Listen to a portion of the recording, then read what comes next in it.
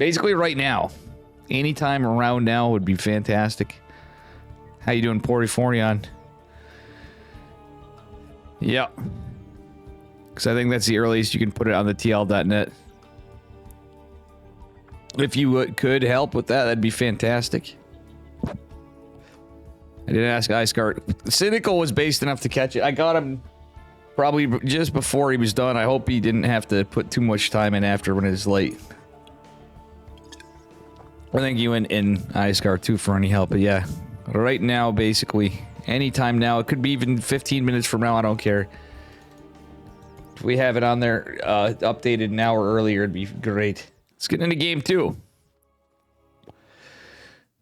I have my OSC jersey on, but you know what? It's cold, so it's flannel time, baby.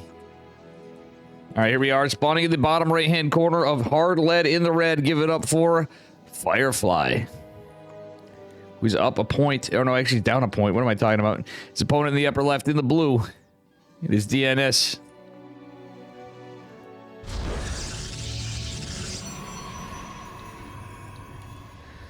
That was a pretty quick one. That was a beautiful catch on that Oracle. The wall off everything else, catching both the depths and the Oracle. That was actually a good time to GG, honestly. Some of you might think, oh, but maybe there's a game. I'll be honest, if you're staying in that game after, it's like many of us when we're in on ladder games or streamers, we're on cope. That is some serious copium if you're sticking around too much for it. Alright, here we are. It looks like he's going for another gate before. No, he's going for a gas. He's just checking to see if anything's there, I guess.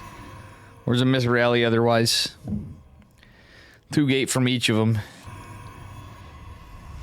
Yet again. Neither one of them really rushing for a scout. They're just going for their gas hatch. Getting the 2 gases, getting the 2 gates.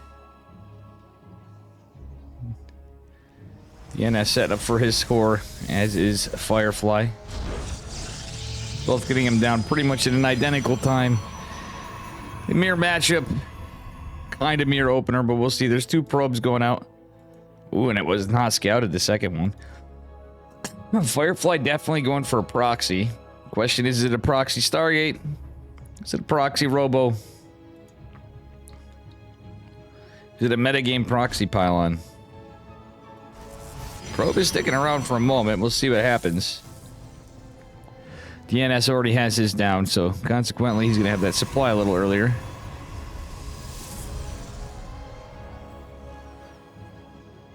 I think he's making him... He's trying to mind game him like, oh, I'm supply blocked. There's no units. That's not the case. It is going to be a proxy Stargate. So it is going to be Oracles. Stalker Sentry opener from DNS Firefly going double adept. And that Stargate is going down.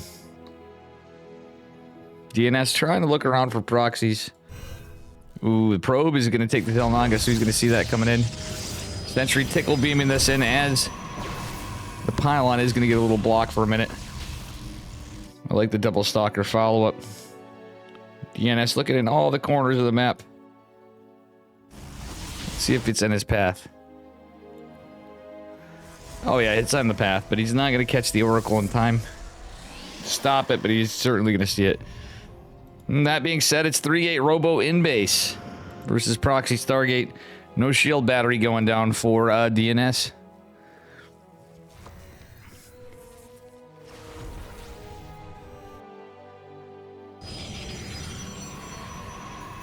Alright, some more Stalkers coming out.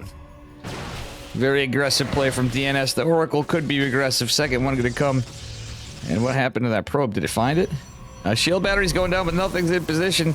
2 Stalkers on the way, but will they be in time?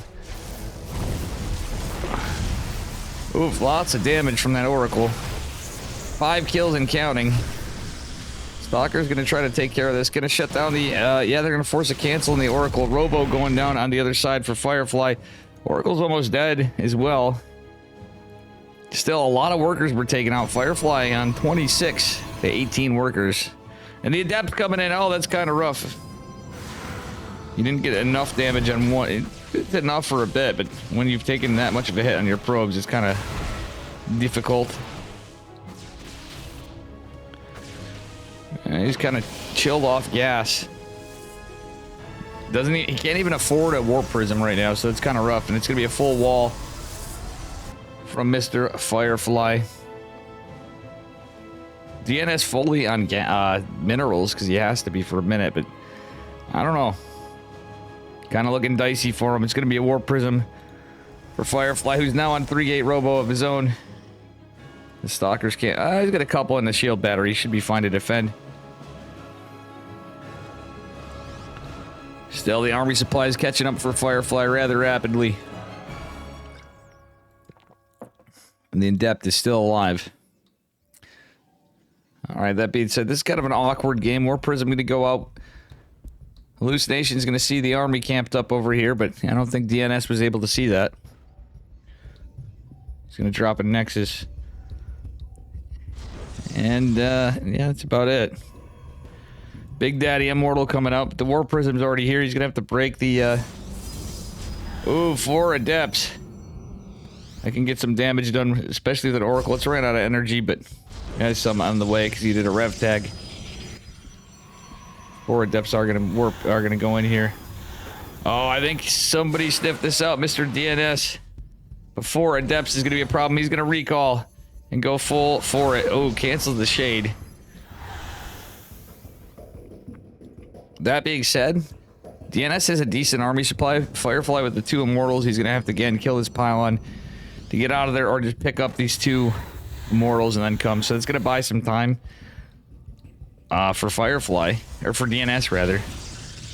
But 2 Immortals are gonna be tough to deal with. Got a shield battery. He does have a Twilight Council, nothing being researched. It's a little rough. He gets the Oracle finally, but still. Oh, the probe's over here. You could repower the freaking Stargate if you really wanted to and be a meme lord. Okay, he's canceling. He knows it's an all-in. Reason being, he's got an observer right here. That was actually pretty smart from DNS. I didn't even see the observer going out. Let's see if this event updated. Whatever. So good. Okay, here comes the action. Warp Prism's noted. If he can catch that with the Immortal in, that could be pretty big, but that said, it's not the case.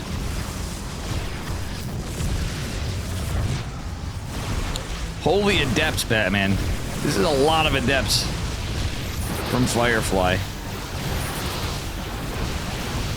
And as good as force fields are, Adepts are quite good against sentries, though there's only 1 remaining for Firefly. Why is he's going for, or sorry, for DNS. DNS getting supply block too. This is a big problem. The wall's breached. Another gate going down in production. For some reason, he went for a Warp Prism as well. I guess it allows him some micro, but I think there were a little bit of indecisive maneuvers here. Some of these Adepts going to be taken down, but you know what? I think this is just game right here. I don't see how he does it. So many Adepts. He saves a decent amount of workers, but it's 16 to 26. That being said, he needs to be able to hop on top of the Warp Prism. Oh, nice save on the Prism by Firefly. Firefly getting so much work in, getting more Adepts out. Stalkers doing their best. Oh, DNS finally starting a micro here with the Warp Prism. Save some of it, but all the probes but 1 fall. I think this is going to be the end of the game, guys. I think what we needed was an Immortal. Yeah, DNS is 1 mineral left. And even with an all-in with no workers, GG is called. So we are at a 1-1 score.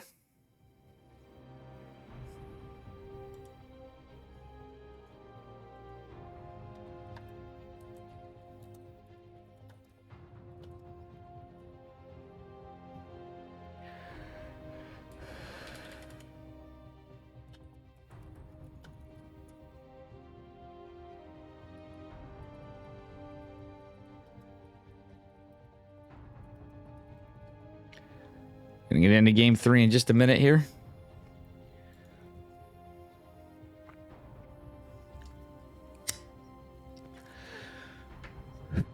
Just checking on a few things. Yeah, we can wait a minute.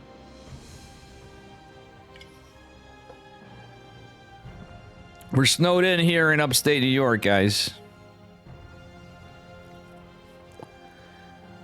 pretty snowy. It's supposed to get a ton more.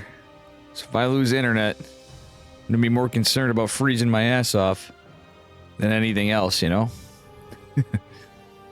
Alright.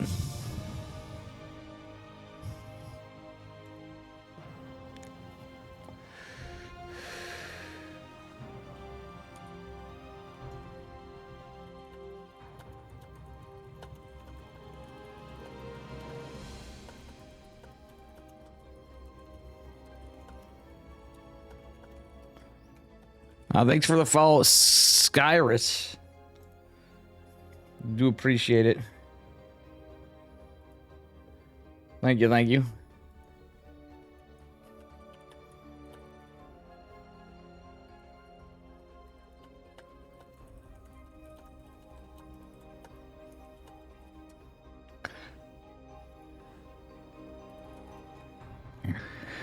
How you doing? It's been almost 2 years since I've seen snow. Really? What do you mean? Weren't you in... Has it been that long? You've been out there in California?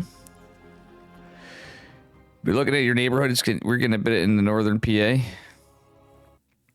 Well, last time it stopped for a minute last time I put my head out, but funny thing about snow is if you're just in here, not looking out the window, and I got this, because the lighting and stuff are normally, I can't tell unless I'm out of the room.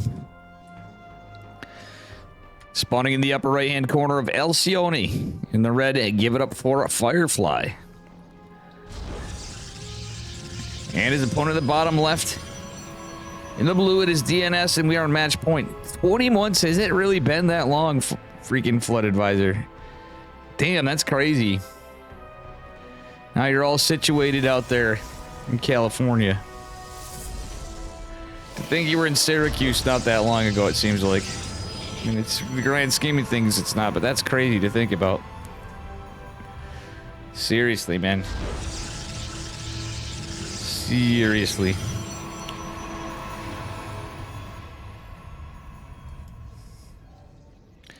Boogers in northern PA, huh? Yeah, you're not that far, but yeah, it's enough where it gets to be a bit of a difference.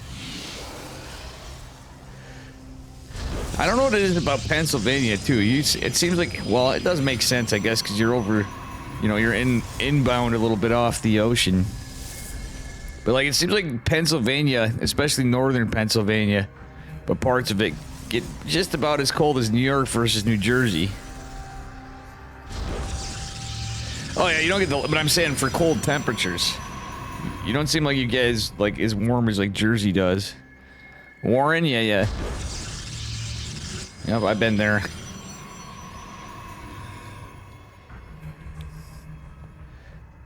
Alright, looks like we got some cheekiness from Mr. Firefly in this game. He's mining out with just one probe. It's probably going to be a Stargate again. The man loves his proxy Stargate. Worked out well enough for him last time. Oh. Wait, no. Wait, he's going for a gold base. He is going for a gold base, guys. Yeah, it's strange how that works out, though. You know what I mean? Jersey's a little south, too.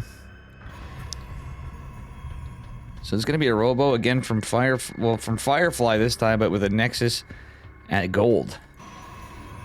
You mine that out. Double Adept Opener. Yeah, it's some mind games, but it's going to be a Stargate from DNS. Funnily enough, depending on where this Oracle goes, if it is an Oracle, which it probably is going to be an Oracle, that's going to be a bit of an issue. Big thanks to Cynical Death, Poriforion, and Mr. Icegar for taking care of this.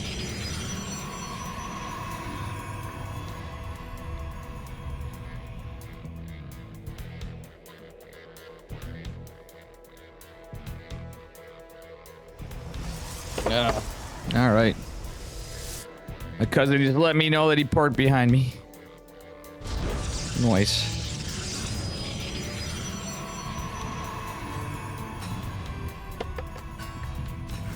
Because of the snow.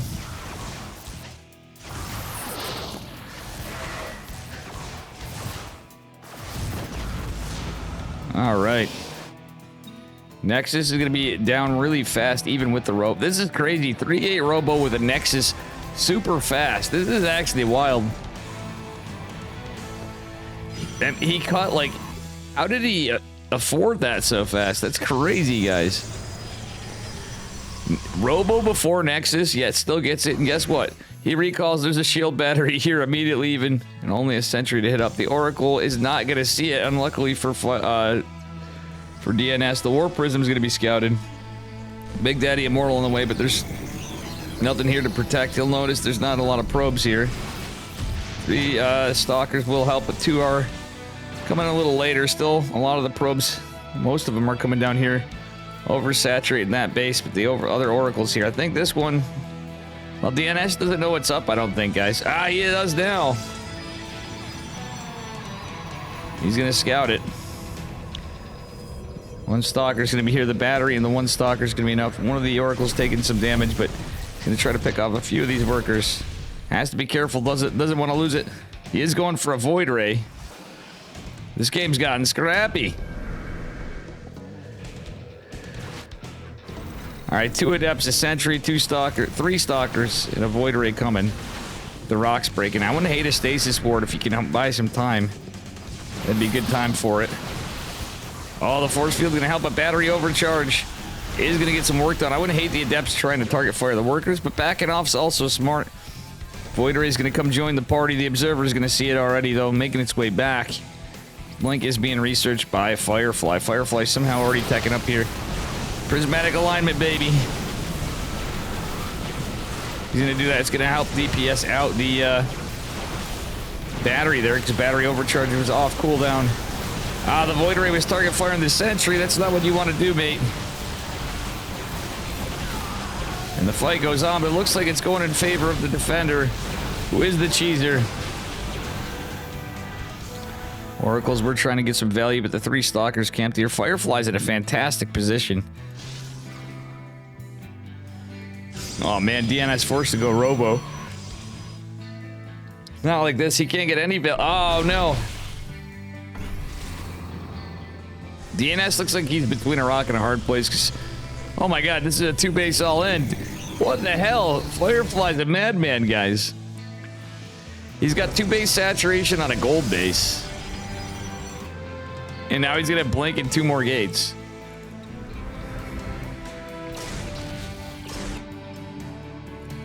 Yeah, this is pretty crazy. Nah. PvP at its finest, guys. You never know what you're gonna get. Alright. Can our man DNS hold this? That's the question. Thing is, Blink is completed. We got a War Prism. We got a Sentry that is gonna get ferried up there. Doesn't have the energy quite yet, but it might soon enough. Oh no, it did. He managed to get the Blink up. The battery, overcharged battery, is gonna go down.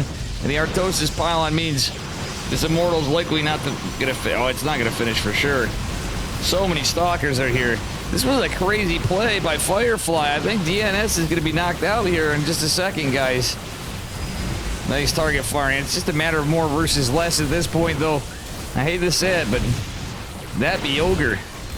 Big Daddy Immortal or not, it's not enough to hold it. Firefly's gonna take it, and a 2-1. Very good stuff.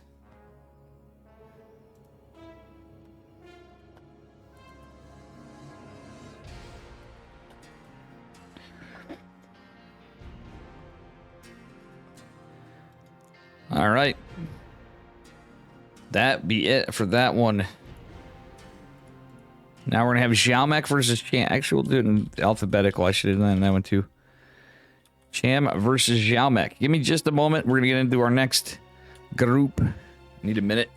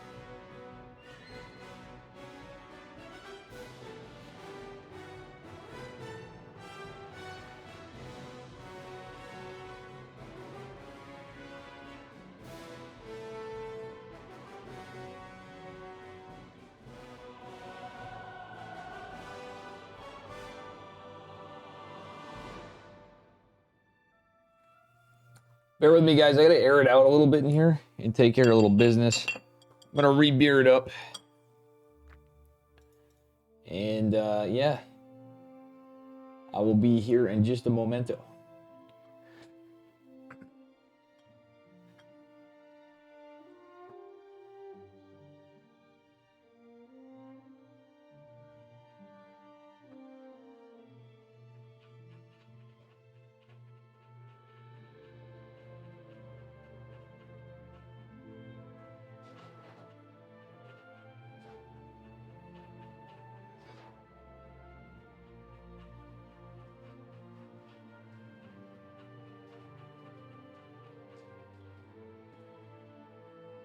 Honestly, fucking, it's Saturday.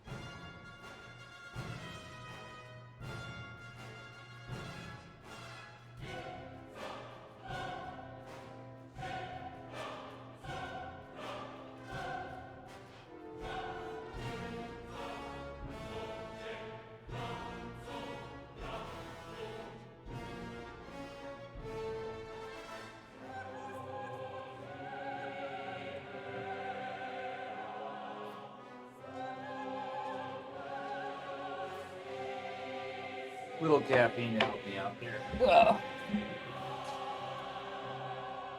Ahoy! Now let's go to Xiaomek versus Cham, a PVZ.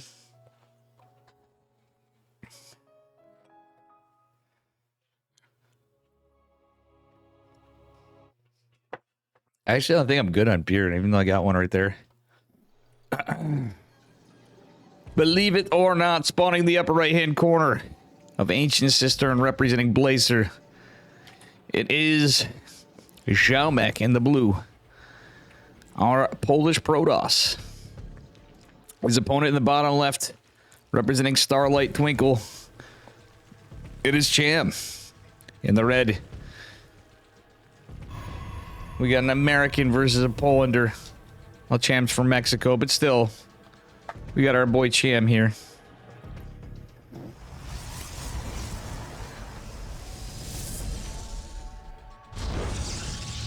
Xiaomek just going for a gate scout.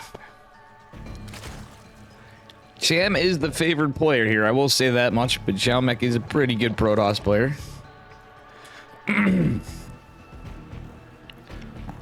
He's pretty standard, but I wouldn't be surprised if we get a Twilight or something out of him, or some kind of cheeky build. Cham is a man of many things, so we'll see what happens. Alright. Cham going for pullable 4 gas. He's going to be scouted. Xiaomek just going to annoy his mineral line. Keeping up with things. Yeah, okay, he did pull a probe. That's okay. He'd be fine. 20 Nexus, 20 core from Xiaomek. He did get into gas a little earlier.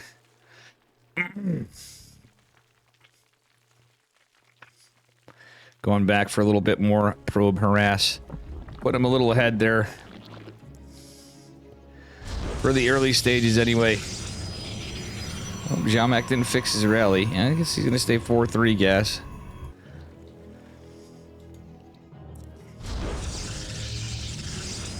Before he fixes it. Yep, he fixed his rally now.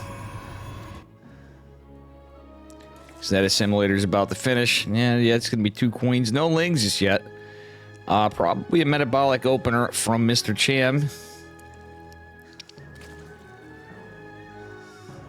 Yep, going to be metabolic before a hatchery. Cham sometimes delays his hatch a little more than normal. Not going to be the case this time. I love it. He's pulling 2 drones. Jebaited. Xiaomak got jebaited. Nothing you can do about that. So he's going to get his hatch at a pretty good time with metabolic first opener. All right, Xiaomak is going straight across with his adept. Stalker follow-up is not a bad idea. And I believe we are just going right to an oracle across the map. Funnily enough, he did go for 4 lings after. So we'll have them defensively. Xiaomak getting a little sloppy with the control of the adept. Means he is going to take a little bit of a beating here, but not going to be able to finish a shade or anything. Just keeping some pressure. Stalker really wants to get that Overlord, but... And luckily he's not going to get that much damage. It's going to be quite a fight for him for a bit. He might get it with the help of the Oracle. We'll see. Alright, Adept deciding just to go back home. Second Oracle is probably to come behind this, but we'll see. Yep. Double Oracle opener from Mr. Xiaomak. The Adept going back. Oh, look at that. That's so annoying. The Overlord barely makes it in time. Where's that third base, Mr. Xiaomak? Alright, he's going for it. He's going to get about a 4-minute third. Overlord may be safe. Nope. Definitely going down. So there is another one in the main base of Xiaomak camp just outside of it. Behind this, Cham's going to react. Make it easy on himself, building 3 spore crawlers in each base. And we are on 42 to 42 workers.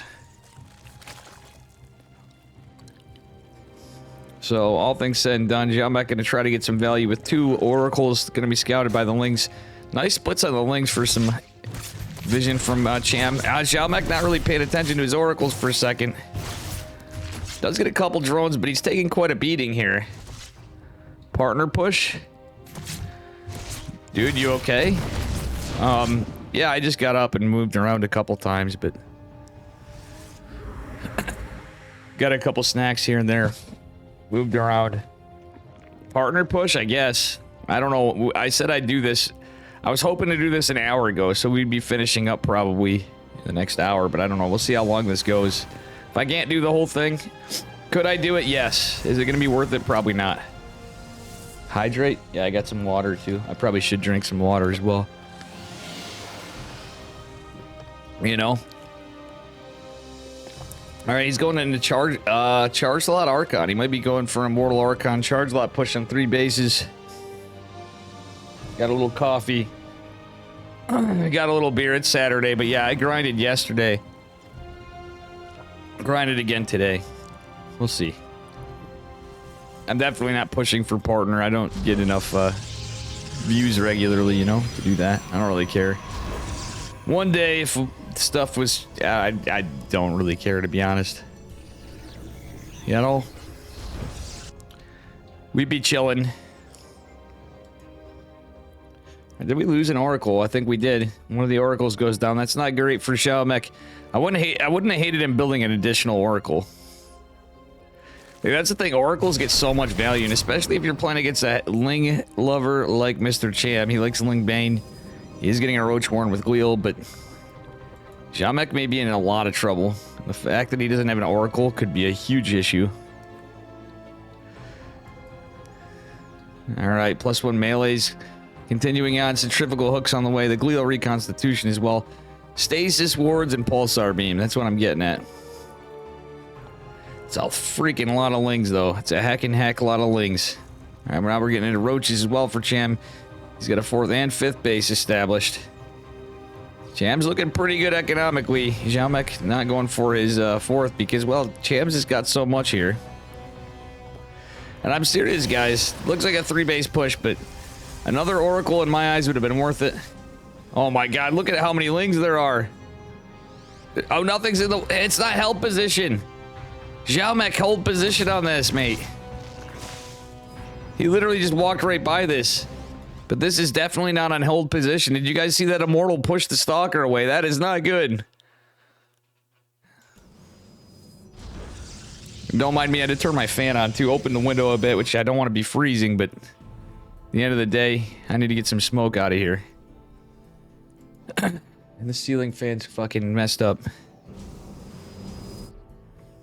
So it's probably noisy.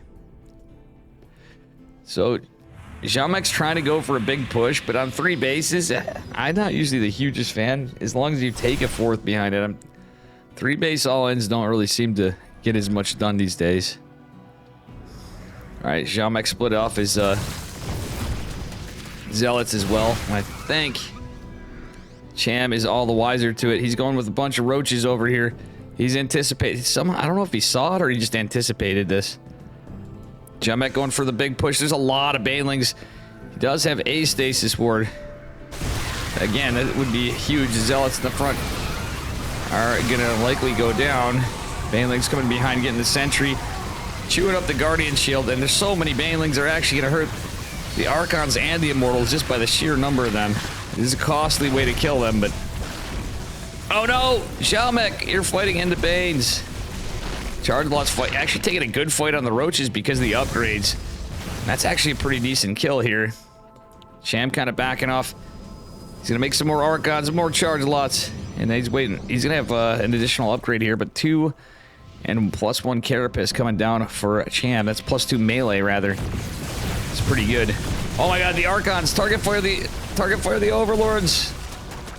Dude, he could have got like 3 Overlords for free, probably all of them, but he's right-clicking. He's trying to get a position, but in that he just ate a ton of damage from the Queens, from the Roaches, and I think Xiaomek could have been in a way better spot right there. He's trying to micro this up, but he's got to be careful for the Queens. Charge Lot's coming in strong. The 2 Big Daddy Immortals are helping out. One is taking a big beating, but no Observer means the creep can't be cleared, and still, he's killed 2 hatches. Xiaomek, be careful of this Warp Prism. Hey, what's up, Graf? How you doing, buddy? What is up, buddy? I am exhausted. 4th pace finally going down for Xiaomek, and Cham's just gonna rebuild another. Still, Xiaomek did take out some of Cham's drones in the process of this. What is up, my dude? Mr. Bing Bong Gref. Alright, more Archons, Immortals, Charge Lots. Yada, yada, yada. You win 2-1 and almost win Geralt. 1-2 lost. Oh, no, which tournament was that? Yeah, Geralt just raided in here, too. Mr. Cannon Rusher. What tournament was that, Graf? I didn't even see there was something else going on. Oh, the Bounty Brawl. I forgot about. I didn't realize that was this weekend, or forgot. Yeah, that's cool, man. I didn't realize it was open to other players. I thought so for the prize pool. Like, they did in the past, I remember, but since they have like all the players these days in the last year or two, with Maples and Rocker and everybody, and Reaper, and all the boys. Oh my heckin' heck. Roach is gonna go push on the other side, but meanwhile, oh my god, Xiaomek is everywhere. He's gonna try to get this hatch, but actually forcing a lot of banelings in. Warp Prism, maybe a Jeopardy aft. Oh my god! He misclicked the Zealots. He could have killed that hatch as well, but look at, there's just so much Protoss. Guys, unless a major blunder happens here, I think Xiaomek may just have it. There's a hatchery alive on a swift breeze. There's more Protoss. GG is called, and Cham is going down. Xiaomek takes the first game. Well, that's cool. It sounds like you had a good run, Gref. On the other side of that, the team goes to Bounty Brawl. Nice. Pretty cool. Guys, do you know what Xiaomek just did to me right there? Xiaomek made me take my words and fucking eat them. Right there. How you doing, Rally Hearts?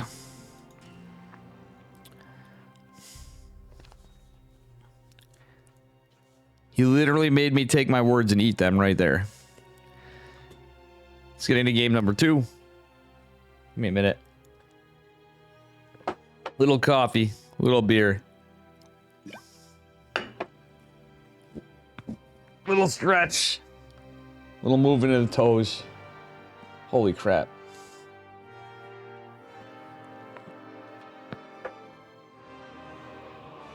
Yeah, actually, when I got up before, definitely should have got a little more moving around earlier. All snowed in here in upstate New York. Let's get into game number 2.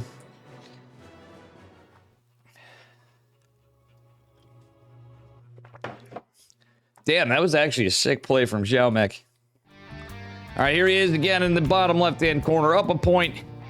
We're on Solaris in the blue. Give it up for Blazers, Xiaomek. His opponent in the upper right in the red, Zerg Drones. Give it up for Cham from Starlight Twinkle. Hey, man, that's disappointing, but still, you had a good run, Gref. Yeah, have a good night. Get some rest, Gref. Thank you, sir. Yeah, I'm going to be going... After this, I'm going to bed. I might not even finish this. It seems kind of lame, but... I think it's understandable when we're getting the amount of time I've been on after yesterday. As well.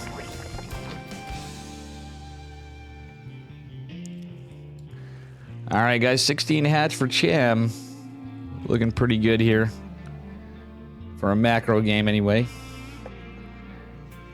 Actually, I was hoping Cham would spice it up.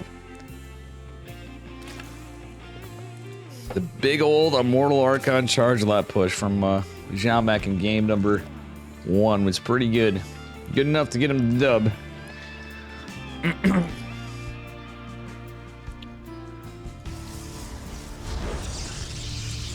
Wondered if we're going to see another Stargate game. Or we're going to have Twilight. Or something else. From Xiaomek. I bet you it's going to be Stargate, but we'll see. I've seen him play some Twilights in PvZ. Cham, open and standard this time. Cham definitely can spice it up. He's a really good Zerg player. Xiaomek's showing some strong play in the last one. I'm curious to see how this one plays out. Could be an upset 2-0. It's very possible. Very, very possible.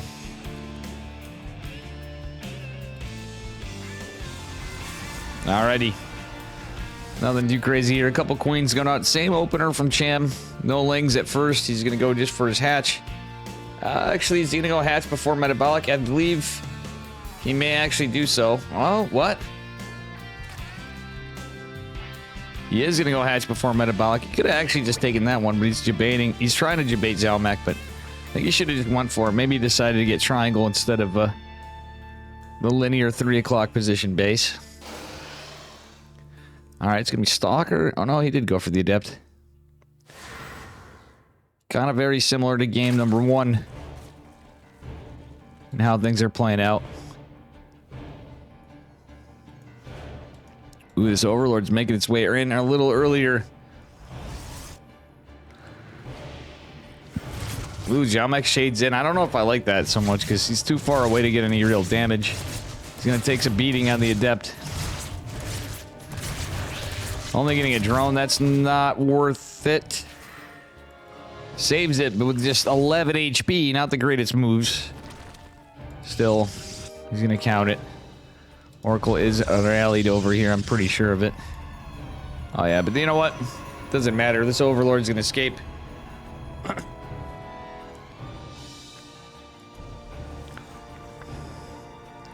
And the Adept just going to go back to the wall. The problem is that Adept's taken enough of a beating. That's why I was like, that was really not worth that maneuver right there. To send the Adept into the main, if you kind of jutted over to the right, you might as well just went full send. You could have got a couple drones, and it's kind of worth it there. It's at least an even trade, but getting a couple drones earlier is always kind of nice for Protoss. Second Oracle on the way for Mr. Xiaomek. Ooh, this time we're going into a Roachborn. So, this could be a little more aggressive from Cham. Or when you see something spicy like a Queen Walk, there's a lot of Lings. In fact, Cham, at 41 workers, is building nothing but Lings.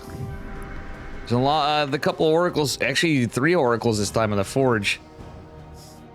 This needs to be scouted. In fact, Cham's just now pulled those extra drones over. Roachborn finishing up here. There's no Spore just yet. Queen's trying to get some damage, but these drones are going to go down a bit. Queen's... Oh, actually, if he denies the scout, that's huge, too. Losing 3 drones is rough at this early of a time, but the third Oracle going to come in clutch right here.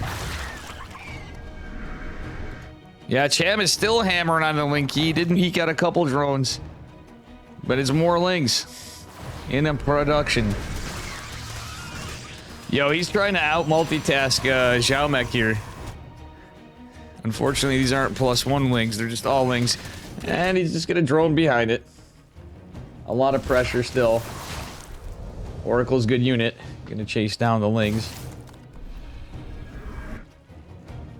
A little bit of a spicy one this time. Alright. Baneling Nest on the way.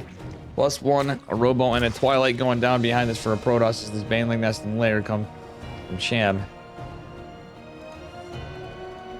Yep. Alrighty, 3 Oracles just kind of staring this down, letting him take a probe, but I don't blame him for saving the energy, truth. Yeah, you don't want to let him kill all the probes.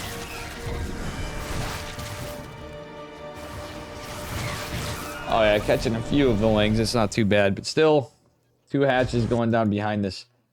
Cham's just been on a drone cycle after that, you know, big commitment to a lot of Lings. It's not really a huge commitment, but it's big enough. Does Cham scout this? Or sorry, does Xiaomek scout this? I believe he did scout this other hatch at least. The trifecta of Oracles. Getting confirmation. Cham's got enough Queens to defend in each area. Has a Spore in each base again. A lot of Links here, but it's a big Baneling bust. Not a lot here to defend. Link is not done. There's no real heavy amount of gates. It's a Robo Bay from Xiaomek. It's going to take a lot to defend. He doesn't have a sentry. He doesn't have a shield battery. And the Banelings are basically just going to end this. The Oracles are out. There's no stasis wards. Yeah, guys, I think this could be it. This could be Ogre. Kills the Banelings, but the Lings making their way in the main base. Even with all these gates, there's not going to be any economy. Everything's pretty damaged. Oracle's doing a good job defending, but still 8 workers falling on top of it all. It's 11 in total, and more will certainly fall from the remainder of the Lings. Zealots making their way in. He does not have charge. It's a slow Zealot. They're actually going to fall as well. Shield battery trying to hold it together. Cham is just going full send for the moment. With no roaches, even though he has the Roachborn. Xiaomek did save a bunch of workers. He had 66. If he can save this core and save some other things, he might be okay. The Banelings, though, that's the problem. 26 workers fallen. 32, 36. This is everything. My God. It's a disaster, even with his worker lead before. That was kind of keeping him in a little technically, but that's all a thing of the past, guys. There's just not enough money here for Xiaomek. Cham is just bodying him. All these were just trapped in the space. He's trying desperately to stay in and get that 2-0, but guess what? I don't see it happening, fam. I do not see it happening. There's just so much Cham and 54 workers. Like, if somehow he held that a little better and kept even 20 more workers, I'd say he's got a shot. But nope, the Banelings are going to make it at the end of this happen a little quicker. As 64 workers have fallen. Some roaches come into play. The +1 melee on the way. Oracles are now, they're out of energy. There's just a couple stalkers. And somewhere along the line, Xiaomek is going to have to realize the reality as his stalkers are full surrounded. Nice pickup. Blink is done, by the way. I think he forgot, but GG is called. Cham is going to take game number 2. So we are going to have a match point on game 3 coming up here.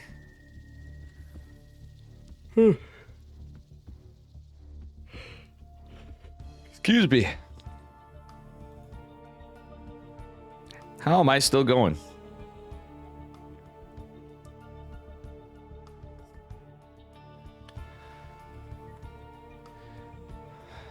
Well, if I need some exercise, what I could do is rather than wait for the plow guy and stuff, I can go out and get that shovel.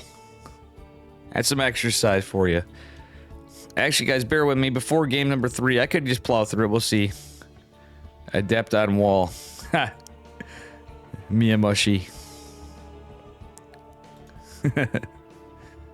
That is funny. Guys, actually, give me just a minute. I'm going to take just a minute. Poke my head out, see how the snow is. I think I need to stretch out.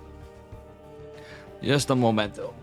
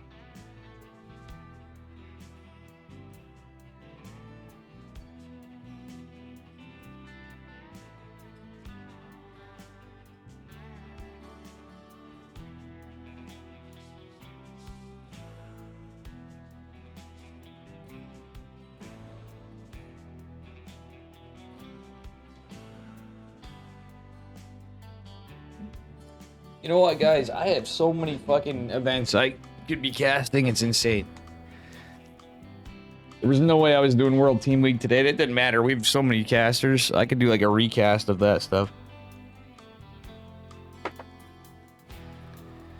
Oof. Just too much stream for me to... I'm telling you, last night was my night to crush it on the ladder. Tomorrow, I think I'm exclusively going to be laddering if I do anything for just a little bit. It's a good day. I'm sure I'll get bored of cleaning stuff up. All right. Here we are. Spawning in the bottom right-hand corner of Gresvan, and his match point here for either player. The blue Protoss probes. It is Xiaomek. And his opponent in the upper left. In the red from Starlight Twinkle. It is our Zerg player, Mr. Cham. That is a heckin' cute cat, Miyamoshi. It looks like a baby version of my cat Charlie, almost. It's heckin' cute, man.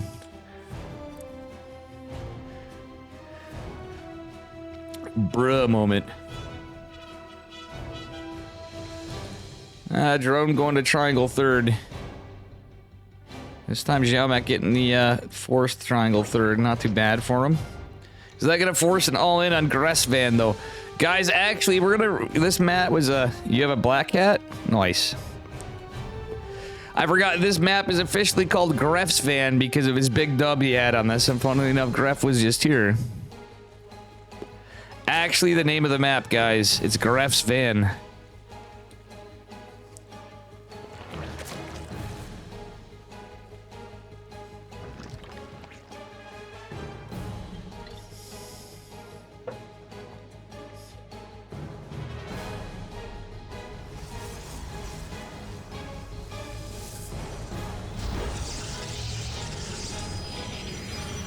Aye.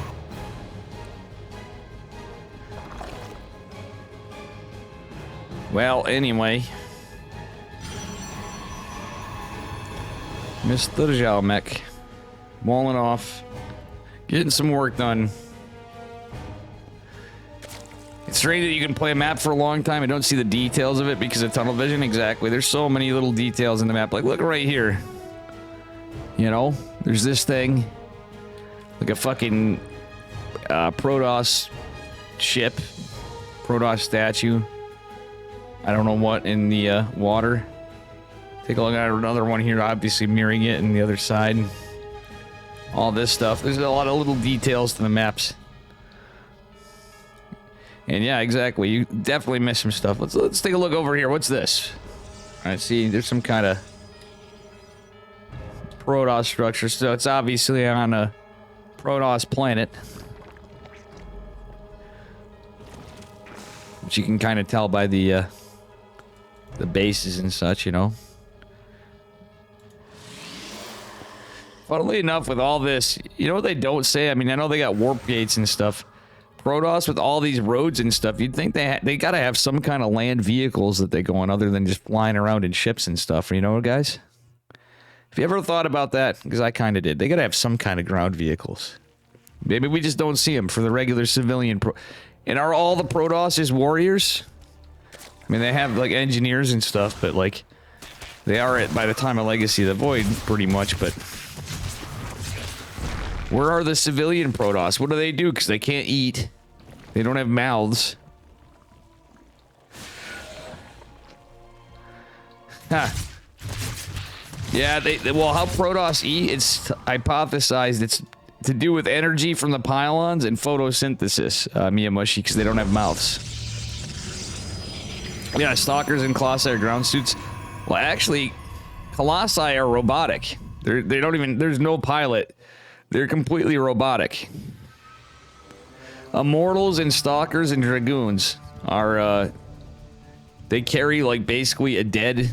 or almost dead. They say actually a fallen Protoss. Somehow they're reanimated or barely alive. Yeah, exactly. They live inside the suit. It's not quite power armor, but maybe they're barely alive and they consider them dead. And sometimes I think people I think they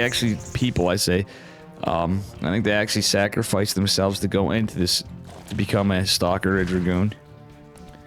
If I remember correctly. In some cases. Colossus have faces? I mean... No, it just shows... If you click on a Colossi, all it does is show the Colossi. It's literally a robotic unit like a... Like, Oracles have a pilot, so that's just a ship. Void Rays have a pilot.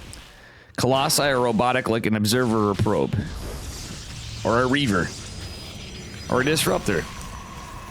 A Disruptor is also a robotic unit. Well, I mean, obviously, it's you know, they're made in a robotics facility, but they're literally robots with AI. So, we got, like, deep mind units for Protoss. In some cases. Nice target fire, kind of, but he throws away the 2 Adepts. Doesn't want to lose these Oracles. Don't get too greedy, mate. You're not a hero. 5 for a little bit of hull damage. I'd say it's worth it. As long as he pulls them away and doesn't neglect them. Double hatch for a Cham, because he's a little behind on the hatches. The species are only zealots. I mean, that's what they look. That's literally what they look like. Just like Terrans are all humans, you know. Adepts and zealots. Adepts are like, at least in the game, you know. I'm sure there's female zealots too, but we only see like Solendis and a few of them. But adepts have a female model, obviously. You know. But Dark Templar otherwise are basically zealots with their nerve cords off, but they, you know, they go in the way of the shadows. They have different colors. I'm sure it's just like humans, you know. There's all different kinds of Protoss, the Tal'Darim and stuff. But that's basically their base, what they are. Female Marines, no doubt. Yeah, I mean, you got like the option of the Ghost, and that's about it. It's when you think about it, the Marines are in power armor too. I mean, realistically, they are basically just, say what you will, but I mean, it's just like anything with power armor. They're going to be getting all the heavy liftings done by the armor, not the person inside of it as much. I mean, true, but I'm just saying.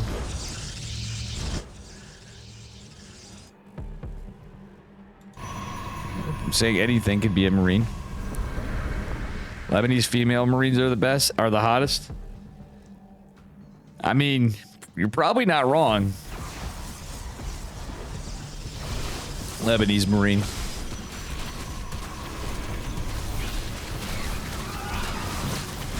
I think actually, technically, if that was the case, I think it'd be Lebanese female fire bats are the hottest, but, or Hellions. You know? Technically speaking, it'd be fire bats or Hellions. Or Hellbats. Alright, this is a big push from Cham, and he has so many hatches. I think he may just take this, guys. Link's completed, but losing that third base for Xiaomech, oof. And he's got double Colossi. This is a lot of roaches. The Colossi will be great for the Lings. Cham, for the first time, put a big roach push. Again, Cham is usually the favorite player. Xiaomech actually is playing this really well, but in this game, I think he just got picked apart a little bit to a bit of a timing. Cybercore going down is a huge blow to Mr. Xiaomech. Unlucky. I don't see how Xiaomech holds with 34 army supply. No shield batteries, no static. 2 bases to 4 bases. Actually, a 5th base. This looks pretty ogre to me, but I don't think he knows this yet. The Spire going down for the hard flex for Cham. Cham can just drone up as much or as little as he wants to. But he's ogre lording it up. Colossus doing 3 HP damage to the roach. True. It's basically like, it's almost as bad as, you know, Colossus hitting Marauders with a medevac. True, Miyamushi. They're like scratching the paint off the armor of the Marauder. Scratching the carapace on the roach. One laser at a time.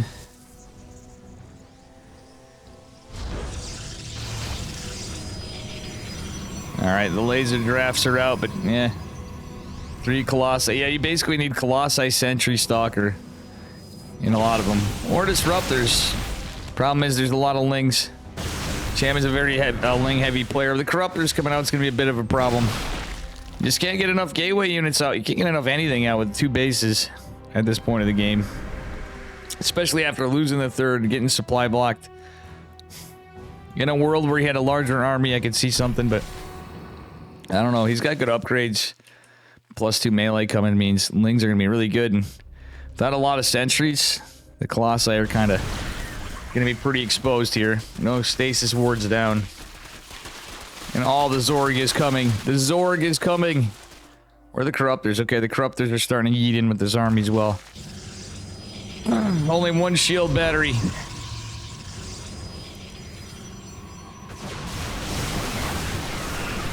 The Oracle's trying to come in here. He sees the Corruptors. Oh, nice sniping the Corruptors, but guess what?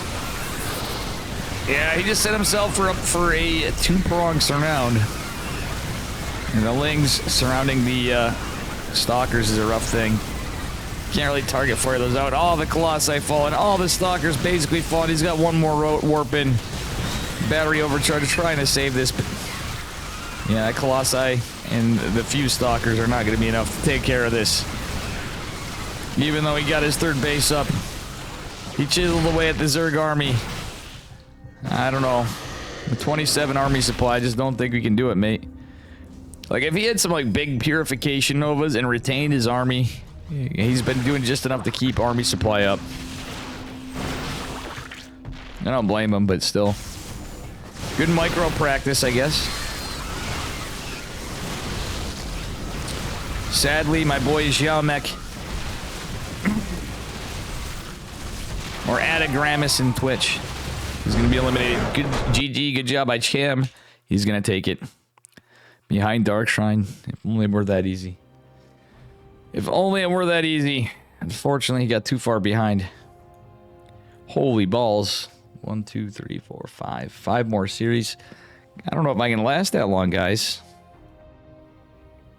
5 more series? I don't know if I can last that long. I'll be quite honest with you. I can. Is it going to be worth it?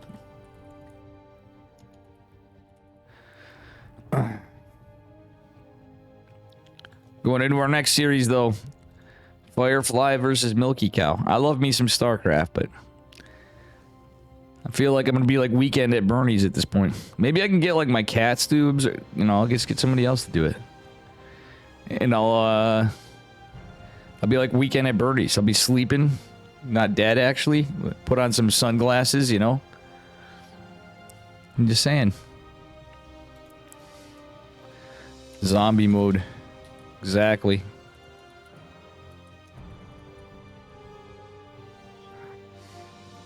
True bad panda no. How you doing? How you doing, Lebanese Marine? Greasy 10 pin. Oof. I didn't say hi to you either. Dark shades and put catchphrases on repeat. I mean, I basically do anyway. I have to talk about anything but the game, too. Which I already do pretty much, you know. Or I just, right now I'm in like screen read mode, and then we get into random conversations. If you guys are actually talking, good job. Oh. Thing is, I'm so tired.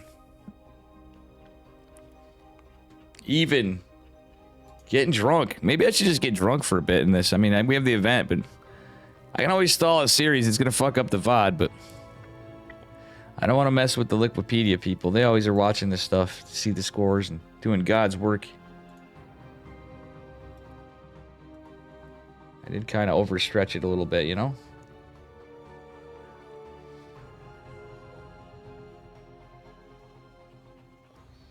You know.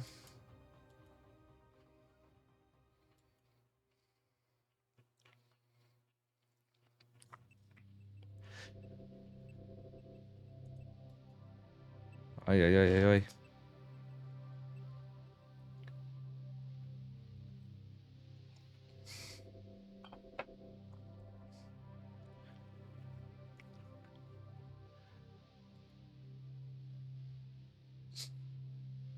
Yeah, I don't know, guys. One more series at least.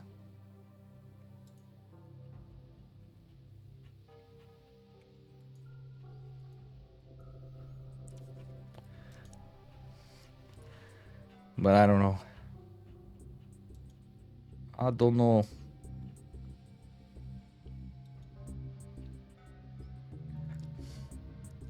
You look worn out? Yeah, I am worn out, to be honest. All right, let's go to Milky Cow versus Firefly. I am definitely there, Yeti. I am definitely there. Spawning in the bottom right-hand corner of Site Delta in the red. Give it up for Firefly. His opponent in the upper left in the blue. Give it up for Milky Cow. Little PVT on Site Delta. Firefly going for a Reaper Wall. Milky Cow going for no SCV going out. I was almost excited there for Proxy. Yep, now we're on a Terran map. Site Delta is definitely a Terran map.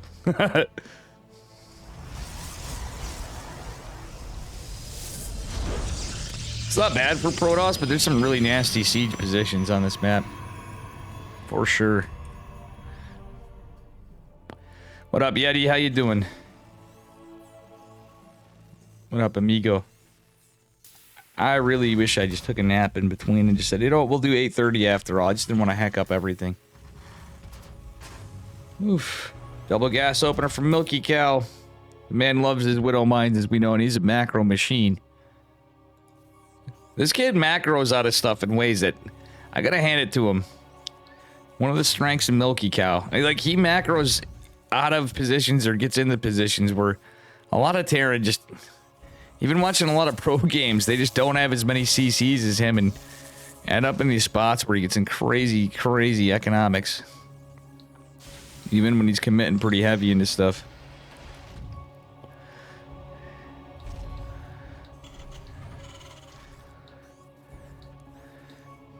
Loves Widow Mines. I mean, we saw it earlier today, the Big Mac. Milky Cow against Fort Jumi was crazy at the end. Fort Jumi was off to a rough start. Playing a little cheeky, and then he goes, you know what, we're going to wind up and we're going to go into Phoenix Colossus. And he played out of his mind. Milky Cow wore him out. It was nuts. For every Nexus Fort Jumi was taken, Milky Cow is dropping a CC, and you just don't see that often. Terran Orbital costs 550? I don't. What do you think, they should just start out as an orbital when you get an upgrade? I don't think so. That'd be fucking broken. That would be busted, man. I understand being a Terran and all, but come on. I think that's funny. I think that is damn funny, but that shit would be broken.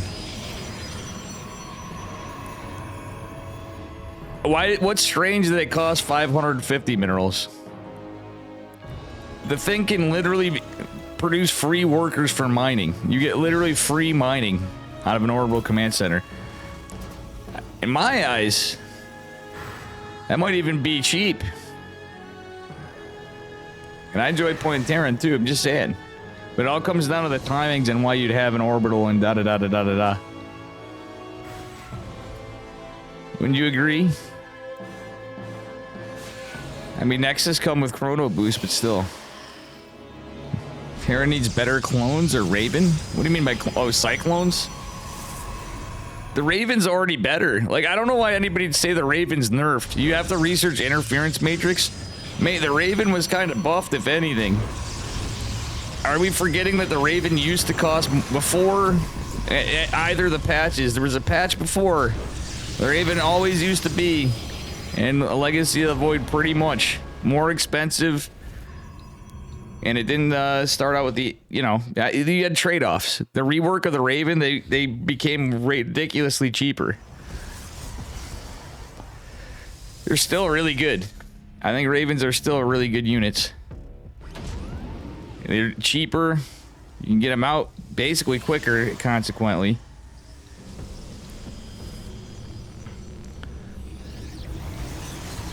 And Cyclones kind of suck, but they also have their... Like, I get it, but I mean, maybe you're just a battle mech player crying that you don't have the Cyclones you want. But like Cyclones, the Cabal wanted Cyclones to be a thing. Oh, Milky Cow coming in. That's a cheeky Hellion. Actually, the Hellion's doing more than the Widow Mines. Still, altogether, not bad net gains. Does the Hellion get any more kills? No, it's just going to get a little more damage probes, but still. 5 probes, a lot of lost mining time. I think that was kind of worth it. Medevac, this is really expensive for Milky Cow, but still, he's just sitting just fine back there, except for on army supply. That's the trade-off. Made a nice move into a siege tank. So realistically, with Blink, Firefly might be in a little bit of trouble. Because there's probably going to be another siege tank here. Ravens have great value in your hands, they do not. Then, I mean, I don't know. Then maybe you need to play a different style than going Ravens. I mean, you could build one Raven. And TVT, I kind of like what it did to TVT with that change at the same time. On the Terran standpoint. Because it always used to be interference matrices right off the rip. And that's actually where I like the Raven change. Is for TVT. The Cyclones, it did kind of make TVT, the ladder TVT for like a lot of leagues. It seems like everybody's got Cyclone versus Cyclone now, which is kind of silly. And the Cyclones do kind of suck, but...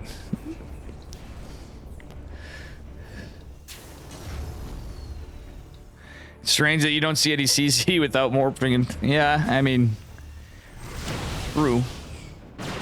Oh, does he get the kill on the stem? Firefly might be making some good moves. Oh my god, he's getting some great moves as long as he saves these stalkers. Oh, nice blink micro. Saves all the stalkers, I believe, right there. Yeah, he lost one. Only lost one stalker. That's high value. True, everyone has that fetish for the Cyclones. And, oh, guys, we're gonna get a little amped up here. Let's get through this whole fucking thing. What do you guys think? I'm gonna get a little, more coffee, a little beer. There shall be no more ladder. This is an insane amount of StarCraft.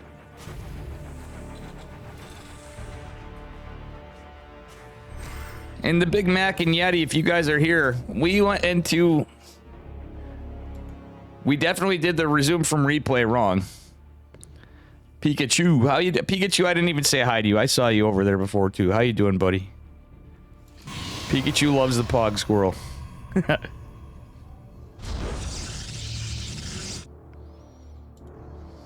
Alrighty.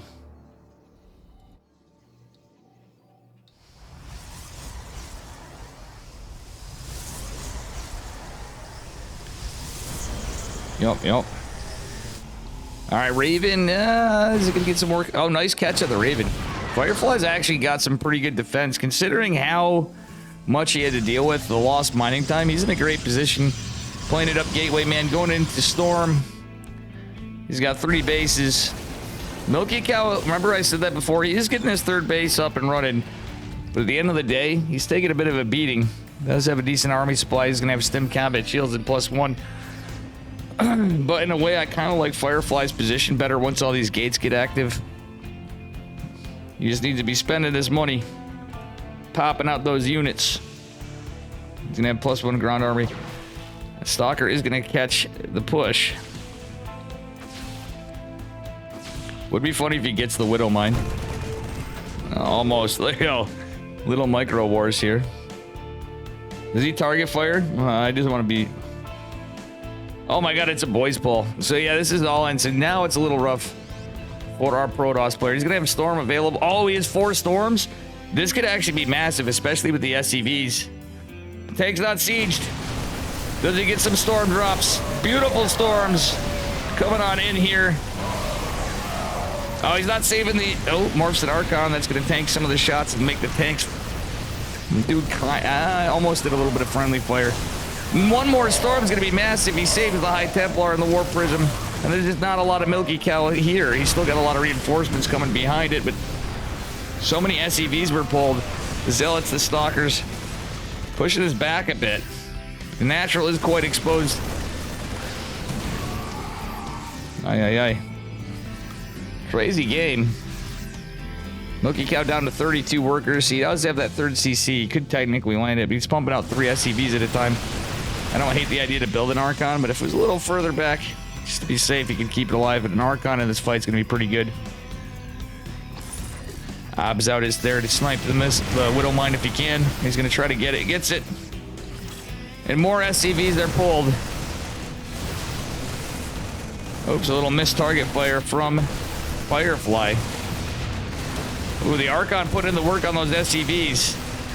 Actually gets good hits on the Marauders. Well, one of the gates gonna fall.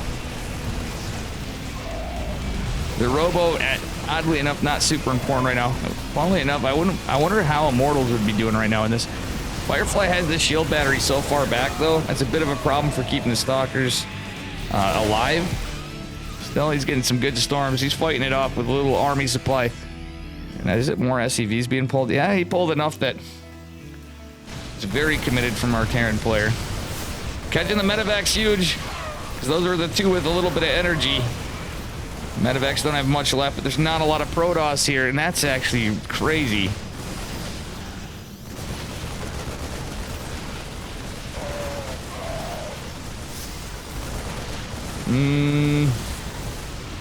Kind of crazy how this push is still able to go on for our Terran player, not gonna lie.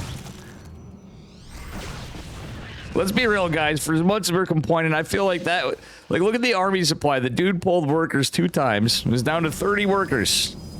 And yet he's still in the game because of 3cc. Unbelievable. Quote for Jimmy. What a race. If the battery was a little... It's there for, like, drops is why he has it there. If that was up forward, though, it would be an easier hold. But still, I don't think it would have been that... It wasn't actually an easy hold. He literally had to lose everything. He's a base ahead, a shit ton of workers ahead. And somehow...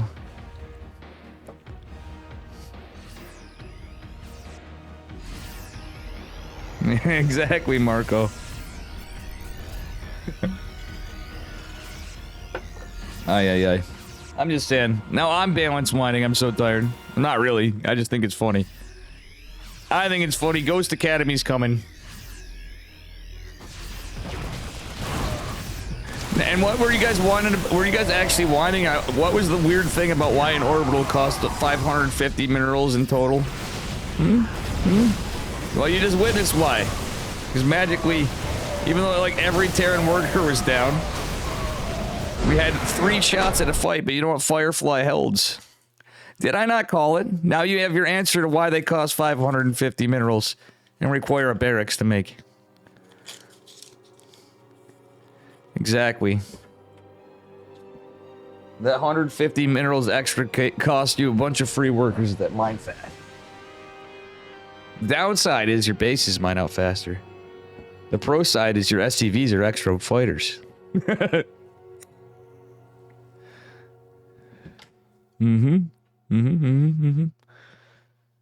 Let's get into game 2. Gotta get some energy to drink some beer. Some coffee, some beer, some water.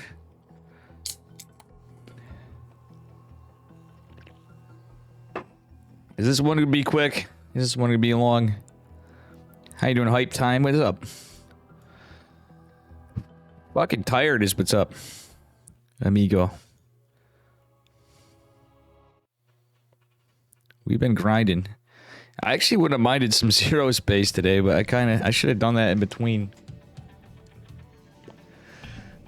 That would have been a good break, but I was feeling like ladder, and I knew it wouldn't be going too well. You'll try to get 3Cs. Well, that'd just be dumb. There's no reason to do that. Spawning in the upper left-hand corner of Oceanborn in the red. It is Firefly, who is up a point. His opponent in the bottom right. In the blue, it is Milky Cow. No zero space? Why not? I want to learn the game. It's so early in. I'm like, hey. I put in like an hour of it. I think it's funny how everybody's like try-harding on it. It's like, obviously I'm not. I'm like, yo. They're like, Dave, you might get good at it. No shot, dude. No shot. There's zero shot for me to get good in zero space, it seems like. That's not true, actually. It just feels a lot different. Firefly looking for proxies. Double gas again for Milky Cow. Probe going for a little later scout across the map, but he is looking around his side. Not a bad idea. Milky Cow is just playing pretty cheeky game number 1.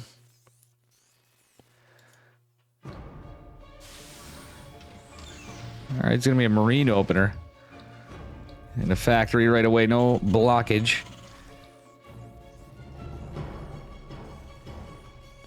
Firefly getting the double gas scout. His probe is gonna be trapped, and that marine is coming out. It's actually an alpha. It's not in beta, it's an alpha. Miyamushi. Not every streamer, they have like a mix of different... Obviously, there's a lot of really big streamers on it. There's a few smaller streamers that are really good players. That used to be bigger streamers before, like, you know, pro players and stuff. And up-and-coming pro players.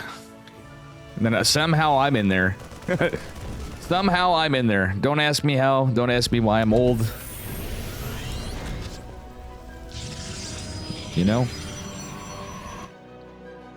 I just think it'd be the nice thing to do. Same thing as Frost Giant, you know. I'm like, obviously, I'm like, yeah. For me, it's just hard to learn all the shit, and I just wish I could slow down and do it. I should probably just do that on my own sometime. Then it wouldn't be too bad to watch. You're still bribing? What do you mean, I'm bribing? What do you mean by that?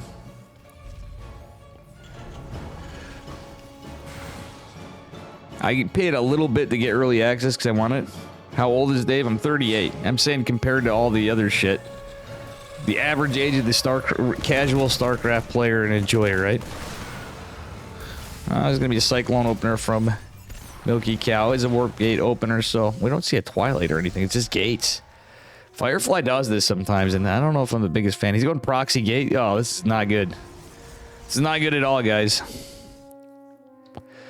No, that's so true, Marco. Like, it's the same thing. Like, the thing is, people get an early edge. If you're, like, a competitive pro gamer, it makes sense. Like, streamers go in, it's like, yeah, it's the new hype thing. And they're going in to support the game. And, I mean, that's me, too, in a way, you know, supporting the game. I hope it does well, as same as Stormgate, you know. I think this is just a build order counter, guys. There's no shield battery. Pylon's gonna go down. Stalker's trying to get out, but they're going to be hit right away. Nice micro from Firefly. Like this cheeky play from Firefly, though, is not going to pay off. Is it going to be free? I'm not really sure if it's you buy it or not, but I know everything's going for... The reason why they do the early access thing, it's like, it's not just those games. People were shitting on it. I don't remember... A lot of people were complaining, oh, you have to pay for it to get into early access. I'm like... It's kind of a thing in the gaming industry in general now, it seems like. The Robo's for a Warp Prism, but he's going for an Observer. He's expecting Cloaked Widow Mines, and actually it's a smart read, because Milky Cow is going into an Armory. This is a lot of early pressure. He's going to force a cancel on that bunker, but this is kind of nice. There's no blink, just a Warp Prism. The Observer coming out is going to be pretty good for him. Oh, the Marines are going. The Pylon's going to scout this, however. He might just want to recall. Warp Prism on the way. The Observer making its way across the map for the Widow Mines. Can he deal with the 6 Marines? The answer is probably with the 3 Stalkers. Again, no shield battery. But I'm not like... I don't understand what you mean. Good to see me cast at some game hype times? Yeah, no doubt. I've been going for fucking 10.5 hours. And a long day yesterday of I'll stream Marino 2. A nice attempt by Milky Cow to try to catch the Observer, but Firefly's got him kind of pinned down, so as much as he doesn't have tank, doesn't have tech, this is actually kind of nice. The Widow Mine's getting ferried in the medevac. Gonna go across the map. Firefly just taking casually a 3rd Nexus, which is about to complete here. Stalker's getting some good pressure. Milky Cow is supply blocked, but that tank's coming. Without blink or anything, it's kind of rough because there is stim. There's just not a lot of Terran. Milky Cow is supply blocked pretty heavily. Warp Prism out, and that is a lot of Marines, however. Medevac's going to be a bit of an issue. Marines good unit with a medevac, but I don't know, guys. Firefly actually doesn't look like he's in too bad of a spot. If he can jump on the tank, but without blink, this is hard. He does have a Twilight, but the Widow might drop behind this. And no Observer back home. That's kind of rough. Oh. Not the worst. Let's see, we got 3 kills and 2 kills. Not GG. Milky Cow folds. That was it. Firefly 2-0s him. Doesn't give the option to get the early access. Yeah, you can't just go and get it. It is still at a point. You can pay to get early access. It's, they do have a... I don't know if that Kickstarter or GoFundMe thing's still going. It is a little bit of cope. It is kind of... They have different phases, kind of like Stormgate, where you can pay to get early access. Some people were invited, but there's people that are in there that have paid to get in earlier on. And I'm actually with a lot of people, like, honestly, with those games. I kind of wanted to finish product and no surprise. I was thankful to get into Stormgate earlier, and then I actually surprised... Katz hit me up and he's like, Dave, get in here. My boy, Mr. Katz. But that's what I'm saying. It's still like, I'm always excited if I have friends working on stuff. And obviously Katz and Scarlet and Pig and everybody. It's ultimately, if anything, if it does well, Zero Space and Stormgate. Obviously, Stormgate, the bigger one. It's not to be a bit, bearer of bad news, but I'm not 100% sure of what their final plan is, if it's free to play or not for Zero Space. That is a good question. I'm going to ask them about that.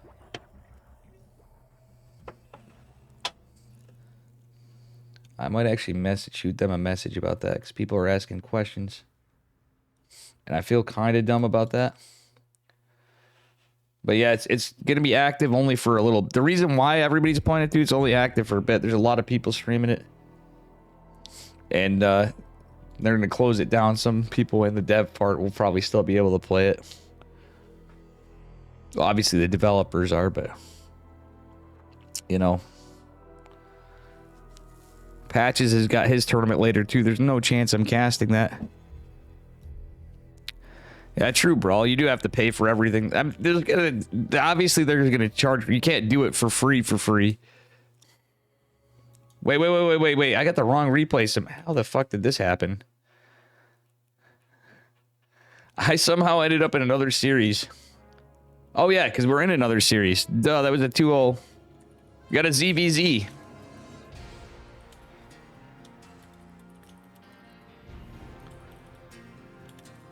Hey, thanks for the raid, Patches. How you doing? When's your tournament? Casey has to go quick. I'm gonna ask him. No shot. I'm casting it, amigo. I'm sorry, but figured I'd ask when it is. He's got a up to 6K MMR. If you're under 6K MMR, you guys can play in it. There's some more dollary dues on the line. Unfortunately, I know I'm not gonna have any shot of no shot I'm going to be casting that tonight. Not enough subs. Holy balls. Appreciate all the raids and stuff.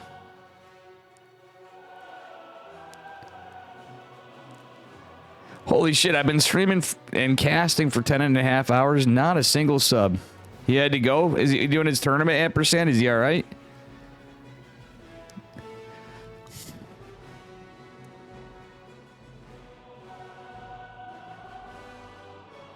Guys, let me tell you, it's totally worth being a StarCraft caster. In a land where there's like actual ones. That's alright. No, I appreciate you guys hanging out. I'm sure I'm going to get some money in ads. Actually, I should be getting decent money in ads tonight. We got a lot of people hanging around still. Mr. Wardy coming in hot, and Flo and everybody. All the raids today. Geralt. Patches here with a few people.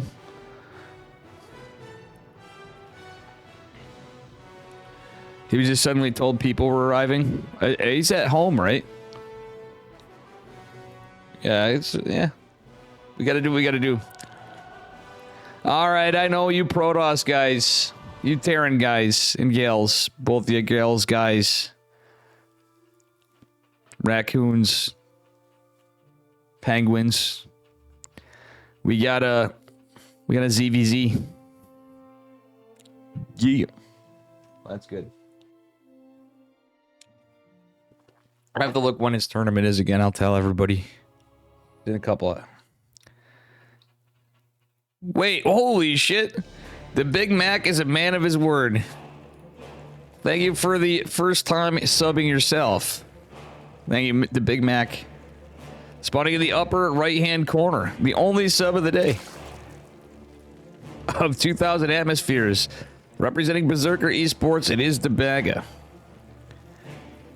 His opponent in the bottom left, representing Starlight Twinkle, it is Cham. We are in a ZVZ.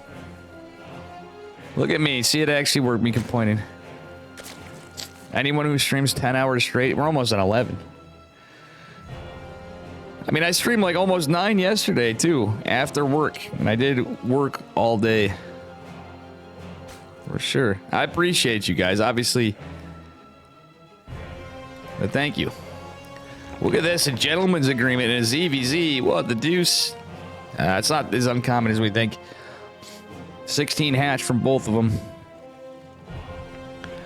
I am going to stream less, but I got roped. Every time tournaments happen, I always feel like, oh, I never get a chance to cast them. And I am snowed in a bit, too, in fairness, so I feel a little vindicated there. Cham going for the pool before gas. The manga opening pretty straight up. Yes, ampersand. We got it figured out, Dave. No, I don't have it. I don't have shit figured. I do have it figured out. I'm sticking to my guns on it after this. Like, tomorrow is another day. Needing a pro to beat Zerg build.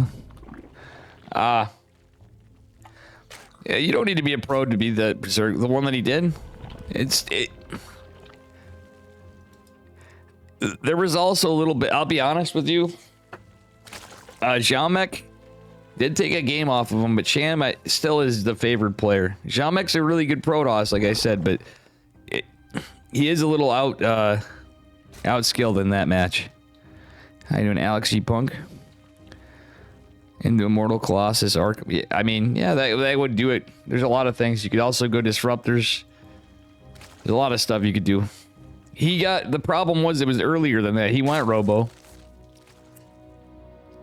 And you have to assume that Stargate openers are, generally speaking, the best. There's a lot of things he could have done. Honestly, he could have got Void Rays out. It sounds dumb. A couple Voids. A Void, even. It sounds hilarious, but to throw off the whole thing. Cham wins this. Cham is, again, the favored player here, but the manga, I got to root for my boy. He's on my team and all. I got to root for Demaga. I mean, Cham... I'm rooting for Cham often, too. Cham's a really good Zerg player, but Demaga is just an OG GOAT. The man does casting. Ukrainian Zerg GOAT. He's a grinder, man. Demaga still plays in everything. So I think it's a fair assessment. It's pretty even on both sides. Metabolic boost a little faster for Demaga. Army supply in favor of Demaga. The drone count's even. The third hatch actually finishing faster for Demaga. And this queen is slowly advancing toward the Overlord, but it is going to make its way up to this half-ass wannabe pillar. Yeah, it's not a bad idea to not overextend there, Demaga. That would be a mistake if he overextended to kill the queen. Or the Overlord, rather, with his queen. Don't want to do that. Are we going to get some Ling? Here's the thing about ZVZ. It can get really volatile really quick, but these guys are kind of playing it. Are they just going to skip? Like, there was no point in building the Baneling Nest and stuff at this point, it feels like.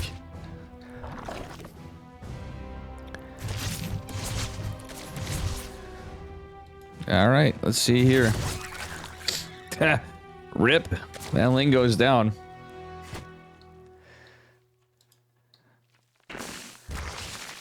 Alright, actually, funnily enough, there's no Roachborn yet for Demaga. He's going into +1 range attacks. Cham's going to have his first. Roachborn going down a little later could mean a ton of roaches being printed out from Cham here in a moment when that finishes. Demaga with the +1 advantage could be pretty huge. The Evo is just going down just a hair ago for Cham, but it'd be a battle of more versus less. Cham ahead on drones for the moment, but it's because Demaga took all of his gases.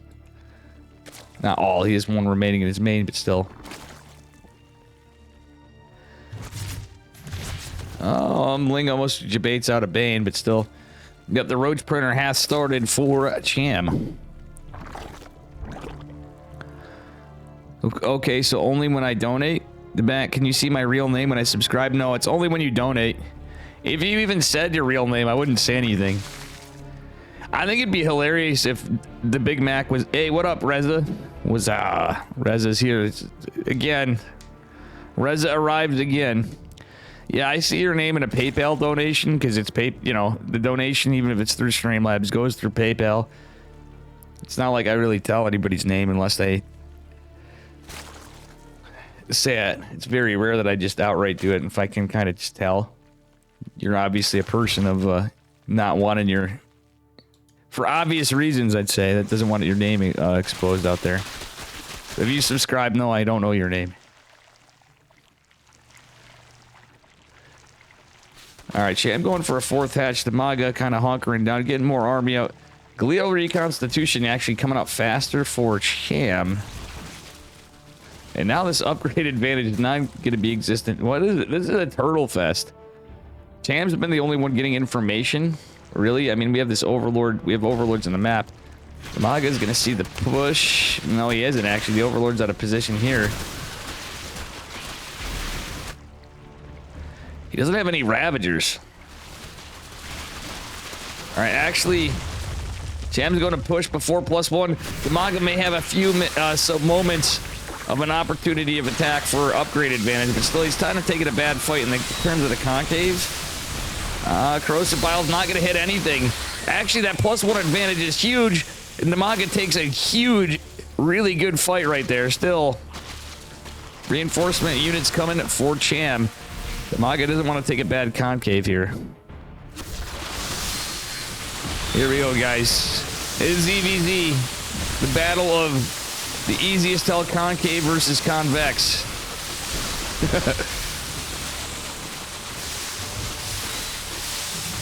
And I think this might be a bit of an overextension from Damaga. And Damaga's got to get the hell out of there. Boot, scoot, and boogie out. We have, Tunneling Claws +2 and Burrow coming down for Cham. Damaga just on these 3 base. I don't know why he didn't take a 4th or didn't tech up.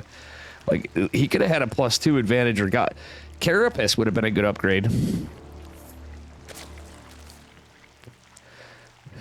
Subscribe? I'm confused. Yeah. Or now I already answered that.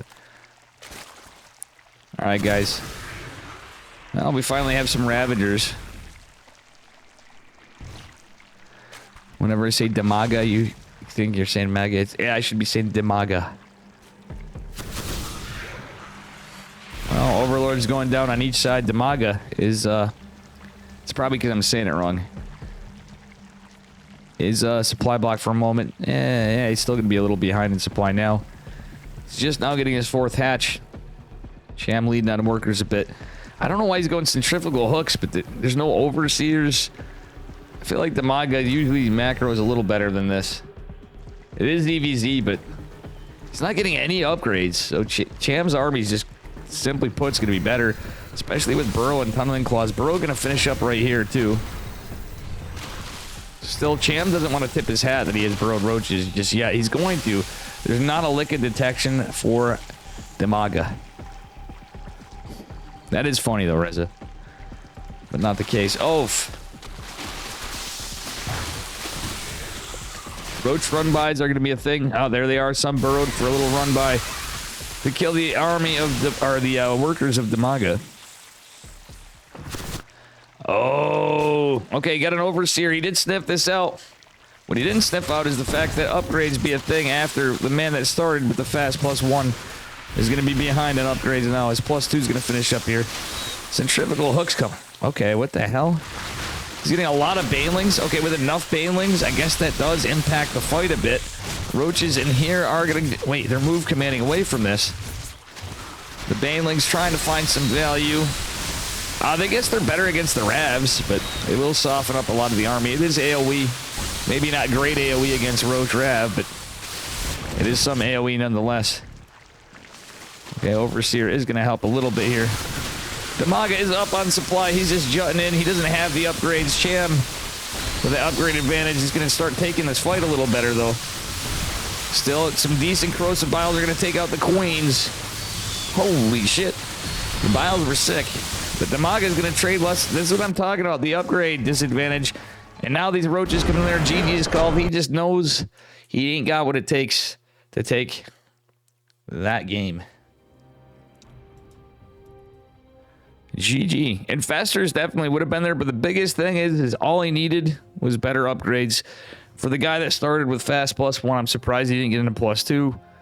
Or go for Carapace faster. Carapace would have also basically just equalized it.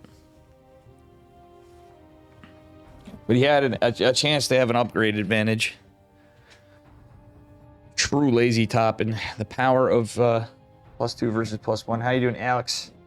Let's get blazed. Nah, man. Reza, you can look at this. Do you see the amount of time I've streamed today? If I get blazed, I'm going to sleep. And afterwards, I'm going to sleep. Or I'm chilling. I really want to go to sleep. You were here earlier. You got muted on StarCraft? Well, it goes away after a while. So you're not perma-done on StarCraft. You can still play. You just can't talk. Reza's not Johnny Rico. Were you talking in general chat, dude? Or in game? What the fuck, Reza? Probably not a good idea in my Twitch chat either. Just adds up. Oh, yeah, Reza.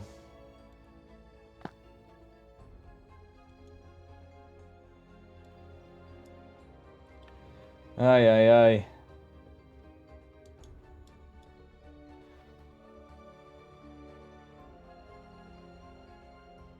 Well, guys, give me a minute. We're going on 11 hours here. I need to move around. It's fucking cold. Is it beer night? I mean, I'm having some beers again, but... Dude, I've been going for 11. I don't know how much more I can go on. I know normally we'd be like, yeah, but I started earlier. I did volunteer for OSC earlier, and I said, you know what, let's do Group C. Nobody casted it. So guys, bear with me. Thank you all for hanging out. If anybody's feeling shrimp-tastic, we do appreciate subs, donos, bits, everything else. 11-hour stream. Going to buy lottery tickets. Yo, I should send you some money to fucking get me some too. Maybe that's what we'll do. I don't mean to be, you know what I'm saying. I would totally hang tonight, Reza. I mean, I could maybe Discord a bit after. But guys, I'm gonna give me a few minutes again. I know it's kind of lame. I've been taking some breaks, but I think anybody would at this moment of time of stream. Unless you're like, you know, I'm not fucking making money on this really. Let's be real here. It's for fun. It's supposed to be for fun.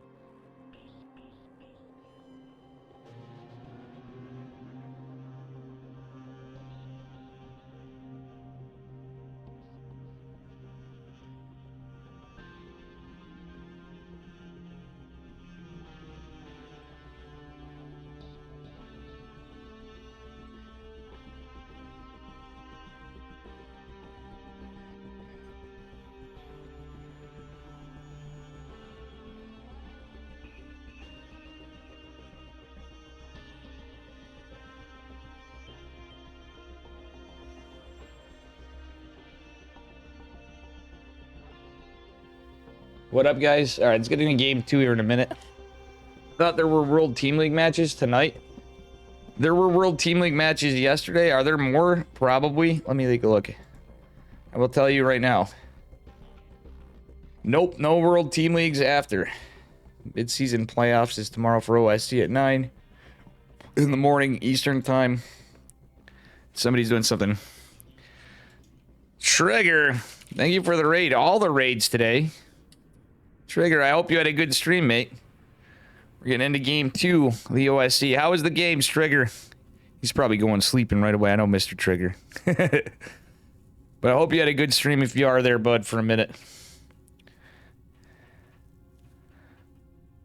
Was that Baby Yoda? Where? Baby Yoda, what are you talking about, Goomba? What's up, buddy?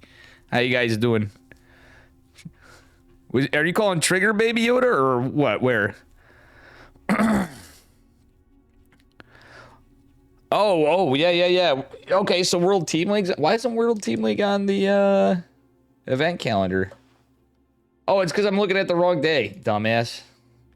Yeah, World Team League's at 6 in the morning, so that makes sense. A big thank you to Trigger. Guys, make sure you give Trigger a follow. OP. Yo, Bad Panda. Thank you for the gifted sub. The second sub of the day. As we're in 11 hours into this. Let's get into game number 2. To Mr. Mag. Thank you. From Bing Bong Exports. All right, guys, let's look at game number 2. I'm hanging on by a thread, and honestly, I'm not feeling that great. I've done plenty of long streams, but when you don't have enough sleep and stuff, it's kind of rough. Trigger. Yeah. And I mean, I've been up since 10. I literally was, long story. I casted KSL last night, too. Spawning in the upper left-hand corner of Grassvan in the blue. Representing Berserker Esports. Oh, he's not up a point. He lost the last game. What am I saying? Just kidding. Sorry, Berserkers. It is Demaga. His opponent in the bottom right in the red from Starlight Twinkle. Give it up for Chan. Yeah, thank you. 100%. I wish I had any money at all. Understood. Hey, man, I'm just saying. I'm only I'm half season. Yeah, don't give me your last money. I'm the schmuck that decided to do this, so. And this is the only reason I'm still going. I would have taken a break and probably came back on later if I felt like it, but.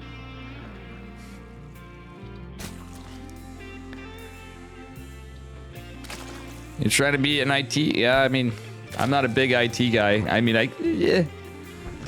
We'll get some momentum again here pretty soon. And thank you again, Bad Panda, and the Big Mac, and Trigger. All the raids today, though. I'm not complaining, guys. I'm literally memeing because I'm just really tired. That's all. All right, a little cheekier this one, but not really. Nothing too crazy. So far, it's looking pretty even, Stevens. What I am gonna do is try not to smoke for a little bit here. I smoked too many cigarettes while sitting down. So you guys were mentioning blood clots. That's how you double the chance.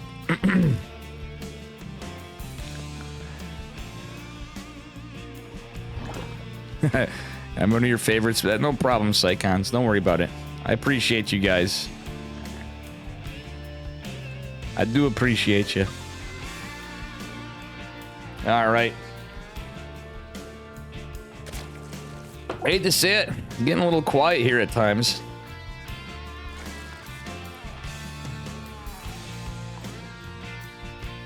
Yeah, guys, also, I've not even mentioned, thank you for that, Dev. If you don't want to support Dave, support OSC. Exclamation mark goal is actually what we have too here. There's an Indiegogo. We'll take anything to help this year's championship. This is qualifiers for Group C. We did D earlier. Nobody casted C, so I decided to take it up to help out.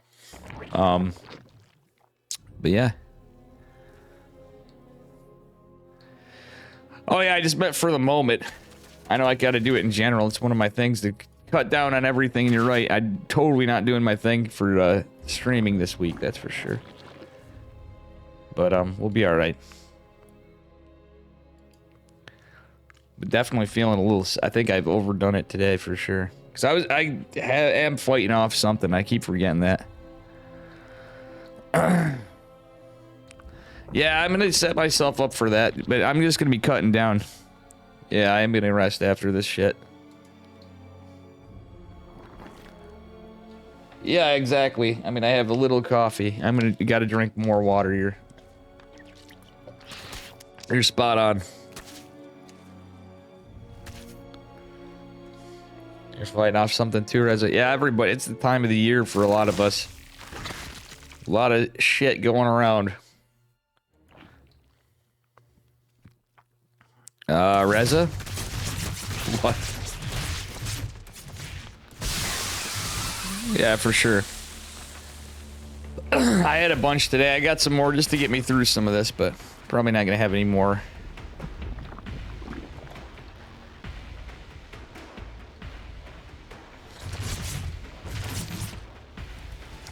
I don't know, man. I thought you were gonna say you were fighting off crabs, Reza, knowing you.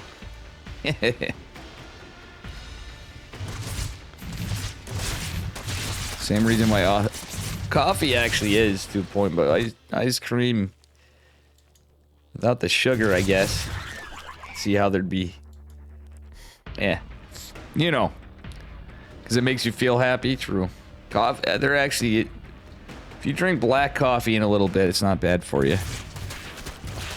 Truth be told.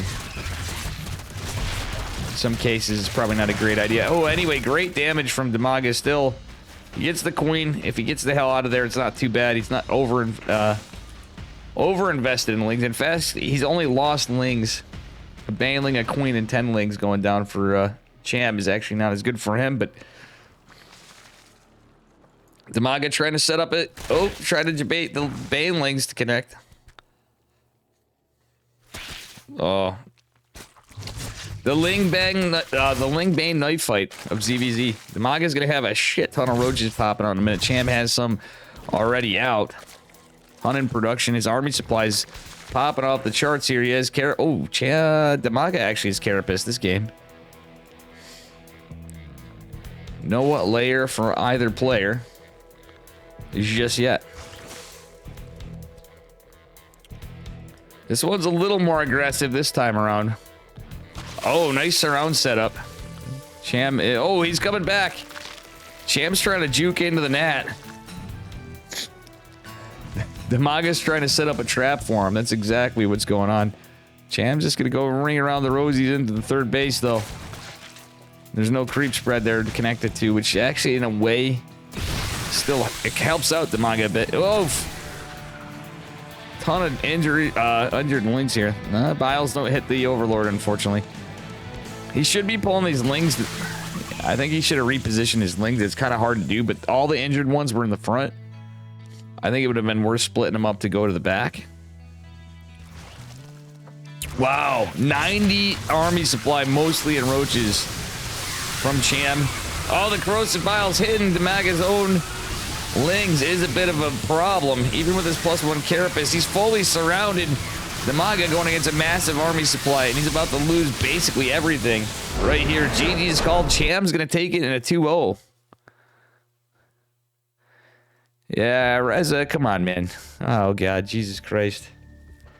Come on, man. Watch. Let's watch the mouth here, buddy. You're fucked up, man. Reza, you're fucked up. When I'm doing a tournament too, come on, buddy. Have a little bit of class here. I'm hanging on by a thread. It's funny to a point, but come on, man. Fucking Reza.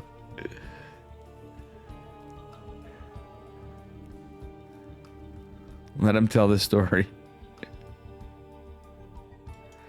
Aye.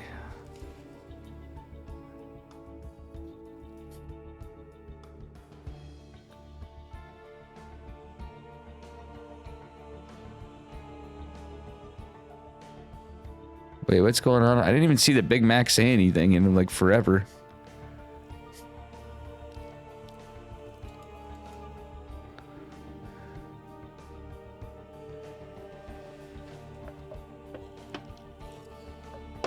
Well, that's another series down.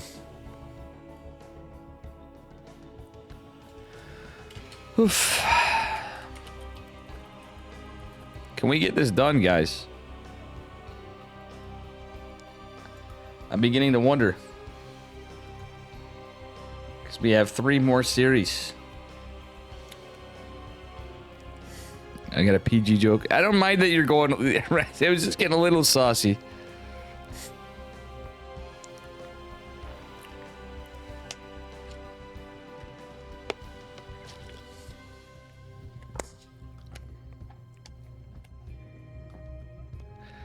Aniki, thank you for the 35 months in a row with a tier 3.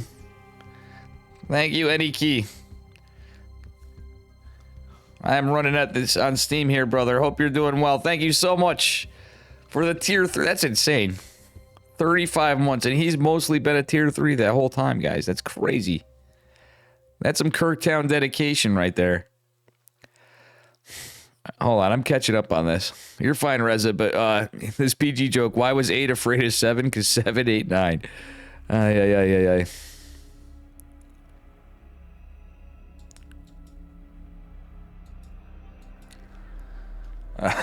That was pretty funny.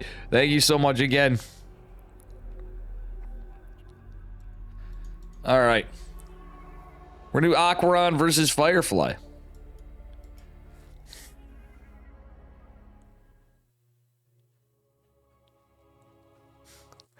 I hope you guys are joking around, Jesus. Psychons actually gets the Big Mac, apparently, because you guys are actually joking around.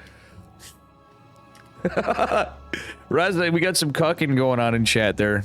Sounds like we need a dose of Dr. Reza. What's happening here? I don't know. Spotting in the upper left-hand corner of hard lead in the red.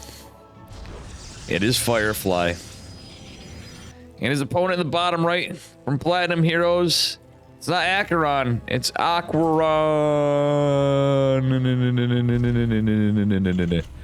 Dr. Cuck is here. Mizaro Bari. PHC for piled higher and Cuck. Right, Reza? Reza, I couldn't go too long. He's just trying to get everybody livened up here. Psychons took a stab at the Big Mac and then we ended up in a joke, so now we got it. I'm just trying to get you to laugh too. I was like, I'm not actually calling you a cuck, you know what I'm saying. So, anybody that hears this, Mr. Reza here is just memeing.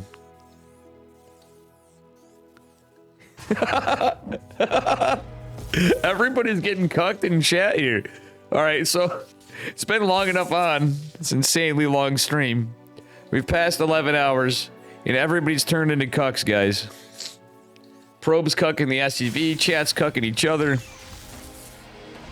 Probably is, but you know what? Then that means I'm... Guys, if this is against terms of service, then we can officially say Dave's actually been cucked. I didn't say it was you. Abel Bacon isn't even... He's got me on his 1% volume and he thinks I'm blaming it on him. Sometimes I do just say Abel Bacon because I'm like, God damn it, Abel Bacon. Listen, Abel Bacon, it's the same reason why you're Leo from In Lethal Weapon, alright? That's why we blame it on you. Yeti would back me up on that. The Big Mac is a good scapegoat, though. You guys like to blame him. That's why we don't have Siba anymore. I gotta fucking... I don't know. Aquaron cheekily taking the Zelnaga Watchtower with the SCV. Reaper trying to get in. There is a Reaper wall. Adept gonna shade out. I think the Reaper's just buying time. Adept will shade over. Can he grenade his way through this? I don't think so. Alright, Adept gonna continue the shade out.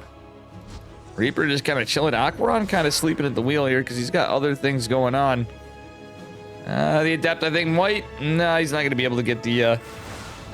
Firefly's not going to be able to get the cancel. Pretty damn close, but... not quite.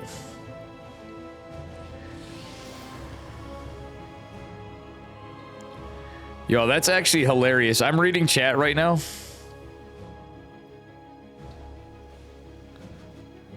You told me I'm replacing Simbajon. I mean, even Simbajon couldn't sub. He spent a lot of time here, my friend. That's all. I don't know, man. Simba's a nice kid, though. I didn't feel bad. Still, you can't. There's no replacing Simbajon. All right.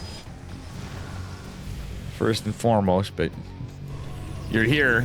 I appreciate you. Thank you for the sub again. Hey, don't go hating on him. Don't go hating on people. Even if he was, you got, you know, banned there. Let's try to work on that shit, guys. All of you. Holy shit. It's a wall and a half, but you know what? Well, I'll be damned. Jesus, Aquaron's gunning for this pylon, and you know what? All the units are kind of derping. He should cancel this. He should have canceled that gate at some point. That is some crazy shit, guys. When have you seen that happen? Fee 5 Bo Fum over here. Jesus Christ, we got the Jolly Green Giant Aquaron. Aquaron going for a proxy Cloak Banshee. I've not seen this in a minute.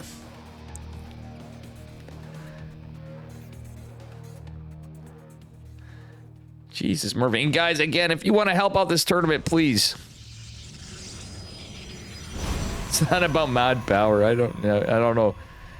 This is kind of crazy. And the Cloak Banshee proxy is going to be... there's no observer.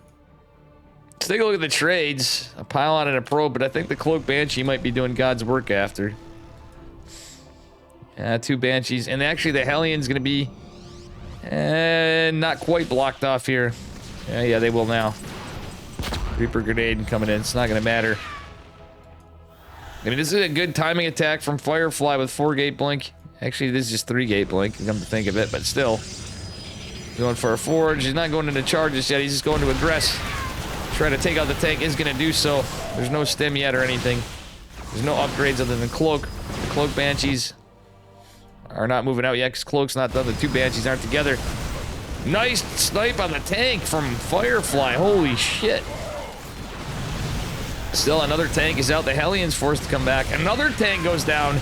Lots of SCVs falling. Sick micro from Firefly, but ultimately he is going to have to back the hell out of there, I think, at this point.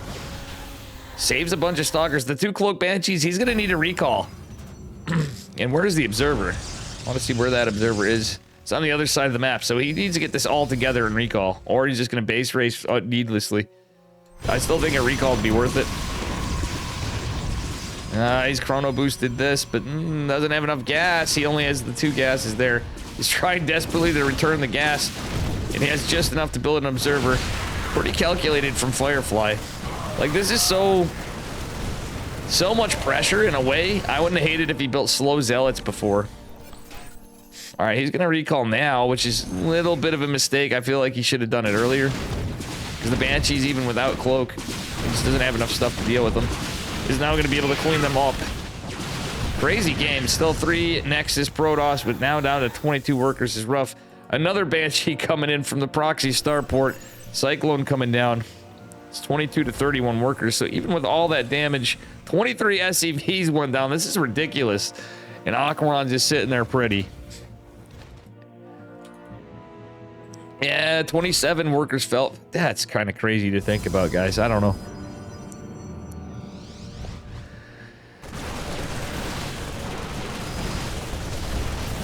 Big Mac's the most... Hey, the Big Mac's a classic, all right? Still.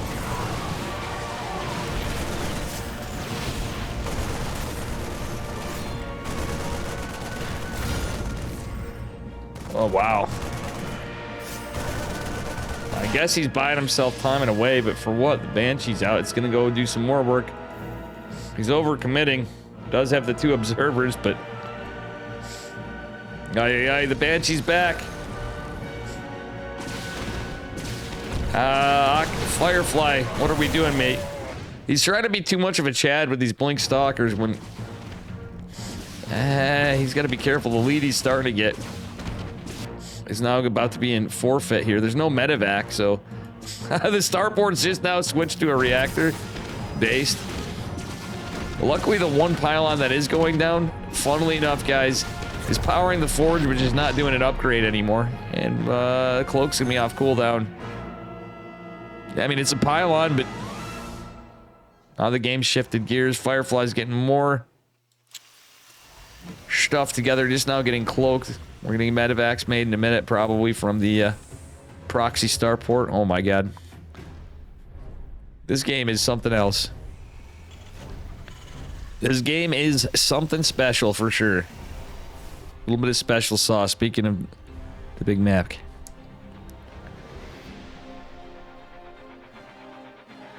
Yeah, I mean, that's pretty much the purpose for Banshees, is just killing workers. They can get, but at the same time, much like DTs, they do high DPS, so it is possible to get stuff done, but realistically, nah.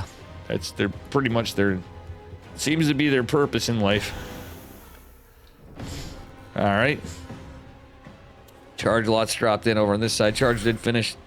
Oh, the medevacs are... Nah, he knows what's up. Oh, he's scouting this. This is huge. He can get free medevacs. So there's just 2 medevacs. There's going to have to be another starport made. This is a 2-base tear, and this game is scrappy as shit. He wants to get the medevacs for free. He knows damn well that's... Okay, he's going to get a cancel on one, but still. He was hoping to get the medevacs for free.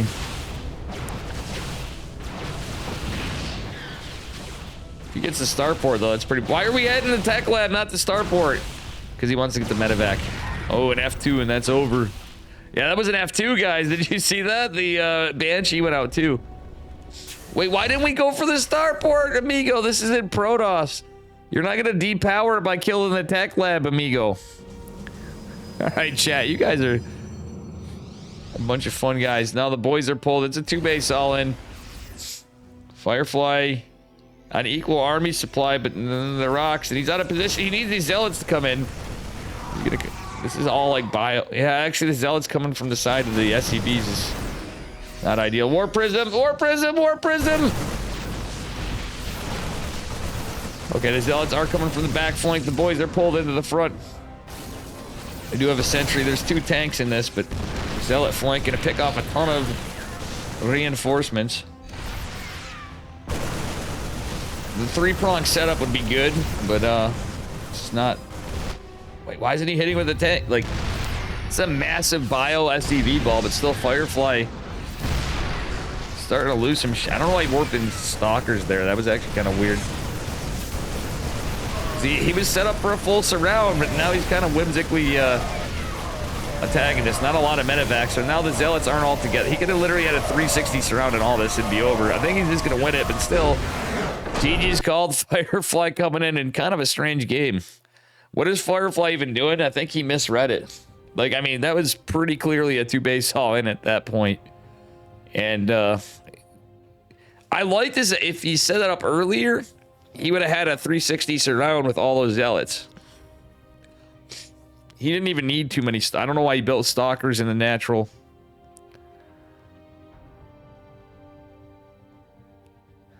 Wait. Jesus. Oh yeah, don't go kicking your grandma, Abel Bacon. I know you didn't say it, but Rez is...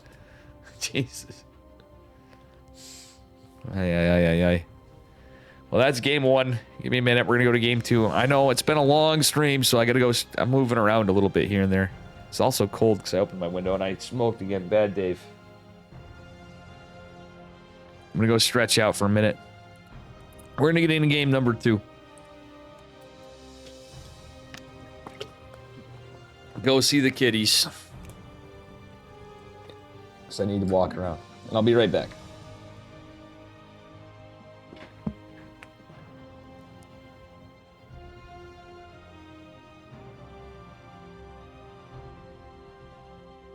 Hey, Mitz.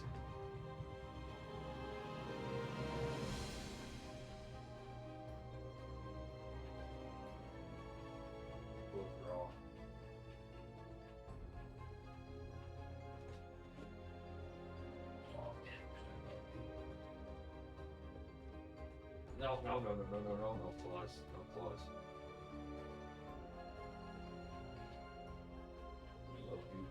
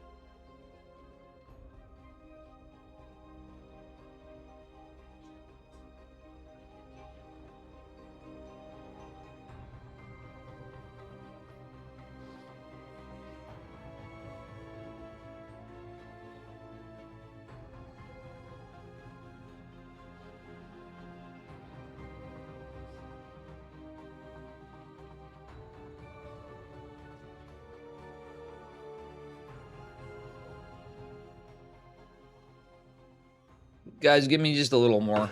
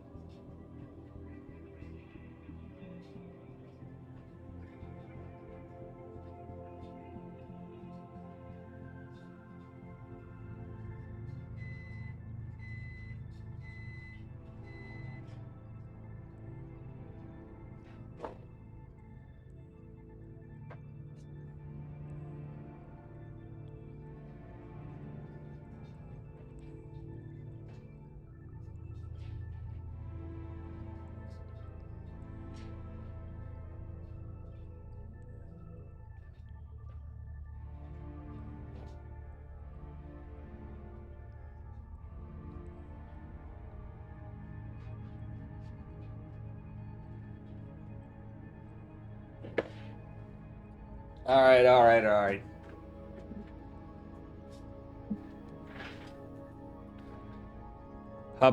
Trying to be a tryhard in zero space.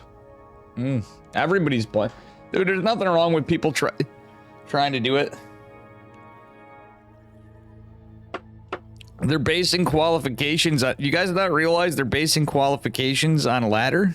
So, people qualify for a $10,000 tournament for a game that's in its alpha stages. Can't really blame Hup for trying.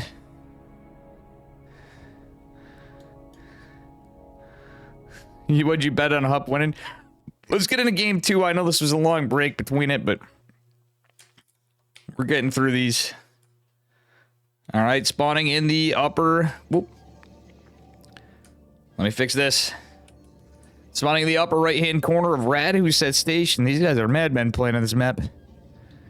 It is Firefly in the red. His opponent in the bottom left in the blue. Representing the Platinum Heroes, it is Aquaron. Guys, it is pretty funny. I am getting to a point where moving around actually helped me out quite a bit. So I know I was gone for a bit. People are like, oh man, this guy's gone. He's boring. He's tired.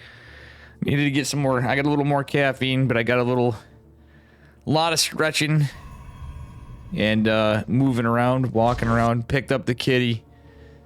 She actually, you guys missed it. I didn't have her on camera, of course. She actually let me pick her up, but she wanted to climb on my shoulders. I'm like, nope. She got them claws, you know what I'm saying? Firefly going for a proxy. So he's going for the double gate proxy. It looks like, maybe not. It could be a Stargate after. We'll see.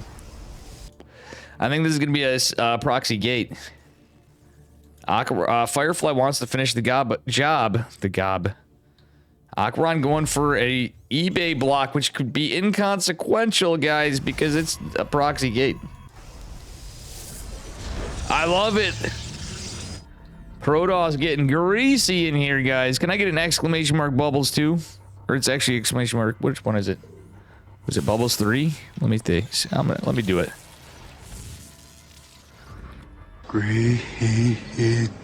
Easy.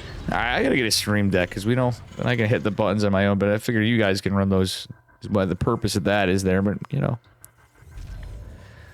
usually it's pretty pretty quiet. Oh my god.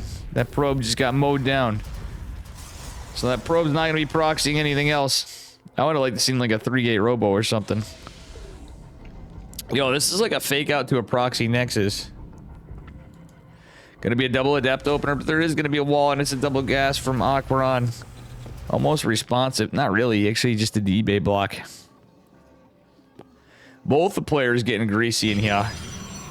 Alright, he's just going for his 3 o'clock position natural. If you can call it, that's actually third base, but the natural be the natural, but the distance is almost kind of sort of from how big this map is. Working itself out to be a natural, I guess. 2 adepts putting some pressure on really early. Not going to be able to shut down this SEB. Unfortunately, it is going to finish the bunker. So the jig is up with the proxy double gate, and the Cyclone is going to be all he needs to stop this if it's continued adept pressure. That being said, it is a proxy factory from Aquaron, so he is going for Cyclone memes. This actually is a thing. I've fought this on ladder, and it got pretty close. What up, Gamer Richie? How you doing, buddy? What up, Mr. Rich Reno?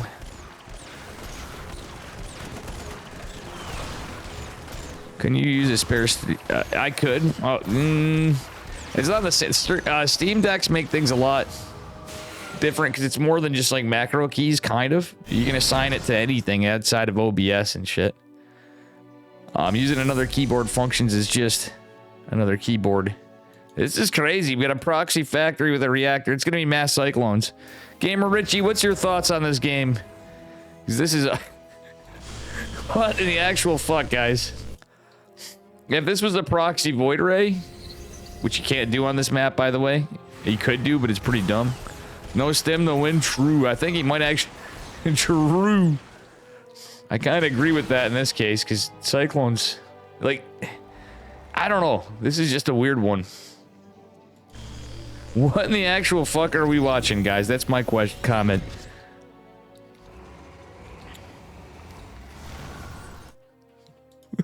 Look at this.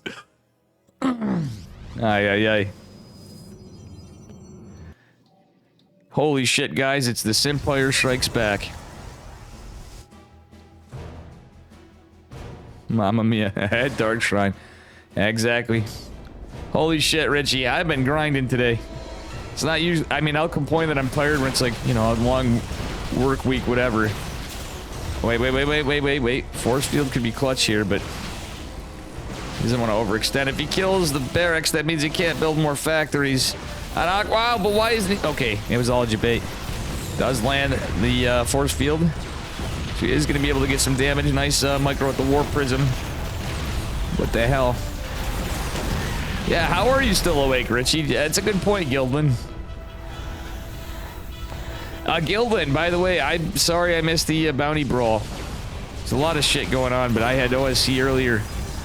I decided to do this one because nobody was casting it. As you can tell, I've been going for non-fucking stop on this stream. GG's called Firefly's gonna take it in a swift 2-0. In probably the dumbest game I've seen all night. It was funny. I don't know, though. All good. Oh, it's the first day of the qualifiers? Yeah. True. Graf was sad he didn't qualify. Richie, did you play in it? Nice, man. Did Mr. Richard play in the game? Mr. Stem to win?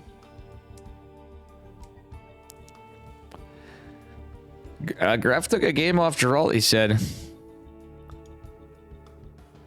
Yo, if I wasn't washed... Actually, not even washed. If I actually feel like, I just kind of overdid it a bit, but you know. You'll try to be online tomorrow? Hey, man, might if you get time. Ooh, Damaga took a game off Beyond. That's crazy, dude. That's actually a little surprise. Like, Damaga is such a standard, and don't take this the wrong way. Damaga knows I love him to death. I'm always rooting for Damaga. But he is about as standard and plain, almost predictable to a fault. I've seen him do cheeses like 2 times in the gazillions of games I've casted him. That's actually pretty impressive. Spawning in the bottom left-hand corner. All right, let me up. update the thing. Hold on, I fucked up here. Trying to get her done. Ashbringer versus Cham. Spawning the bottom left-hand corner of 2,000 atmospheres. In the teal, give it up for Ashbringer. And guys, please consider supporting this OSC exclamation mark goal or exclamation mark OSC. There's links for the Ko-Fi. If you're a player, consider being a member. For memberships like $5 a month. It sets you up for a lot of tournaments. Actually, basically free wins even at that. There's bounties on players. So Demaga, take it. Speaking of OSC, game of Richie that leads to a point. The fact that he took a game off of Beyond, that may entitle, I think it has to be an OSC event. I don't know if Team Gosu's a partnered event or not. It may actually, Gilvin, you would know. That may actually qualify him if it is a partnered with OSC event for a bounty. So he may have won money just for taking a game off. I think you have to knock out the series. I can't remember if it's a game or the series. It's only in OSC events usually. If it was in this tournament, and Beyond plays in these sometimes. Beyond's been in quite a few. Imagine if it was in this, he would have won 75 bucks or something. It's either 50 or 75. There's different bounties for higher ranked players, like Max Packs and Beyond and Hero and you name it. But yeah, unfortunately these guys aren't getting a lot of support. But this is the 11th year of this tournament, guys. Not this tournament, this series of tournaments. This particular one, the championship. OSC's had a ton of different events. King of the Hill, the mid-season playoffs, a ton of stuff. We did Masters Cup 149, 48, I can't remember. I just did it not too long ago. That was a sick tournament. Lots and lots of good StarCraft. Of all different ranks, too. We have Rising Star for folks around like Gref and Night Phoenix times, MMR, rather.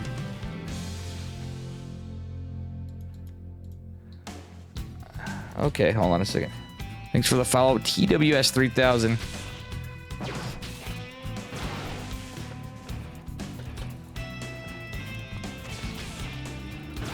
All right, let's see here. Devalog, how you doing? We might get Mr. Richie in with me for a couple games here, because we're approaching the end. Mr. Richard, that would be cool. We never get time to cast these days. How you guys doing?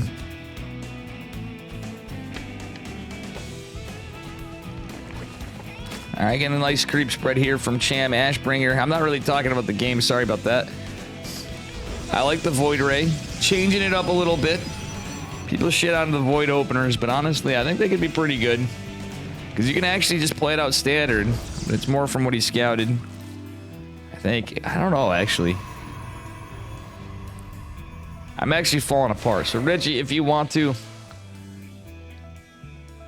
we good.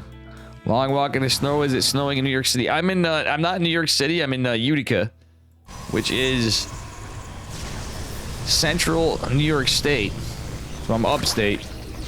It's what people in the city call it. But in reality, it's you know, it's definitely snowy here. We'll put it that way. We got more snow coming. Better than New York City. I don't. In a way, I'd say yes and no. How's that sound? Depends on where you're at. If you're a big city person, then definitely not. All right. Oh, Cham trying to cheek by with a little ling run by. And I like the fact that in this case, Ashbringer didn't take triangle, which is usually anticipated for Berserk. So good move. Ultimately gonna pay off. Gets a few lings. Oh, the Void Ray could get another Overlord. Oracle harassing here. I know it sounds crazy, but catching those Overlords add up. Oh no, not like this. He still could get it. The Queens are out on the map. Sharking around with the one Void Ray can be huge. And pay off some big moolah. Oh, is he gonna fly right by it? I don't think he sees it. All right, Ling's trying to get some value in here. Oracle took a little bit of hull damage, didn't really get too much done. Actually, no kills. Still, the Adepts going in, faking out a shade because the Ling scouted them. Not too shabby for Mashbringer.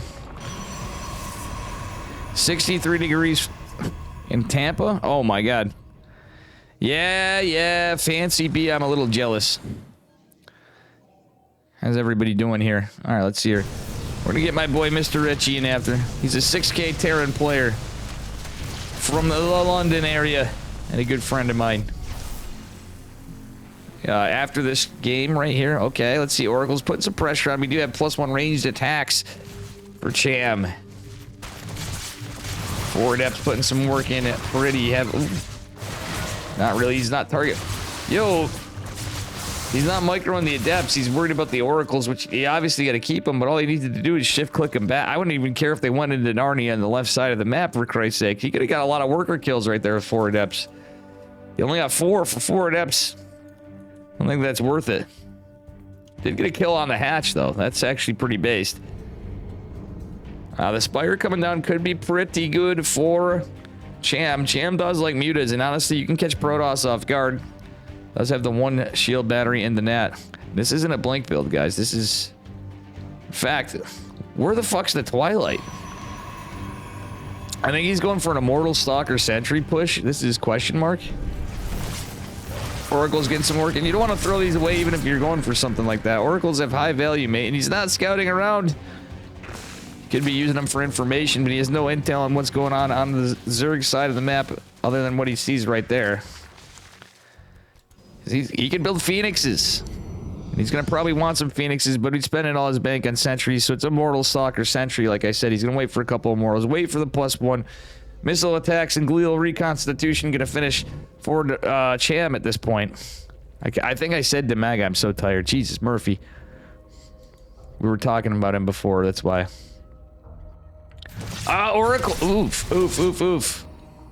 Oracle almost goes down, but is just narrowly evading this. Takes some pretty big spine damage.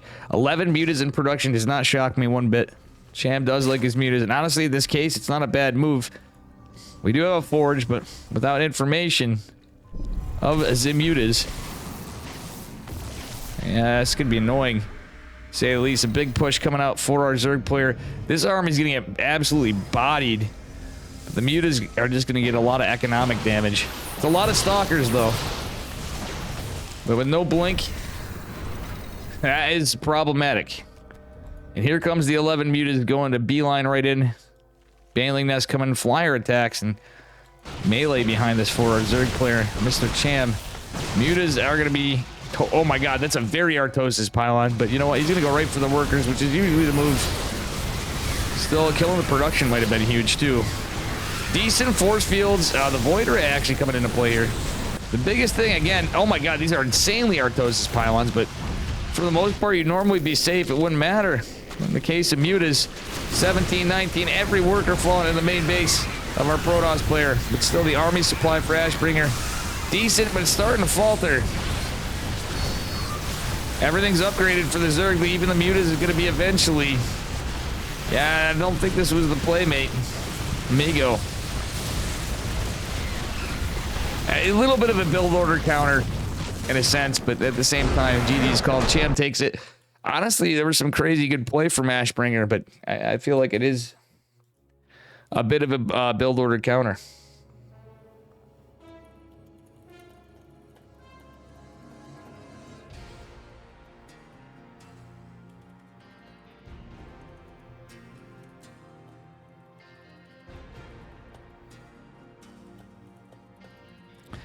Let's see.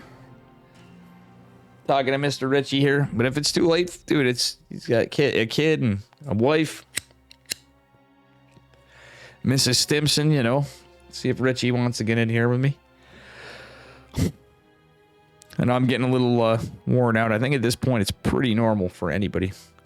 All right, cool.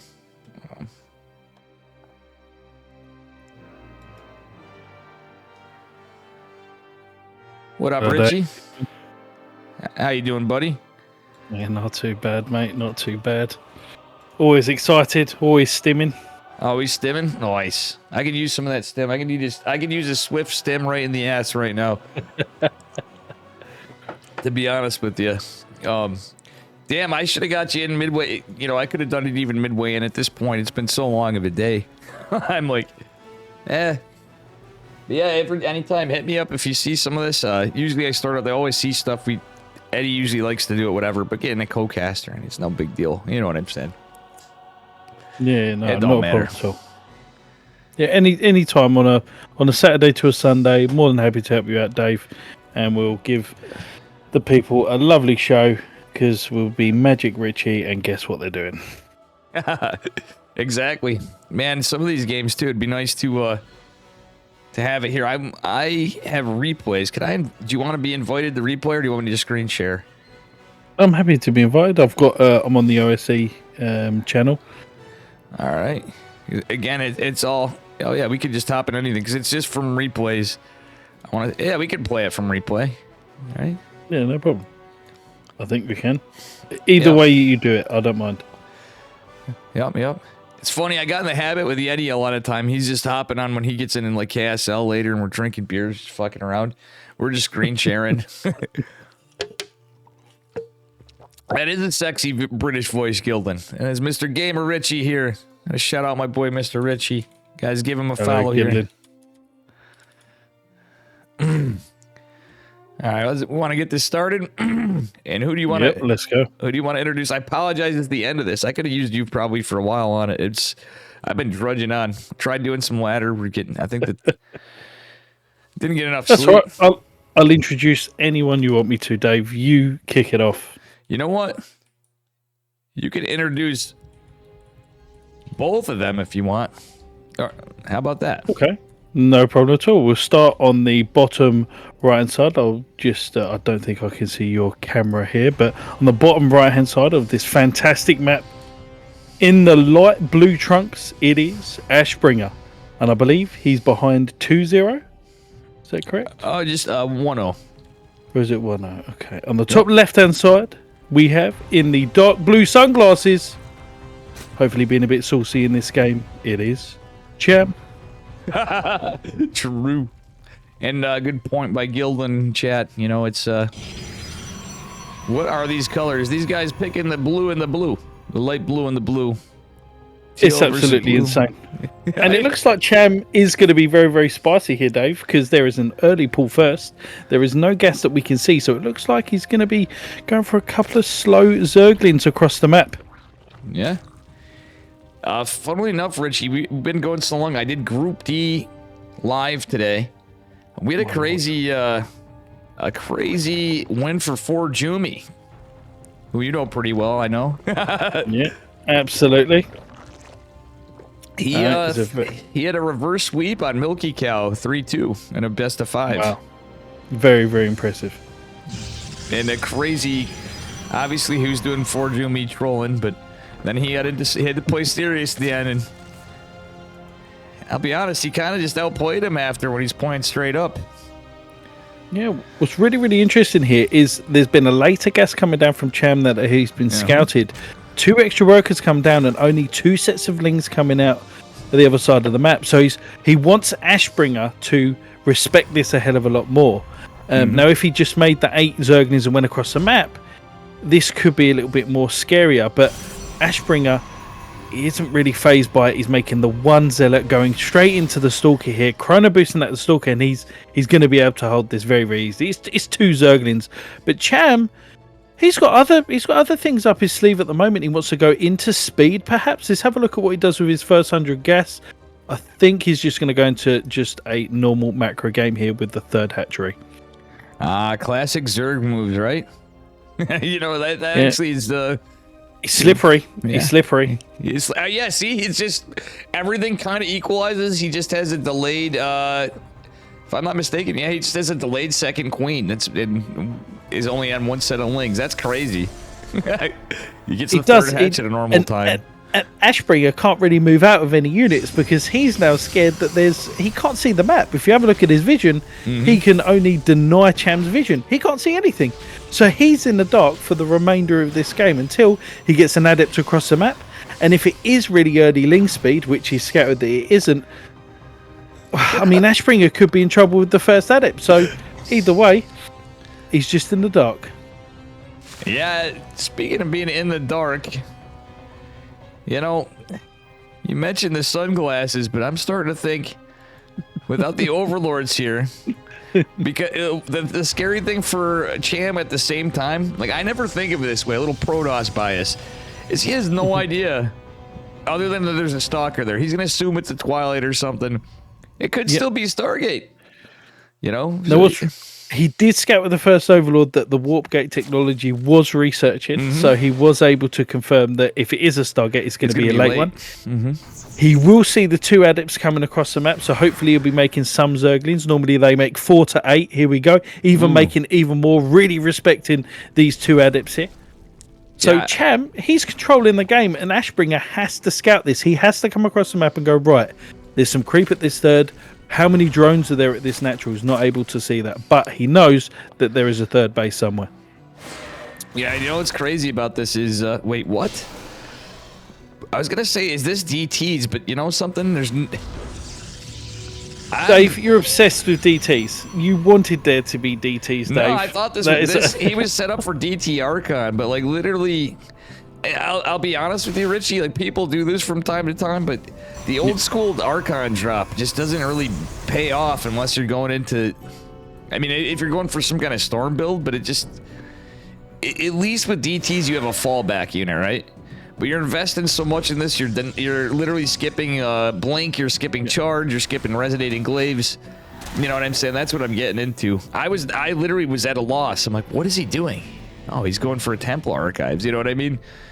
Well, Ashbringer's doing like a halfway build here because he's got 4 adepts and he's going to make some Archons, and he's just going to hope that he can trade well enough with the Archons and the adepts to maybe grab a third. But he's going for a Forge now, so he's kind of like he's got 4 gases. He looks to be going very aggressive, and at the same time he's making a high quality army. Yeah. I don't know what he's really going to be able to do here because Cham's already powering on 3 bases. So I will say this. With that being said, where I do agree with you on this, I forgot to point out the fact that the 4 adepts were made. I think he was trying to fake Resonating Glaives, and with the overlords pinned down, I think Cham truly is bought it. I think he thinks it's Resonating Glaives, and it is totally not. If he did buy Resonating Glaives, there's a shit ton of these Zerglings coming across the map and completely denying this third base. The adepts are being molested from the front and the back, and the Archons are out of position. And Ashbringer is in a lot of trouble now that this base has been denied. Oh, yeah, for sure. I say that just as I was about to say, well, it is a 3-base Zerg. I mean, technically it is still, but he's just dropping his 4th. Yeah, this is kind of a wild one. If we have a look at the income, Dave, surely by now Cham should be sitting there. He's on his throne at the moment as the king that he is, and he's just waiting for Ashbringer to come across the map. Now, what's really, really good here is Cham is so far ahead that he can just afford to sit back, chill out, possibly have a beer. Hopefully it's a Foster's, and he could probably see out the remainder of this game. Ashbringer, to come back into the game, he needs to get a bit more vision. He needs to somehow get 3 bases, and he needs to see what Cham will be going into. Is it going to be Roaches? Is he going into Hydras? What is his end goal? Oh, man, this is crazy. So we got, this is, I like the follow-up for Ashbringer. He did finally get into this, but like you said, Cham taking a big spike now. There's that big dick spike right here. He finally gets that lead. There's so much economy here for Cham. I mean, for Cham to lose, he needs to be the best baseball player in the world. He needs to throw so hard because now Ashbringer, it's just the case of mathematics and it's just the income that he's got. Now, Ashbringer needs to get some AoE, needs to get some what we call in the UK deeps. So a lot of DPS as well. Yeah, for sure. Archons. He's only harassing with Archons, and Cham's already gone up to his drone count. He's in the driving seat. Oh, for sure. That being said, centrifugal hooks behind this with melee, Glial, and Aspire going down again for Cham. Could be kind of scary. I mean, well, we got Archons. This could... I mean, Ashbringer's army supply, you got to hand it to him. For PvZ, this is not too bad.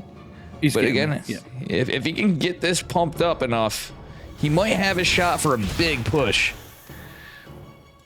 He does, and the spire's coming down again as well, so it looks like he could even go for some for Mutilis Harass or go into some Broodlords or make Corruptors if then Ashspring is trying to do something across the map. But it looks like Cham's a little bit bored here. He's moving across the map with Roaches and Lings, but then he decides not to because he sees the Warp Prism that's across the map from Ashbringer. I like this Warp Prism play, but yeah, like you said, Cham's really respecting it. He doesn't want to lose this game. He wants to get that 2-0. And secure his spot to qualify. Oh, Dave, look at how many Balins that there are. Those absolutely big buttocks of those Balins keep rolling, rolling. And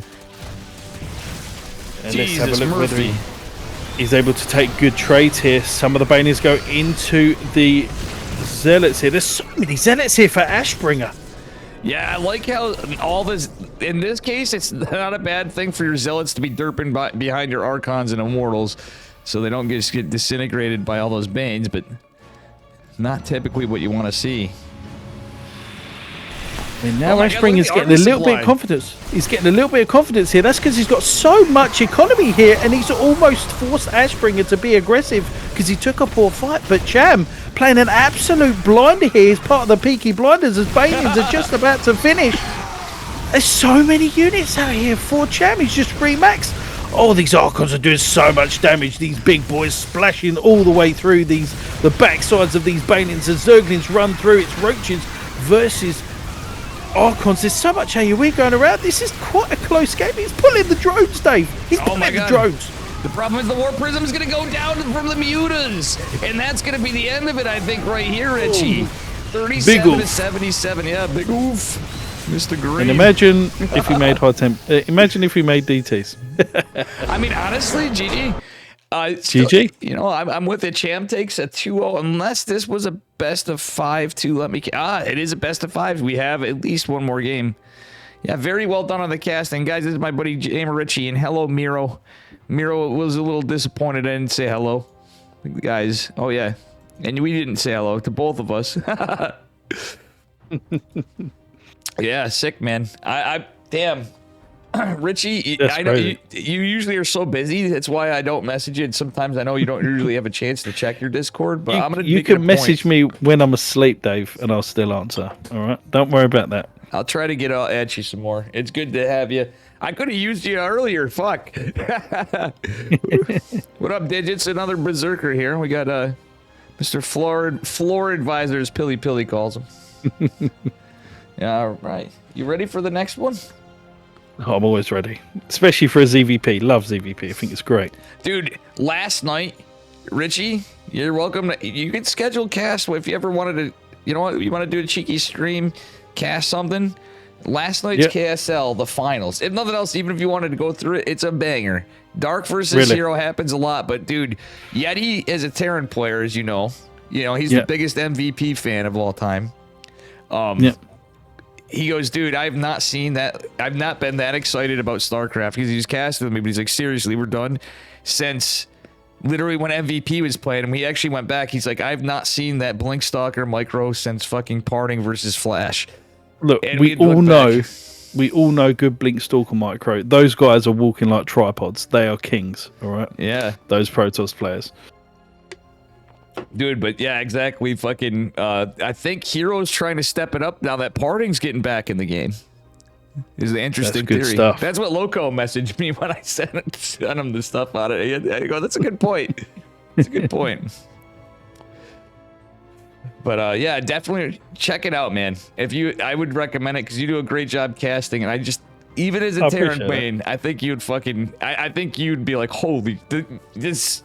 Dude, I would love to get to Home Story Cup and cast on that couch. That would be so awesome. Dude, that would be so awesome, dude. This could be the last one. I'll be like, yeah. Dude, I might be there. Dude, I'd be like, yo, dude. Dude, how awesome would that be? How would it be? You've got to turn up. You've got to turn up in a DT cloak. You've got to turn up with DT cloak, all right? Imagine that. Come behind me and go, I'm like, oh, hi, Dave. Dude, I would love to actually, thinking that, Richie, we get our time in. I would not mind having Gamer Richie and Dave as casters on there. We obviously would be with other people, but you know what I'm saying. That would be funny. That would be fun. That would be good. Brilliant. That would be really good. We'd both be a little tipsy, you know. This is the spirit of Home Story Cup, you know. Yep, absolutely. All right, you ready to go, sir? I'm sorry to tie you up. I know it's late for you. No, please take your time. This is a pleasure for me to do. Oh, hell yeah, buddy. It's always good hanging out, too, man. I know usually it's at different times. I got a little bit of merriment in here. We gotta plan some stuff, like the good old days. I've been talking about it. I'm gonna take a little bit. I've been doing a poor job of any of my resolutions, but I do think I'm gonna chill out a bit more. We'll make some time, you know? Okay. Dave, I will do the introductions for you as you've worked so hard today. In the bottom right-hand side of this lovely map, we have, in the teal, should I say, it is Ashbringer, trailing 2-0 and needs to get a score or a point on the board. On the top left-hand side, he's absolutely covered in creep. He's 2-0 up and he's on match point. It is the absolute king. It is Cham. And thank you very much, Sir Sizzle, for the 100 bits. Appreciate it. Sorry, Richie. It's been a long day. We haven't had a lot of subs and stuff for now approaching 12-hour stream.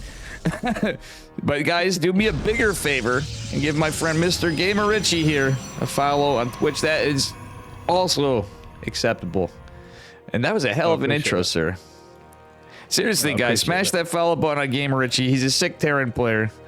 Thanks for the follow, Fancy B, by the way. But Gamer Richie. I'm too crazy.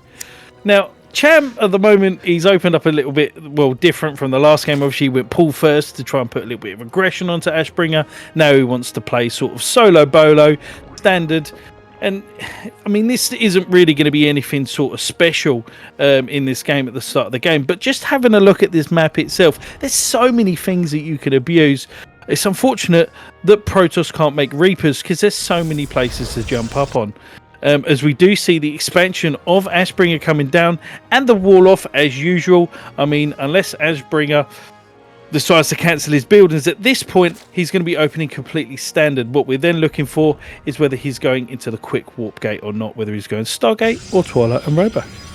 Honestly, Richie, I'm not sure either way. I have to give a thanks to Mr. Fancy B for the prime. I'm sorry, I hate doing that with people in there, but you know what I'm saying, Richie. This has been a long one, even for Dave.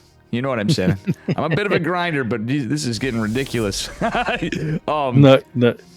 You are a grinder. And what's really, really important here, and many of you watch pro games all the time, if you have a look at this Overlord here from Cham, and he's looking at the cybernetic score, and he wants to know whether that started, or whether it has started or whether it hasn't, with the 50 gas or not. And it looks like Ashbringer has delayed that by a couple of seconds here. But we will see Cham seeing the first unit that comes out of that gateway, and that's really, really important. Well, and it's going to be a stalker. It's something else to know. What's actually really, really cheeky from Ashbringer. What do you notice, Mr. Richie? There's no gas being taken in all this time. This looks like it's going to be something like a charge lot all in, or something. Is it going to go for like the earliest third base known to man? Is this what's happening? It could be. Oh, it's going for extra gateways. He's going for extra cheeky sod, is what we say in the UK. Absolutely cheeky. But he is ruining it with the shield battery there. That was ruined with the shield battery. He shouldn't be making the shield. But, I mean, at the end of the day, Ashbringer is stopping this scouting. He is going for a robo.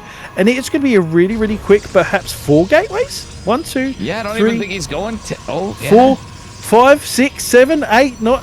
Holy shit. My lord. This is a Haas build. He's going for... I have a sneaky feeling there is a possibility it's going to be one of two things. I'll tell you what he's doing. He's picking up the kitchen sink and he's throwing it at Cham's face at the moment. That's exactly what he's doing. This is a Haas build, and there is... who's the Protoss player in EU? But this really reminds me of anybody. I'm sure you'd agree with me, Richie, of Haas. Of any Protoss player I can think of that would do a build like this is Haas. A very cheeky opener here. Now, let's see whether he goes into a couple of Immortals first. He is going to be going into 1 Immortal here. And this is a very cool build order because it's going to be Slow Zealot with a lot of Immortals here. Oh my god, imagine if he had DTs, Dave. Oh yeah, well no DTs here. It doesn't have the gas. Actually, it's only 1 Immortal. It's all Slow Zealots. He's going for it. He's absolutely going for it. This is going to be crazy. So what's going to happen here is Cham needs to try and figure out what's going on. At the moment, his two overlords aren't in a fantastic position to even scout the main base here. He's been prevented scouting. He is going to be trying to at least see this open up with these Zerglids here. He's just going to try and see, oh, did he catch that some zealots were being made? 3 spores go down because he's unsure whether it is going to be DTs or not. I love it. He really thinks it's DT Archon or something at this point. He has no clue. He thinks it's Stargate. He thinks it's a lot of things. Like, that is a possibility. It's either DTs or it's something like 2-base carrier or Tempest. Oh, God. And this is not. I mean, Cham sees it. There's spine crawlers going up. He's respecting this. At the moment, Cham is building a fortress and Ashbringer has to go and knock it down. I'm really rooting for Ashbringer here. He is the underdog a bit, but Ashbringer can be pretty wild. And this game is certainly something. Does he have a chance, Richie? The army supply's not there, unfortunately. I mean, look at the spore crawlers just sitting there like absolute chads, not even burrowed at the moment. And now there has to be some good micro here from Ashbringer, but the Zealots are slowly getting taken down. The Queen DPS is insane. Oh my God, all of the Zealots are just being killed. This is not even fair. Ashbringer's getting absolutely dominated after a fantastic opening. This is insane. Oh, the one prism. It gets sniped. This is it. It's game over. Cham takes it 3-0. Well, what was seemingly a really cool, cheeky build, and thank you, Sir Sizzle, by the way, as well. The one is... high risk, high reward, but in that case, I think it was just high risk, high risk. Richie, there was no... That was high risk, big balls. Yeah, that was just sticking those testicles now right out there. That was going to be great, but I mean, we saw the slow zealots. You kind of felt sorry for the slow zealots walking into their death. I'm not going to lie to you. They didn't have speed, and it was kind of like, oh well, there was zealots there, and now there isn't any zealots because there's too much DPS. So I mean, that was a really nice try from Ashbringer, and he did sort of. You know, he tricked Cham a little bit, but Cham, his mechanics are too good, dude. If he doesn't see a third base, he's making a lot of army. Well, Lazy Top, and a good point. He goes, that was underwhelming. You know what I like in that game too, Richie? So Yeah, what it was like, even on Cham's side, Cham's all like nervous. He's like, holy shit. He's holding on. He's got all the tools ready after all. And he sees that and he's kind of like, he's getting this erection, right? And he's like, oh my God, it's going up. It's going up. It's going up. Like, it's like dial-up internet slow loading. zealots. It's dial-up internet loading this beautiful woman, right? And the camera's going up. The camera's going up. It goes to the face. And here at the top, the face is David Attenborough. And here we see the slow zealots in their natural habitat. True. No DPS and slow as fuck. Oh my goodness. That was so funny. I actually was starting to type Ashbringer versus Ashbringer as our final series. But we have Ashbringer versus Acheron. We got a PVT, Richie. Yeah, let's do it. I got a little more energy, thanks to you. See, I could have used you earlier on here. Any of the amigos, even at times. I'm going to try changing it up sometimes. I'm going to mention that to Eddie sometimes here, too. TVP. Love that matchup. All right. Stim versus Storm. Let's go. All right, here we go. Chan made that look easy. Exactly, kid chilling. How you doing, amigo? All right, let's get into game number 2. True, and that's a good point. Sorry, it's our 7th and last. And everyone in this channel watching, Dave has put an absolute shift in today because, as Yeti notes, it is 12 hours he's been streaming. So if he has not earned your follow, if he has not earned your love and your passion for StarCraft, please send Dave Tester some love or some DT swipes. That's all you need. All right? Exactly. Here we are spawning in the bottom left-hand corner of Hecate. How would you say it, Richie? What's your take on this name? I want to hear this because everybody... Hecate, yeah, Hecate's fine. I like Yetis. He's like Hecate. I think, that sounds kind of cooler. Hecate, oh my God. From Team Starcom, it's Ashbringer. On the top right-hand side, wearing the green spandex, it is Acheron. From Team Platinum Heroes. Yeah. I say Acheron. Yeah, exactly. See, look, we say things different, see? Oh, no, I actually said it wrong because I'm thinking of Acheron, my boy. From Bing Bong Exports, True. Jesus, I remember coaching him It still baffles me. He's quite good now. And I remember coaching him when he first joined Team Legion back in the day. That's crazy. So in this game and in this matchup, there's loads of different ways you can open. Now, Terran has not, was not sort of voted to go into sort of a second gas here. So there isn't going to be any immediate threat to Ashbringer. So from Ashbringer's perspective, that's why he's going for a Nexus at 20. And then it'll be a cybernetic score at 20. He doesn't want to apply aggression too early, but he should have a unit out within time to defend against the Reaper now. He will need to chrono boost that gateway though. Yeah, honestly, myself, I still am not the biggest fan. Yeah, usually it can work out well, and yeah, you could pull your probes and defend the Reaper. I just think it's always safer to get that core first in PvT, unless you scout something crazy, and it does happen in rare occurrence. Not so much on this server, but you will occasionally see CC first, and in that case, if you wanted to, you could go Nexus before core with no problem. You know what I mean? Obviously. But usually that's a time that anybody's going to try to exploit that shit. You know what I mean? And absolutely, I think Akron's quite, he's quite paranoid here, trying to scout where this probe is going, and he does miss it. Ashbringer, on attack move with this probe, all on the top left-hand side of the map here. He definitely believes that there is going to be a factory somewhere here. He doesn't want any cheese to end any of these, end this series early, that's for sure. Oh, absolutely. I do like that it's just a Twilight opener. Ashbringer, hopefully he doesn't get too whimsical and go into one thing that's a pet peeve of mine now, and I think it's yours too, is the old school. A lot of guys fall for it. They'll try to get the one gate in the Twilight, and then they'll just go to one gate and chintz their way to a 4-minute Nexus. I just think in the current patch, in the past couple patches, that shit just doesn't work for Protoss anymore. I think there's a big reason why we see a lot of them losing. I know I was sold on that. You have to have that 4-minute Nexus. You always have to be a base ad. Well, the days of that have been long over. It's almost like Terran players, correct. And Terran players are being really aggressive, Dave, and that's the main reason why. Is Terrans, they've got early cyclones, they've got mine drops, they've got Liberator Edge. There's so many things that a Terran can do that Protoss don't want to take the risks anymore. Yeah, you know something, Richie, to that. After this game, if I remember it, I was gonna say, I've been channeling the old days of you and Hydra lately, and as much as I've been a cheesy bastard, you want to know how I finally got the Masters? I'll get it back again. It's early in the season, you know what I'm saying?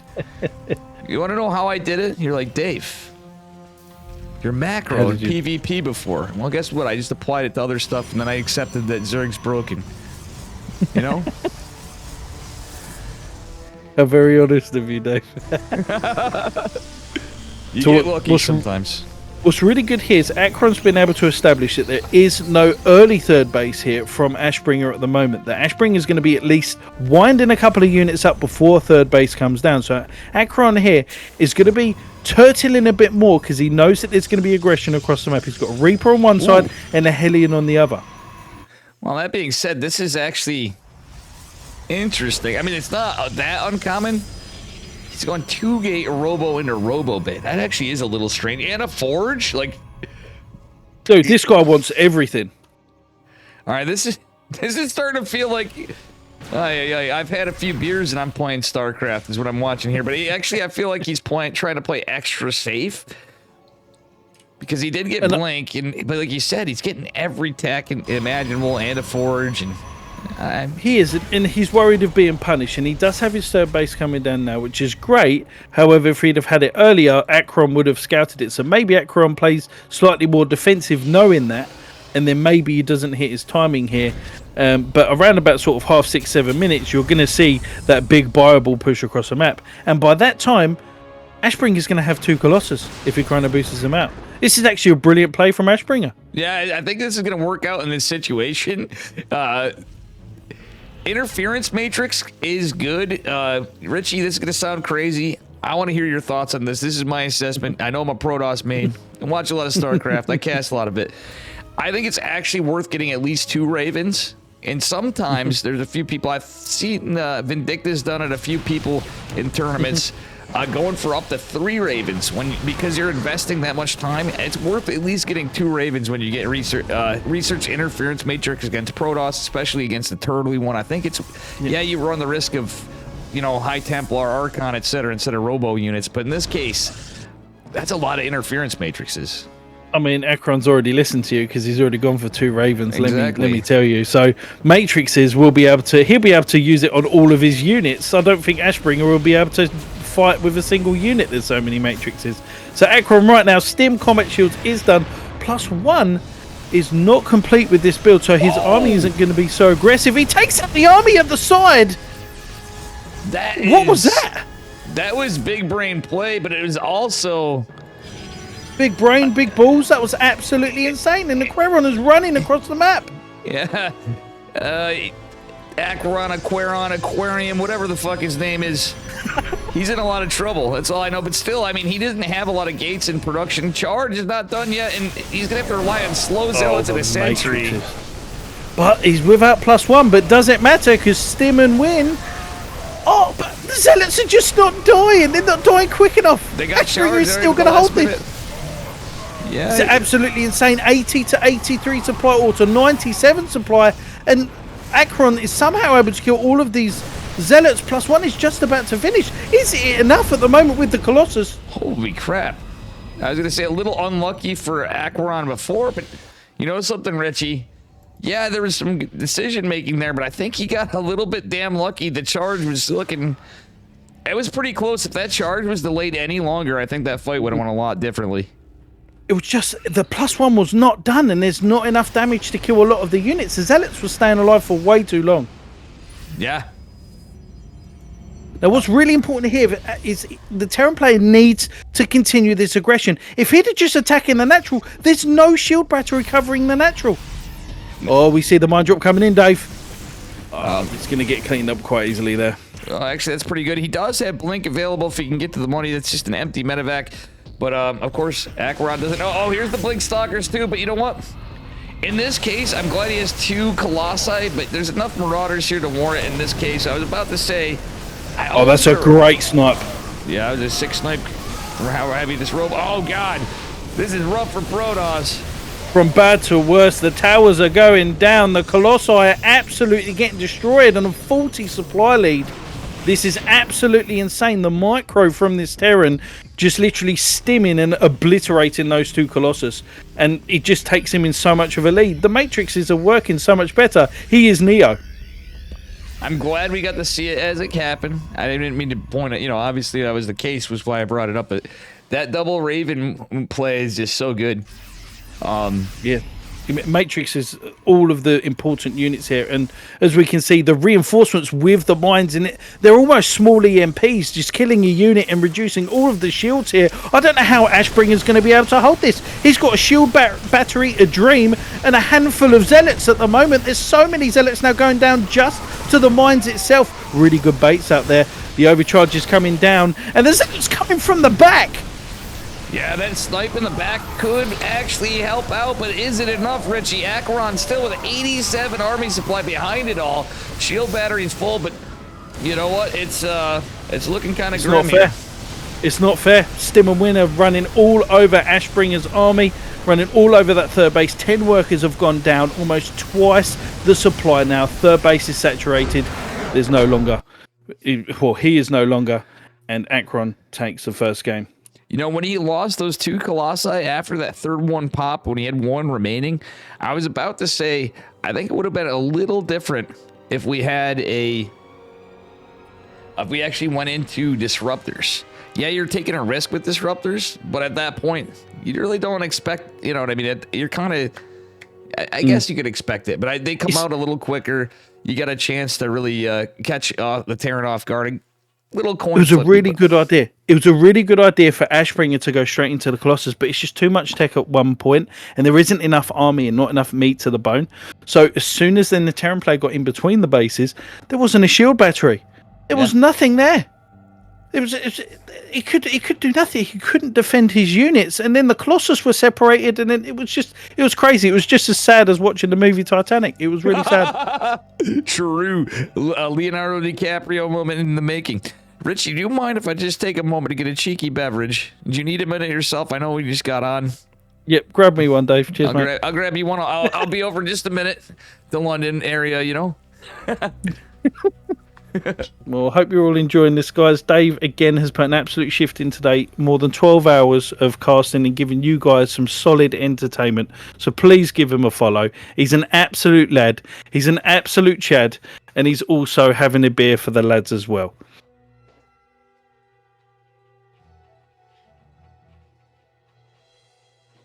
So I hope everybody's doing okay on a Sunday morning here in England. Go. It's half 3 in the morning, but we're still happy. There's 2 beers here. See, he got me one as well. Thank you, Yep, Dave. look at that. See? Got one for the homie.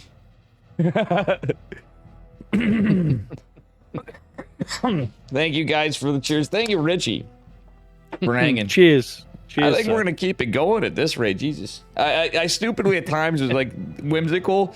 Because I fucked up on Team Liquid that I was getting tired because I casted KSL, stayed up a little late, got to bed at a decent enough hour where I have some sleep, like Yeti and I left, and I ended up watching TV for some hours, not being able to fall asleep. And then the next thing you know, it was 5 minutes before the tournament. I literally rolled out of bed and fucking ran to my computer after microwaving coffee that was left over from yesterday. That's how the day started. Crazy, no, right? absolutely.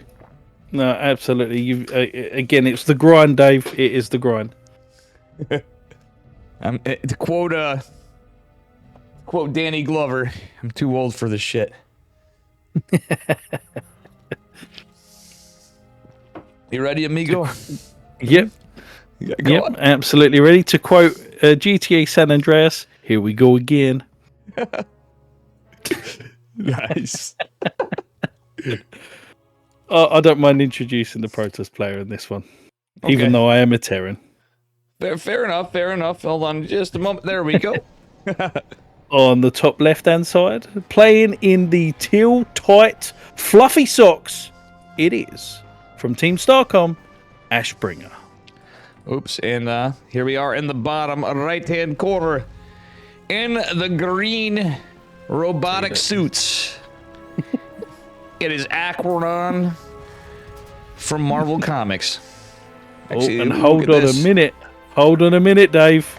There's a jetpack on that SCV, and he's walking across the map. I say he's walking, he's floating, actually. Oh, man, he is floating around. What is this?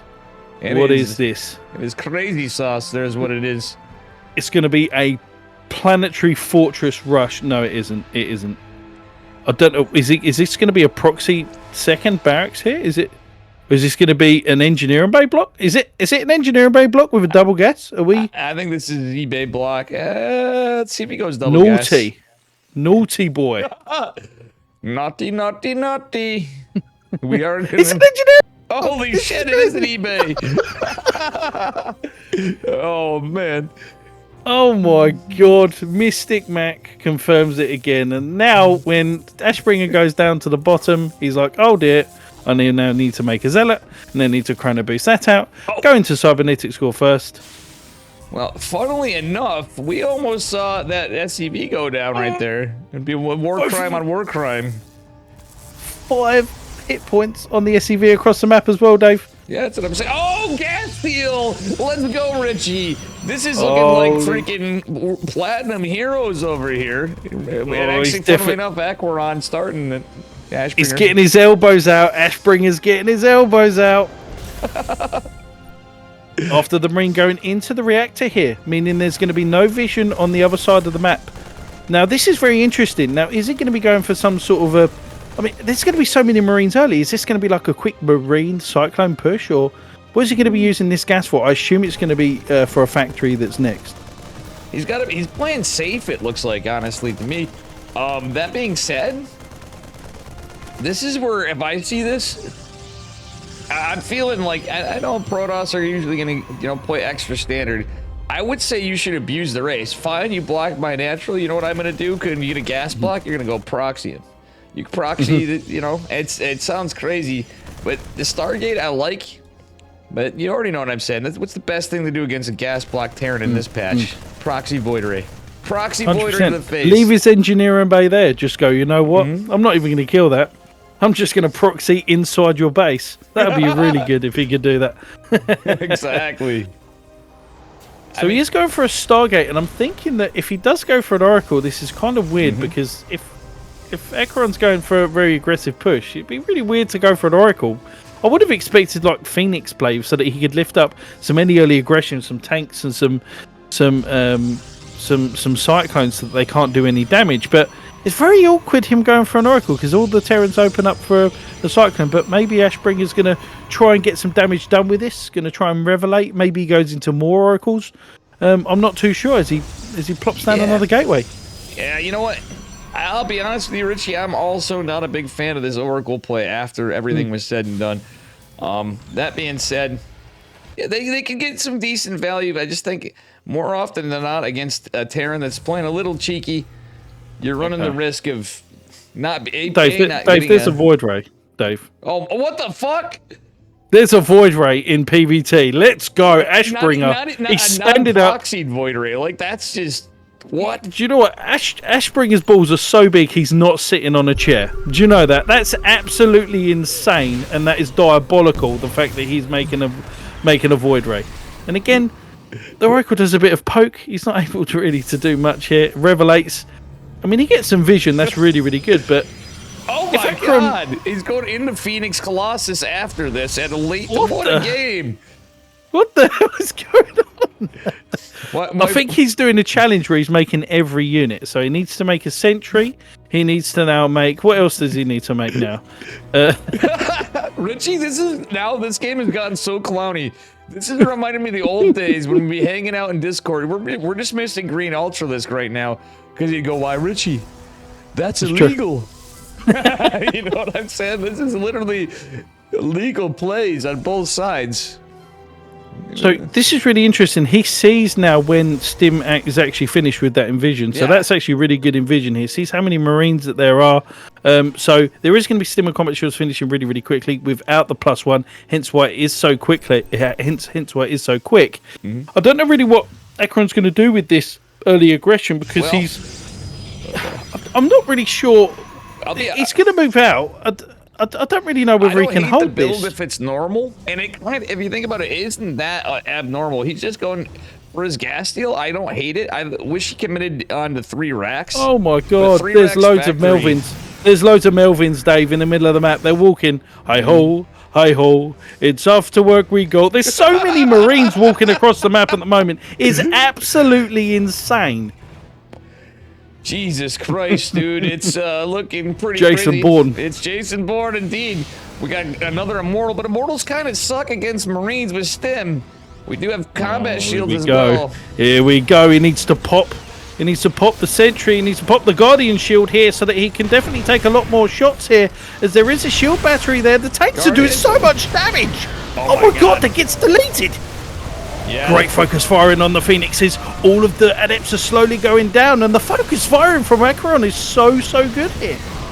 I'll be honest with you.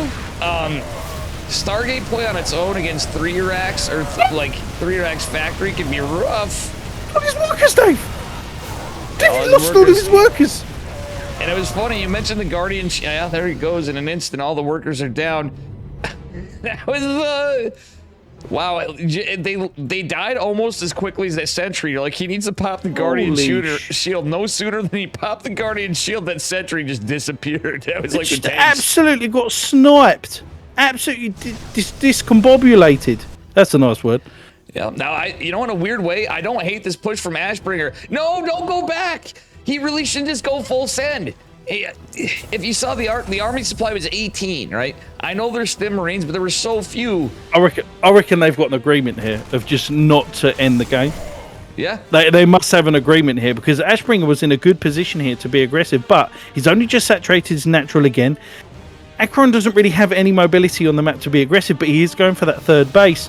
Ashbringer's slowly going into Colossus, but again, doesn't really have a lot of resources.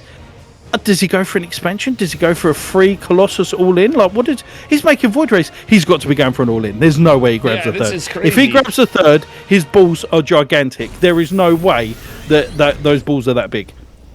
absolutely. In a weird way, if this was like a 1-1-1, that Void Ray and that fight, I think would have went a lot different. That was actually not bad in the 2 Immortals. But Immortals, again, between the tanks, sure, they'll do great against tanks, but when we're talking STEM Marines with combat shields, that is rough, man. But he killed all of the workers, Dave, and he's had to build everything. Yeah, he's had to build everything back. There's no third base where he's going, and meanwhile, the orbital on the third is coming for Aquaron. But look at this drop. Will the 2 Void Rays be able to stop this? This is crazy. I've never seen this. Oh, look at that! Holy, oh my God, I love the prismatic. Do you know everybody's butt cheeks clenched at that? Everybody's butt cheeks clenched. There's no, don't tell me they didn't. Yeah, and that is a time where those Marines and those medevacs, they certainly better have had their shitting pants on, because that is some scary shit right there with 3 Void Rays. Holy shit. I couldn't tell you the last time I've seen this in base. This is absolutely crazy, because Ashbringer's not even looking to expand at the moment. He's getting so many units now. He's going to, again, go 3 Colossus, and he's going to absolutely go for it. As soon as the Terran player realizes there's still no third and he can see 1/3, that's why he's sending the other Marine for the other third. If he just sits back and just plays defensive, he's fine. The Terran, if he's aggressive at this point, he could lose, Dave. Oh, yeah, it is possible. That's where you can throw. I think he looks like he's sitting back because he's unsure of the situation. I like the Vikings. I like a lot of this, but the charge lots was a nice touch as well. And as you say, the 2 Marines scouting out the third bases is pretty important here. I mean, there's Void Rays, there's Colossus. We just need carriers, and then we've won an achievement for making every unit that the Protoss can make. So Ashbringer needs to move across the map. He needs to pull the finger out, and he needs to try and kill this absolute monster of a Terran at the moment right now, because he's got no third base. He needs to be aggressive. That poor Marine absolutely getting destroyed by all of those Zealots, poor sod. Yep, and that being said, Richie, the terrifying thing is, at the same time, for the Protoss player, is this is a 1-1 Terran with a lot of Vikings. And he has 3 Colossi, 3 Void Rays, and it's not like Phoenixes, which will... Oh, look at this.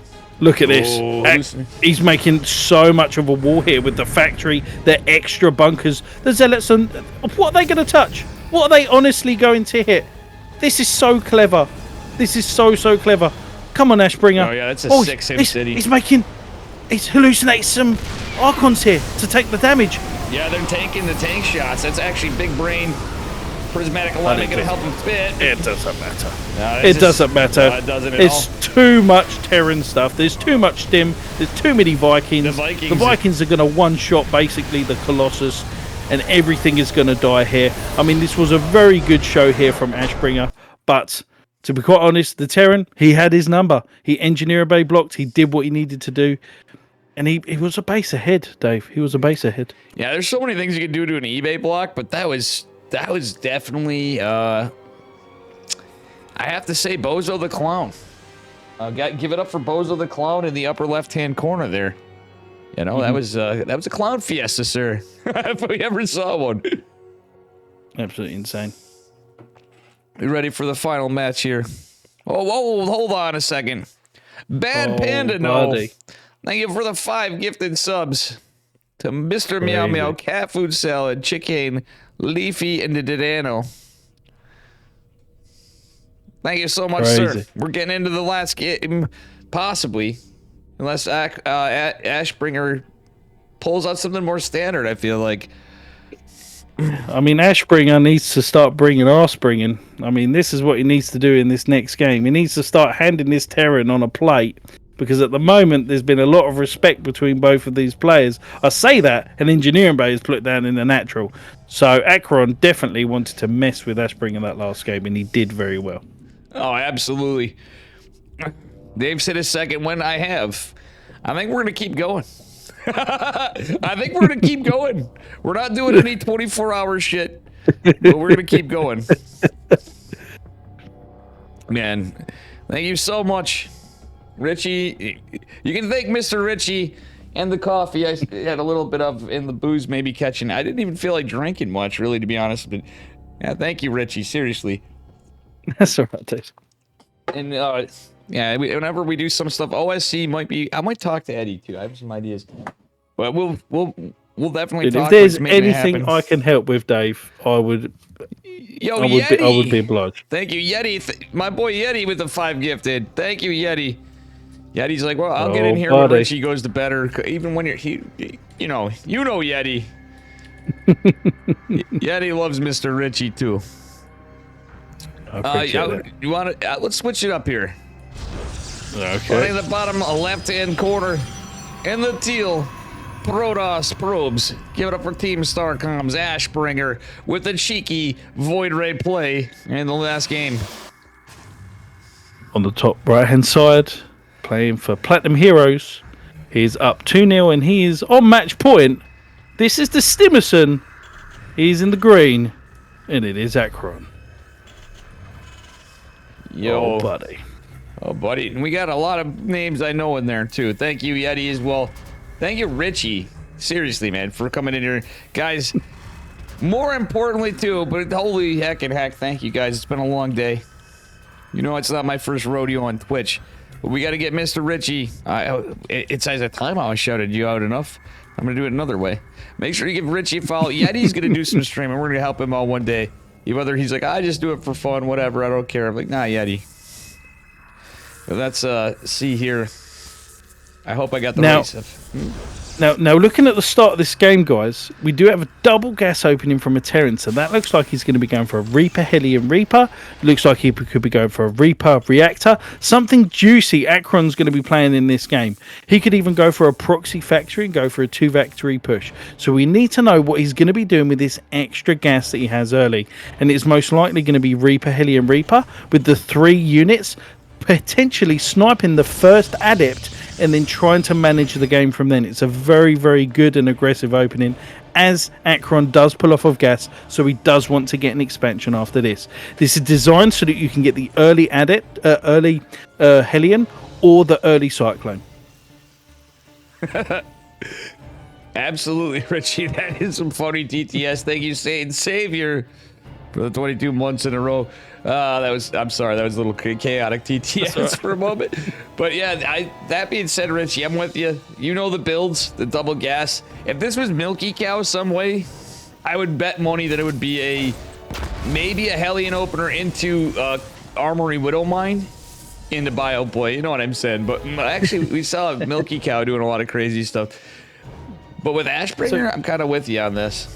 So Reaper Hellion, and he isn't going to go for a second Reaper. There is a Sentry that Ashbringer has opened, so that means that it's not really going to be like a Stargate opening.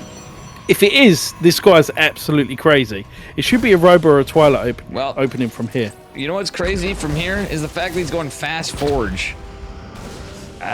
He's going to be the most delayed. The most delayed cannon rush you've ever seen in your life. Could you imagine if he just started cannon rush in the middle of the map and then just worked towards Akron's base? That'd be insane. Well, look at what we got here. It's a Hellion to debate him into window memes, and I buddy, that would be insane. I mean, and this is awesome because +1 is on the way for Ashbringer. The Twilight Council's on the way, but guess what? You've got no detection, but in fact, he does. Cannons are coming down. Ashbringer trying to find other ways. Clever boy. See, I told you, this guy's balls are massive. I'm telling you. He is. He's got some... you gotta hand it to him. He does have some really cool strategies. But that's great. So this would have usually been game over if this would have been a normal sort of opener here. But because he's got 2 cannons, it's not exactly over. Ashbringer's going to be able to hold this. It depends where the mines go, to be quite honest. But there's no third base. Akron's going into double tech lab, but is he going for like a marine tank Banshee? The Ravens could bite him. Okay, if he does an interference matrix with a marine tank or marine tank Raven push, if he gets interference matrix and doubles down, this could actually be good, really good for Ashbringer because he's going into charge lots. This could potentially be a charge lot. Well, now I say that there's no gas. Look at how many gateways, dude. Look at how many gateways. Yeah. He just loves making gateways. This is crazy. And as he comes in with the mines, these mines have to do really good damage because he's committed an armory with this as well. He sees the cannon. He's like, what the? Only one worker, another worker. Maybe. Doesn't do enough. Does not do enough. But hold on a minute. Oh, no. All right, I debated. And now Wait, hold on a minute. He's thinking about it. Yeah, he can get in there outside of the cannon range, but this one stalker can shut it down at that point, and it'd be at the gas, right? You might get some on the right edge. It's gonna be Zealot Archon all in. Yeah, he's going for a charge a lot Archon push. What the? It's an old school build, I believe. It's Go for a third. But Dave, are you sure you haven't got an auto count? Because this is absolutely insane. Yeah, this is such a cool build. It is. I like it. If you think about it, it's no different when you think about what's economically spent. It's obviously different. It hits differently. It builds differently. This is like going 4-gate Blink in a weird way, but his upgrades are gonna be so strong. Like these Zealots and Archons are gonna be like just a fucking fist to the face. Basically. I'm so confused because if this is aggression, I mean, he's already going for a third base here. He just needs to defend what Acheron really pushes across the map. If he's aggressive with this, then he's grossly underestimating how good his army can be with this plus. He's going to have +2, Dave. Yeah. With Archons. He's playing this like it's PvZ in a weird way, with like after holding the aggressive Terran side of this is really wanky. +2 equates to throw molten lava on Marines. That is so true with Archons. Yeah. They're going to absolutely disintegrate. Hell, even the Zealots at this point, because stamina combat shields are just finishing up. What I do like from Acheron is he has not only the Raven, he has the Viking, so he can shut down a drop pretty easily. Phoenix Scout does come across the map here, and he's going to be able to try and scout at least that Acheron's playing very, very defensive here. Now, Acheron's is going into the double upgrades, which is actually a really, really good sign here. But is there a second armory? Did he cancel his armory before? Am I going crazy? Did he not make an armory earlier? He made an armory and he canceled it. God damn it. What a madman. That's actually really smart. These guys are mind gaming casters, let alone the other players. Do you know what I mean? This is crazy. Imagine being either one of them, for sure. Yeah, like, literally, I think that was a complete read when the fact that I think he saw the Forge researching too, and everything he scouted. This was great deductive reasoning. This is a really sick Zealot wall in the natural. From Acheron. I mean, don't you think so? That's some really good Sim City. He's got the eBay right there. He's got he can actually pull back from and have the supply depot actually block. Yeah. What's really good here is Acheron's deciding to be really aggressive, knowing that there isn't Blink. Now, when there isn't Blink on the map, Liberators become active, Doom drops become active. But oh my god, Ashbringer's going to see this drop, so he could actually get units in position to defend, and it looks like he's going to be doing so. Yeah, the thing of it is he has the economy, though. He's 3 bases. He could go into Blink behind this is the crazy thing. He's going into +3. I don't know why he doesn't get Blink. Like, Blink or Storm. Like, at this point, he should have surely gotten Storm, at least. I don't agree with that at this timing now. What? I mean, if he dropped all of those Marines and Marauders down there, I mean, they probably could have killed all of those units there. There are only Stalkers and some Zealots. If you had a bit of sort of stutter stepping, that wouldn't be too bad. But, you know, he's saving these units for another day, and he's going to come back into the game. Because remember, guys, it only takes one game to really tilt you, and you could throw a game so bad that then your opponent comes back into a series. So I agree with this decision from Acheron. He wants to play it cool. He's trying to harass Ashbringer a little bit, put him off of his game. But at the moment, he's going to have +3. This is pretty darn good. He just doesn't have really a lot of AoE. I mean, he only has Archons that can just die to 1 or 2 EMP. So it's kind of it's a good army if the opponent doesn't really know how to combat it. He's going for 2 Ghosts, Dave. Now with the Ghost nerf, it's an unpopular opinion, but I've been seeing even Max Packs doesn't do it enough, and a lot of Koreans will do it, and it's actually been pretty successful. Storm has became a viable thing again. Number one, feedbacks are always good, and feedbacks could have stayed. He could have warped in some High Templar and actually done some damage to the Medivacs to scare him away if he needed to. Didn't think about that. I think a lot of Protoss really just underestimate how good Storm can be later game now, because you know what I mean. EMP's still fucking good, but it's just enough where it's like almost Storm drops, for example, perfect. But maybe he doesn't feel confident in being able to control that. But we're just now seeing our first Colossus, and Blink just now going down. I wouldn't hate Acheron going for a 4th base at this point. Look at the army supply. This is crazy. with no aggression, really, because of the he's played so defensive. He's played so defensive, Dave. As you're just about to point out, look how many mines are just dotted out on the floor, like it's snakes and ladders, and you're just about ready to start at the beginning of the game again. It's absolutely insane. Akron is doing so well at trying to manage the game. He just needs to try and be a bit more aggressive, but he can see that his opponent's army, it's a great army that can be built very quickly, but it's just not a very high quality army. With a couple of EMPs, Ashbringer's army is just as good as a water pistol. I'm not going to lie to you. Yeah, I do like the Immortals, but he's just now getting his Colossi out. At this point, too, with one Robo, he's just now going into the other second Forge after he already has +3. This is weird, dude, man. This guy's balls. I'm telling you, man. I mean, I like some of... That's the one thing I will say is the upgrades. Shield. And Shield... I know, it's funny. But ironically, late game shields do make a difference as much as people laugh about it, because, you know what I mean, EMPs, obviously, but at the end of the day... He's pulling the Stevens. The Stevens are coming out at the moment. Look how many Stevens there are. With the SCVs, with the army here, there's going to be a lot of EMPs coming down. Look at the EMPs, just absolutely shredding all of the Archons here. Missiles. Wait, oh my god. That little bit of an upgrade advantage actually kicking in. Extended thermal lance just now finishing. Oops, I just slipped my camera. But still, there isn't any Vikings. There isn't any Vikings to kill the Colossus, and Akron's he's retreating back further and further. These lasers are tearing through this army, and the micro from Akron stutter stepping, killing as many of these zealots because they run too quickly. The third base is completely trashed by this time.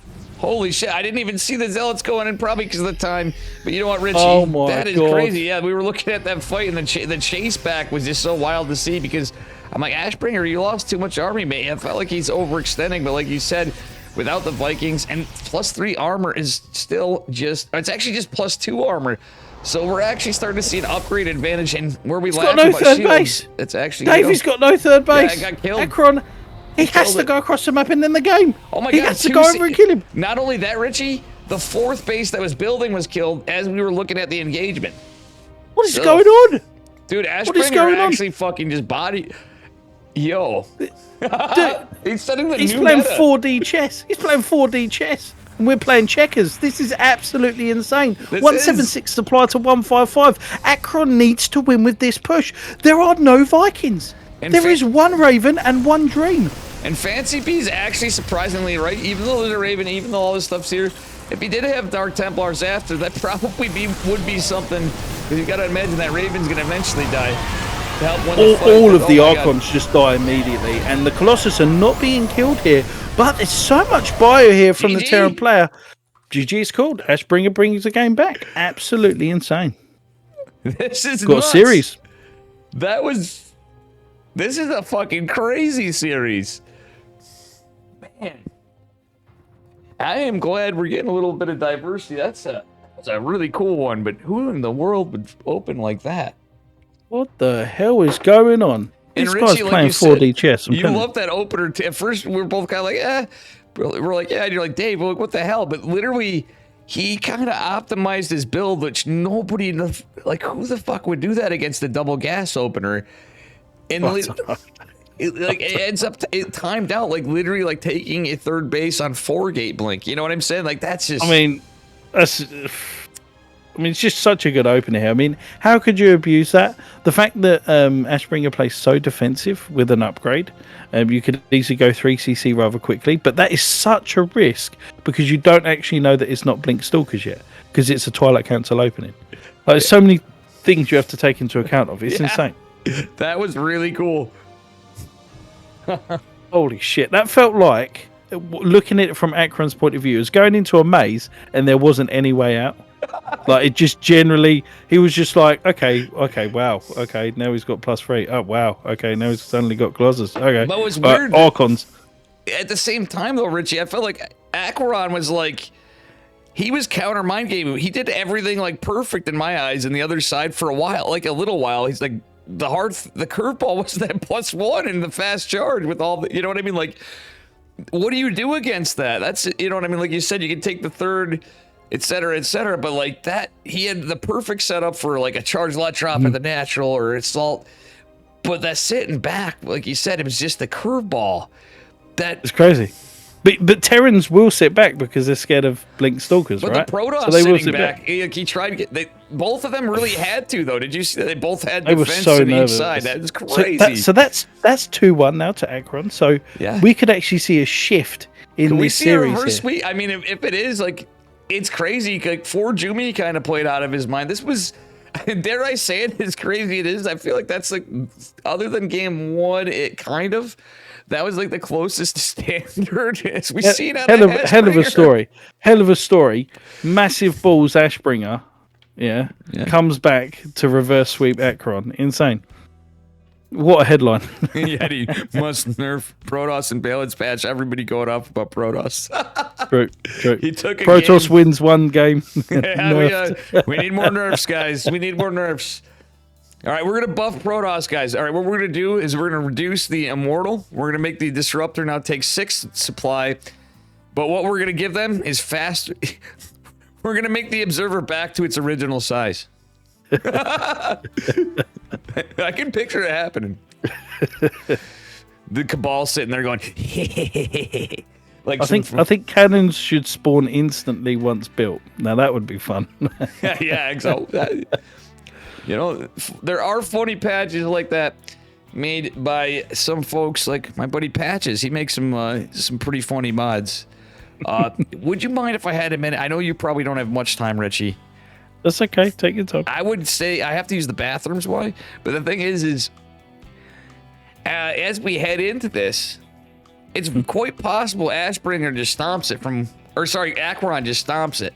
I think it's pretty unlikely that Aquaron. Oh, sorry, I'm mixing it up again. I meant to say Aquaron. It's very unlikely Ashbringer takes it, but this man is, like you said, he's got balls. It's crazy. He's got gigantic freaking testicles. He doesn't own a chair because he doesn't need one. He sits on his balls. That's how big they are. It's absolutely insane. It's absolutely insane. And feel free to entertain chat. Again, guys, Mr. Gamer Richie here, my co-caster. But everyone, again, obviously Dave Tester's here now for almost 13 hours, and he now needs a toilet break. That's insane how effective Dave Tester's bladder is. He's definitely got great genetics, and we're just about to cast his headphones moving left to right here. Whether it's going to stop on the left or the right, no, that would be terrible casting that. So how's everybody doing today? I hope you're all doing well. It's currently 4 a.m. in the UK here. My wife is probably downstairs. Hopefully she's not awake by my loud shouting, but who cares because Great StarCraft's on. No, I'm pretty sure she can't hear me. I hope she isn't. I hope Ashbringer comes back into the series. I'd like him to get back into this game. I'd like him to go for double upgrades on one base and show him how big his balls really can be. That would be really, really good.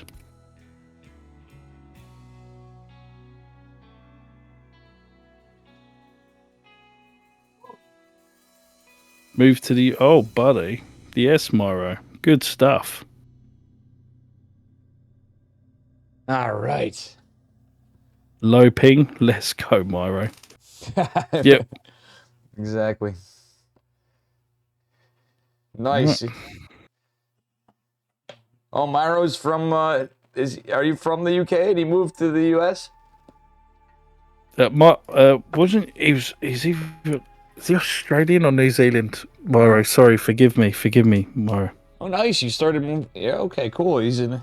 If he was from the UK, I mean, certainly we would have already hung out. Oh, dude. Somebody that I don't think did with you, or at least he didn't remember, was my boy Lethal. I go, you remember Better Gamer Richie? Lethal's like, oh, I'm like, you're from like the same area. You guys got to hang out. Lethal's a fucking hoot, man. He's a boomer like Farrell, you know? I'm like, I want to make my way over to your area. So I got you. Yeah, I think Lethal's with I think Rotterdam's group and stuff like that. So I don't think our paths have crossed yet. Yeah. Oh yeah. But they will. They will. It'll be with the first phrase of "Oi, mate, you all right?" You mean Lethal's with Dave's crew? Roddy's with Dave's crew.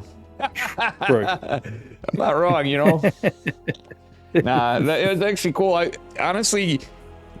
I went down to Atlanta. That was one of the things too. Is just kind of nice to go down there and kind of step back from all the bullshit. I do wish I got some pictures after all, because I'm just, you know what I mean. I cast and all that, but I'm not anybody special. But I will say all this grinding did pay off in the homeboy thing. Meeting the big guys. You know, you get finally seeing Roddy after the thing. But one of the first people I see when we make it to the big hotel, which I didn't even know we were going, was the party for the casters and players are at. I see the StarCraft story and give him a big hug because he came to Utica to visit me with Bruno. Anyway, who's behind him? Who's big smile on his face when he sees me and puts his arms out? Guess who it is? Ready for this? I have no idea. Go on in. Artosis. My lord. He goes, Dave, I'm glad you can make it. Everybody was reading my Twitter. And then I see Tasteless. He goes, same thing. And Tasteless goes, dude, thanks for liking all my tweets. I'm like, what the fuck? What? Okay, wasn't expecting that. And then there's Roddy after. He's like, hey, Dave, what's up? And then from there it was just drinks 30, you know. Tasteless was pretty fucked up, which is awesome. Got to have a few cheeky drinks, have a couple of smokes with the Roddy. Pretty based. Lol, that comment earlier, his balls are so big he's not even sitting on his chair. Yeah, exactly. That was good. That was 11 out of 10, Richie. There we go, buddy. Right, Richie, so we're gonna do this, and I gotta get back to my drawing. Chat doesn't let me. I'm gonna make time as I cut down things. We gotta draw Mr. O.J. Stimson here. I did Farrell, and we need to get some Richie commands, I think. I'm gonna have you record me some sounds. It's been too long. We need some stem to win and stuff like that. You know, that would be good. That would be really good. The ball, yeah, that's. I think we got to plan that out, man, because you need to be on the bot. It's been too long. Exclamation mark chair. Exclamation mark chair, yes! Nobody would expect that to happen when you type exclamation mark chair, and then I'm going to have your picture come up that I scuffed draw. Exclamation mark chair, and it's just Ashbringer, dude. What the hell? Oh, dude, that's based. I love it. I love it. I love it. You ready to rock and roll, sir? I'm sorry for being so... Always. No, this is great. Damn it. Yeti called. I should even bug Yeti or everybody. I'm glad you did, but I'm going to bother you more, sir. This is a lot of fun. Imagine if it wasn't like 4 in the morning for you.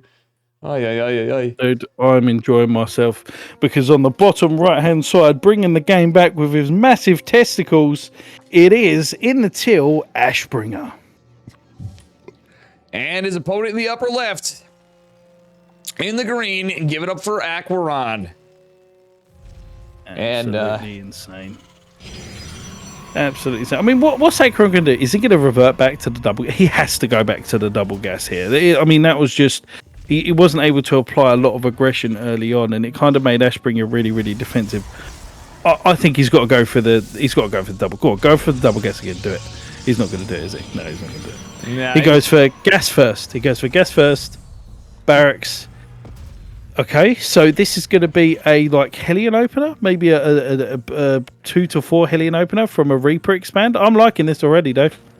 I'm liking this. It's pretty cool. I like Ashbringer scouting. I call this the Korean scout path because they're always expecting a Terran to proxy Rex and potentially the last match in a tournament. Rather than just going right across. It's like, well, let's just see. Even it could be one barracks just with a Reaper, you know, let alone proxy Marauder or something. But the end of the day, to quote 21st century Bing Bong Exports philosopher Benjadeth, it's not a build. This looks like something Han Mono would do. I mean, certainly, if Ashbringer does come back in this series, as he's going for Nexus, then going into Cybernetics, of course, he's going more of a macro opening. If he's able to come back, especially reverse sweep Akron, which I would say is a favourite, he needs to change his name to Arsebringer because he's absolutely slapping arse tonight. Because that last build was absolutely fantastic. He is bringing that booty. Assbringer. I love it, man. If he does, I am calling him that. There's going to be exclamation mark chair, and then there's going to be exclamation mark booty, and it'll just say, here he is, the Assbringer. It'll be Gamer Richie saying it. But The big booty reverse sweep. So it does look like now that there's going to be a Reaper, now Reactor. Now, unfortunately, Akron can't actually stop any Scout or any Proparas here, but Arspringer doesn't actually know that yet. But he is going into the main base, and he is going to scout that it is going to be a Stargate. Hopefully, he goes around to the other side just before this Adept. No, he's not able to. But that being said, with the Stargate and with hardly any wall in the natural here, if he does go into Hellions, he's in a big advantage. He gets to kill a lot of units. Is it Hellions? We called it at the start of the game, Dave. Yep. I called it at the start of the game. It's absolutely insane. Now, I was teasing about the not a build thing, but it is kind of funny. You know what I'm saying? Like, okay, gas first. Usually everyone's like, I don't really like it. It's not safe. But you're like, yeah, you called it. Yeah. With that said, and he's going for a proxy liberator as well. This is Gamer Richie written all over it, mate. I've seen you do this before. I have seen you. Usually I've seen you do this in TVT, and I remember the game. I bet you remember too. I was watching you play Discord, and you just bodied the Muslim in about 3.5 minutes in a TVT because you had a proxy liberator. Yes, I remember that. But now he's going for 4 Hellions. What is he going to be doing after that? He's going for Marines and tanks. Absolute Chad, because he's going to be going into it. Is this going to be... If this is a Banshee, oh my god, I can't believe it. He's smurfing. He's absolutely smurfing in GM as the 4 Hellions are coming into the natural here. There's 2 Adepts, and the Oracle's the other side of the map, Dave. He's going to kill so many workers. Yeah, it's tit for tat. This is like there's so many workers going here. And the shield battery, he needs battery overcharge and he doesn't have it. 10! Yep, that's, saves the last that's 4. Brutal. But still. Absolutely brutal. Oracle actually forcing a lot of lost mining time, gets the couple Marines. He does get a couple of workers. I mean, these guys are trading punches. They are. These guys are absolutely trading punches. This is great. They're pretty much even on workers, but mules. You know what I mean? Workers, Dave. All right. And this proxy banshee is going to do a lot of damage. I mean, he's got phoenixes. That's great. Will there be? Does Ashbringer or Ashbringer know? Sorry, I'm stuck in my mind now. Does Ashbringer know that there is a proxy starport? He has to know that there's something wrong here. He hasn't scouted. Oh, the SPVs are going to get it without this. I think he's too in the moment because of all that damage earlier. But at the end of the day, he should have been able to. He doesn't because he's not building an observer. He should recall this Oracle. Like, I know it's a thing they constantly try to get pressure. He can't get information. It's pinned down with these Marines. He should recall the Oracle in my eyes. And guess what? He would have a rev tag. But he's not. I can't see him. I can't see him holding this. I can't see him holding this at all. He needs to recall. He needs to recall the Oracle and pull the probes immediately. Oh my god. So many workers going down, Dave. How many workers have gone down in total? 10, 11. So these are 10. This is not... Oh my god. Yeah, and this is where Banshees feel like DTs a little bit. And the poor man has forgotten that he has the Oracle. He forgot recall's a thing. That literally was the answer to it, was recalling the Oracle. I mean, like... 25 well, he does workers. Clear that up. Oof. What's that? 35 workers killed throughout the game? How many workers, Dave? 37 workers. Oh, close. Now, that is damn close, but still, that's kind of crazy. Phoenix gets the start. Oh, my God. We saw Aquaron do this before. But I think this next push with the Marine tank and the Cyclone and everything else is going to take care of it. A Colossi desperately trying to get out.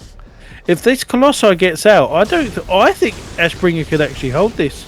If this Colossi gets out, I think even without it. Phoenix is back, and this man's forgetting. He needs battery overcharge, and he doesn't have a ton of energy. He's going to have to make a decision. Recalling he doesn't Phoenixes, know. I don't think so, but yeah. The stasis, Dave, the stasis ward. Oh my god.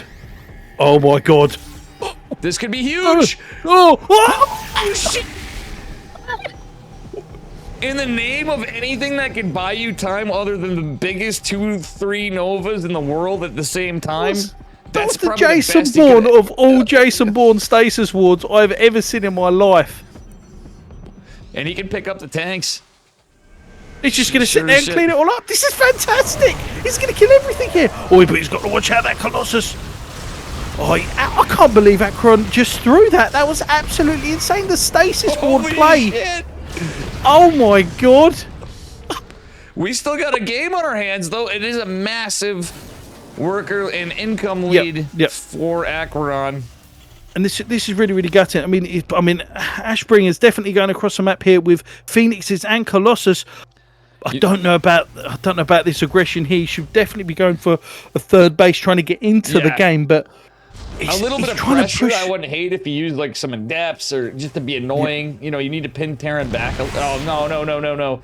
Where's the Phoenixes? Where's the Phoenixes? If he had the Phoenixes, Dave, he could pick up the tanks. Yeah, he actually could. Killing 2 tanks earlier. The other thing he could have done was kill the starport there. He's using the Oracle. Where the fuck are... Oh, the Phoenixes are defending back here. He's expecting the proxy Stargate.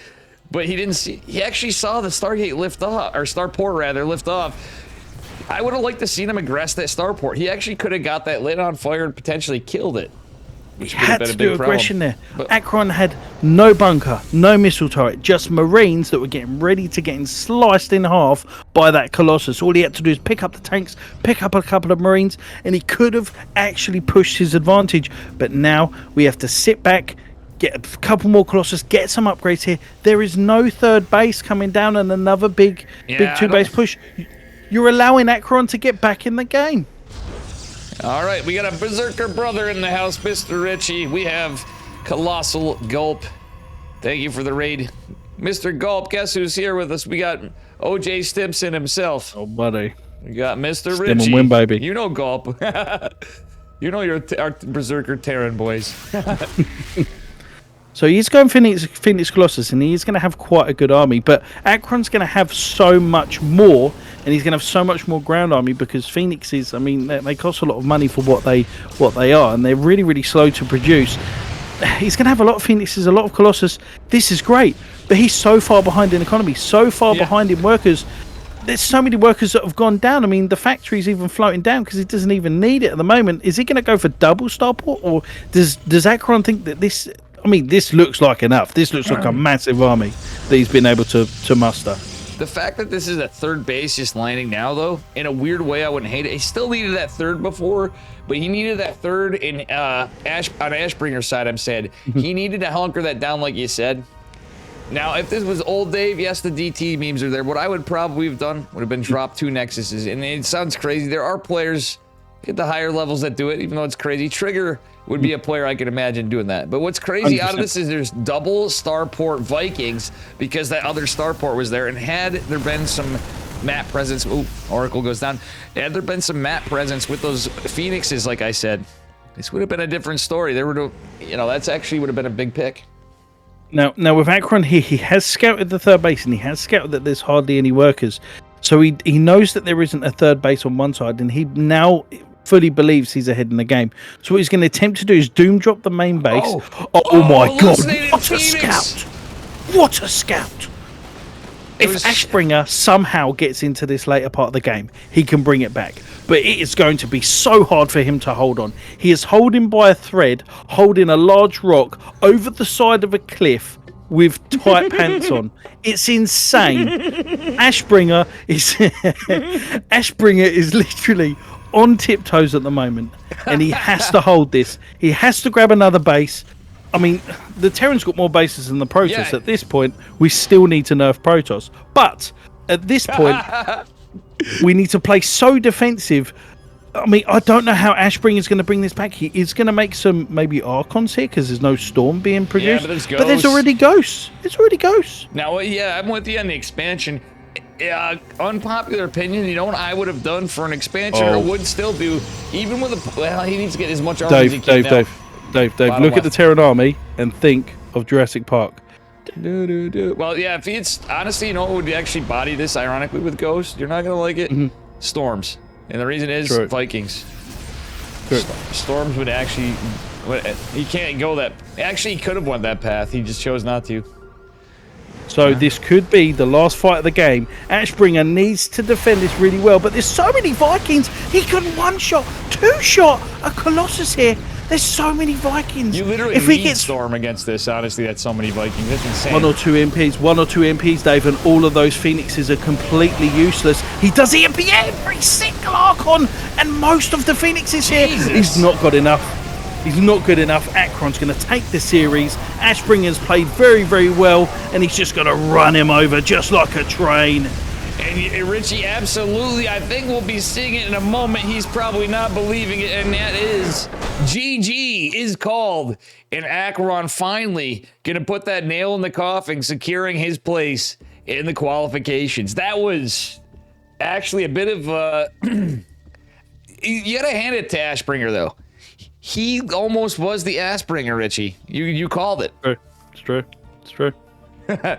Richie. I mean, he was so far behind. He was so far behind, and he needed to do.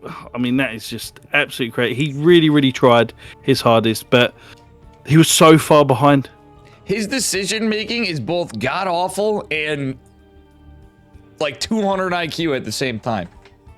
You know what I'm saying?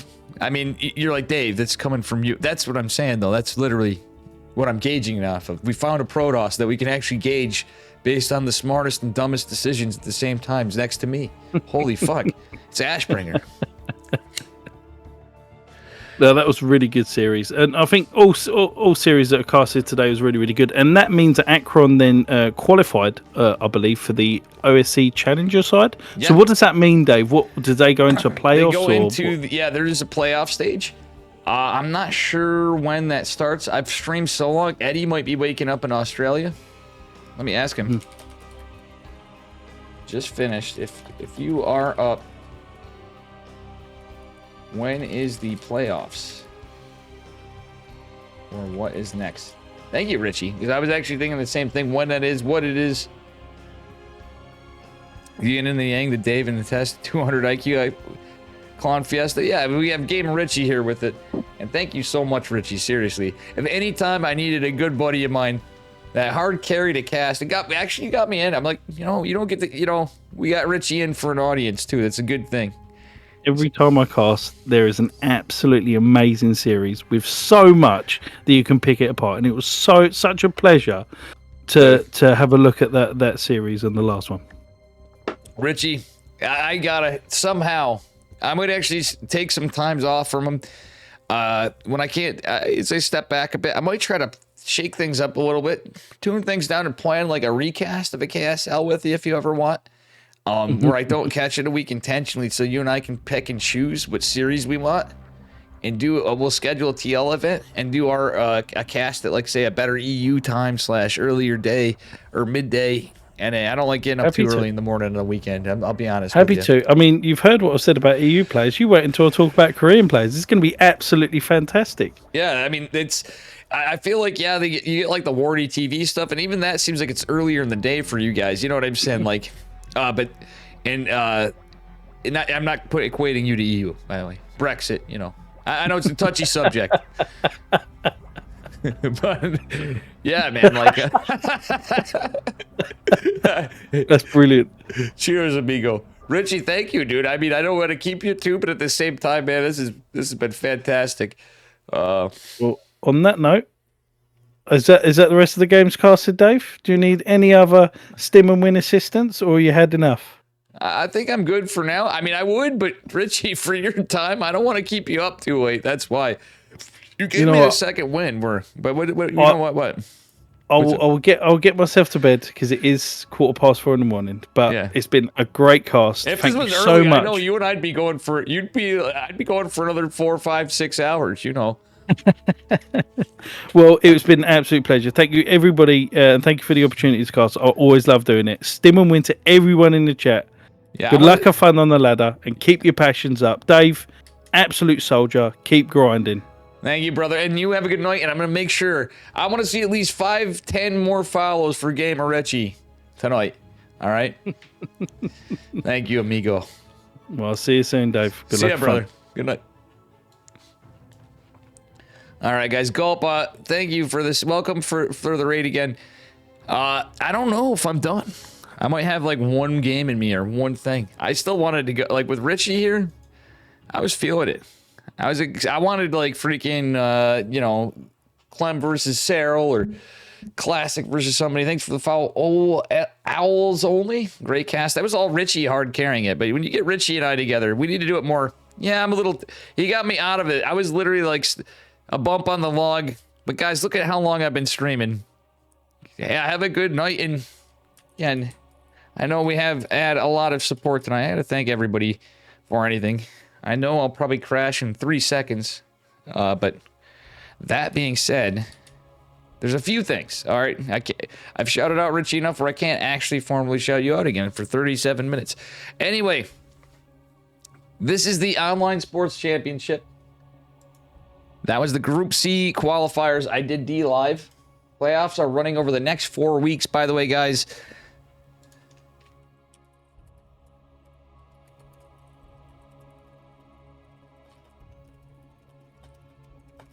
All right, so just checking it out on some things with Eddie.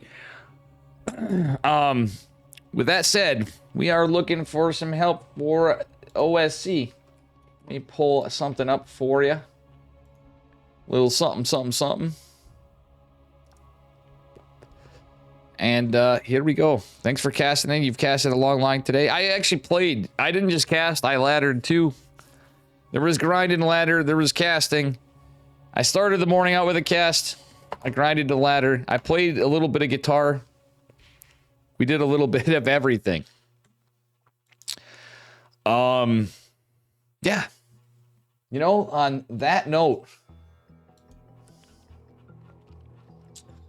I believe we can call it. I'm going to do some thanks. Is Patches actually doing his tournament tonight? That's the question. I think he is. Oh my gosh. No, he's playing ladder. I was going to ask him about it. Is he still doing the tournament? He's mid-game. I want to do the thank yous and all that stuff.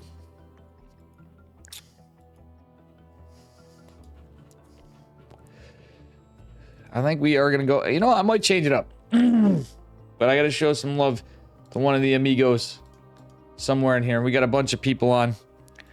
So anyway... Let me give all the thanks. And hey guys, it has been a 13-hour stream. I think it's safe to say I can call it. I streamed about 9 hours yesterday, and I worked yesterday. And I've been sick too, so I was off a couple days. Ay.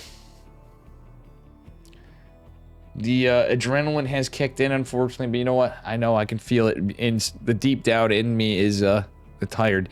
So big thanks to Owls Only for the follow, Gulp for the raid, Satan Savior for the 22 months, Yeti for the 5 gifted subs, Bad Panda No for the 5 gifted subs, Sir Sizzle with this first time Prime subscriber, I believe. He's first time subscriber. Fancy B with the Prime sub, Fancy B with the follow, Sir Sizzle with the 100 biddies, TWS 3000 with the follow. Where's the Any Key with the tier 3?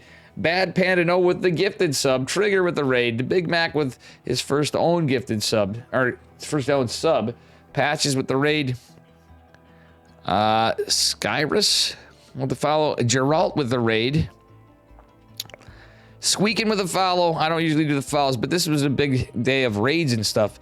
Took me I had to stream for like 11 hours before we had subs, so thank you guys for all the big generosity. Yeah, dude.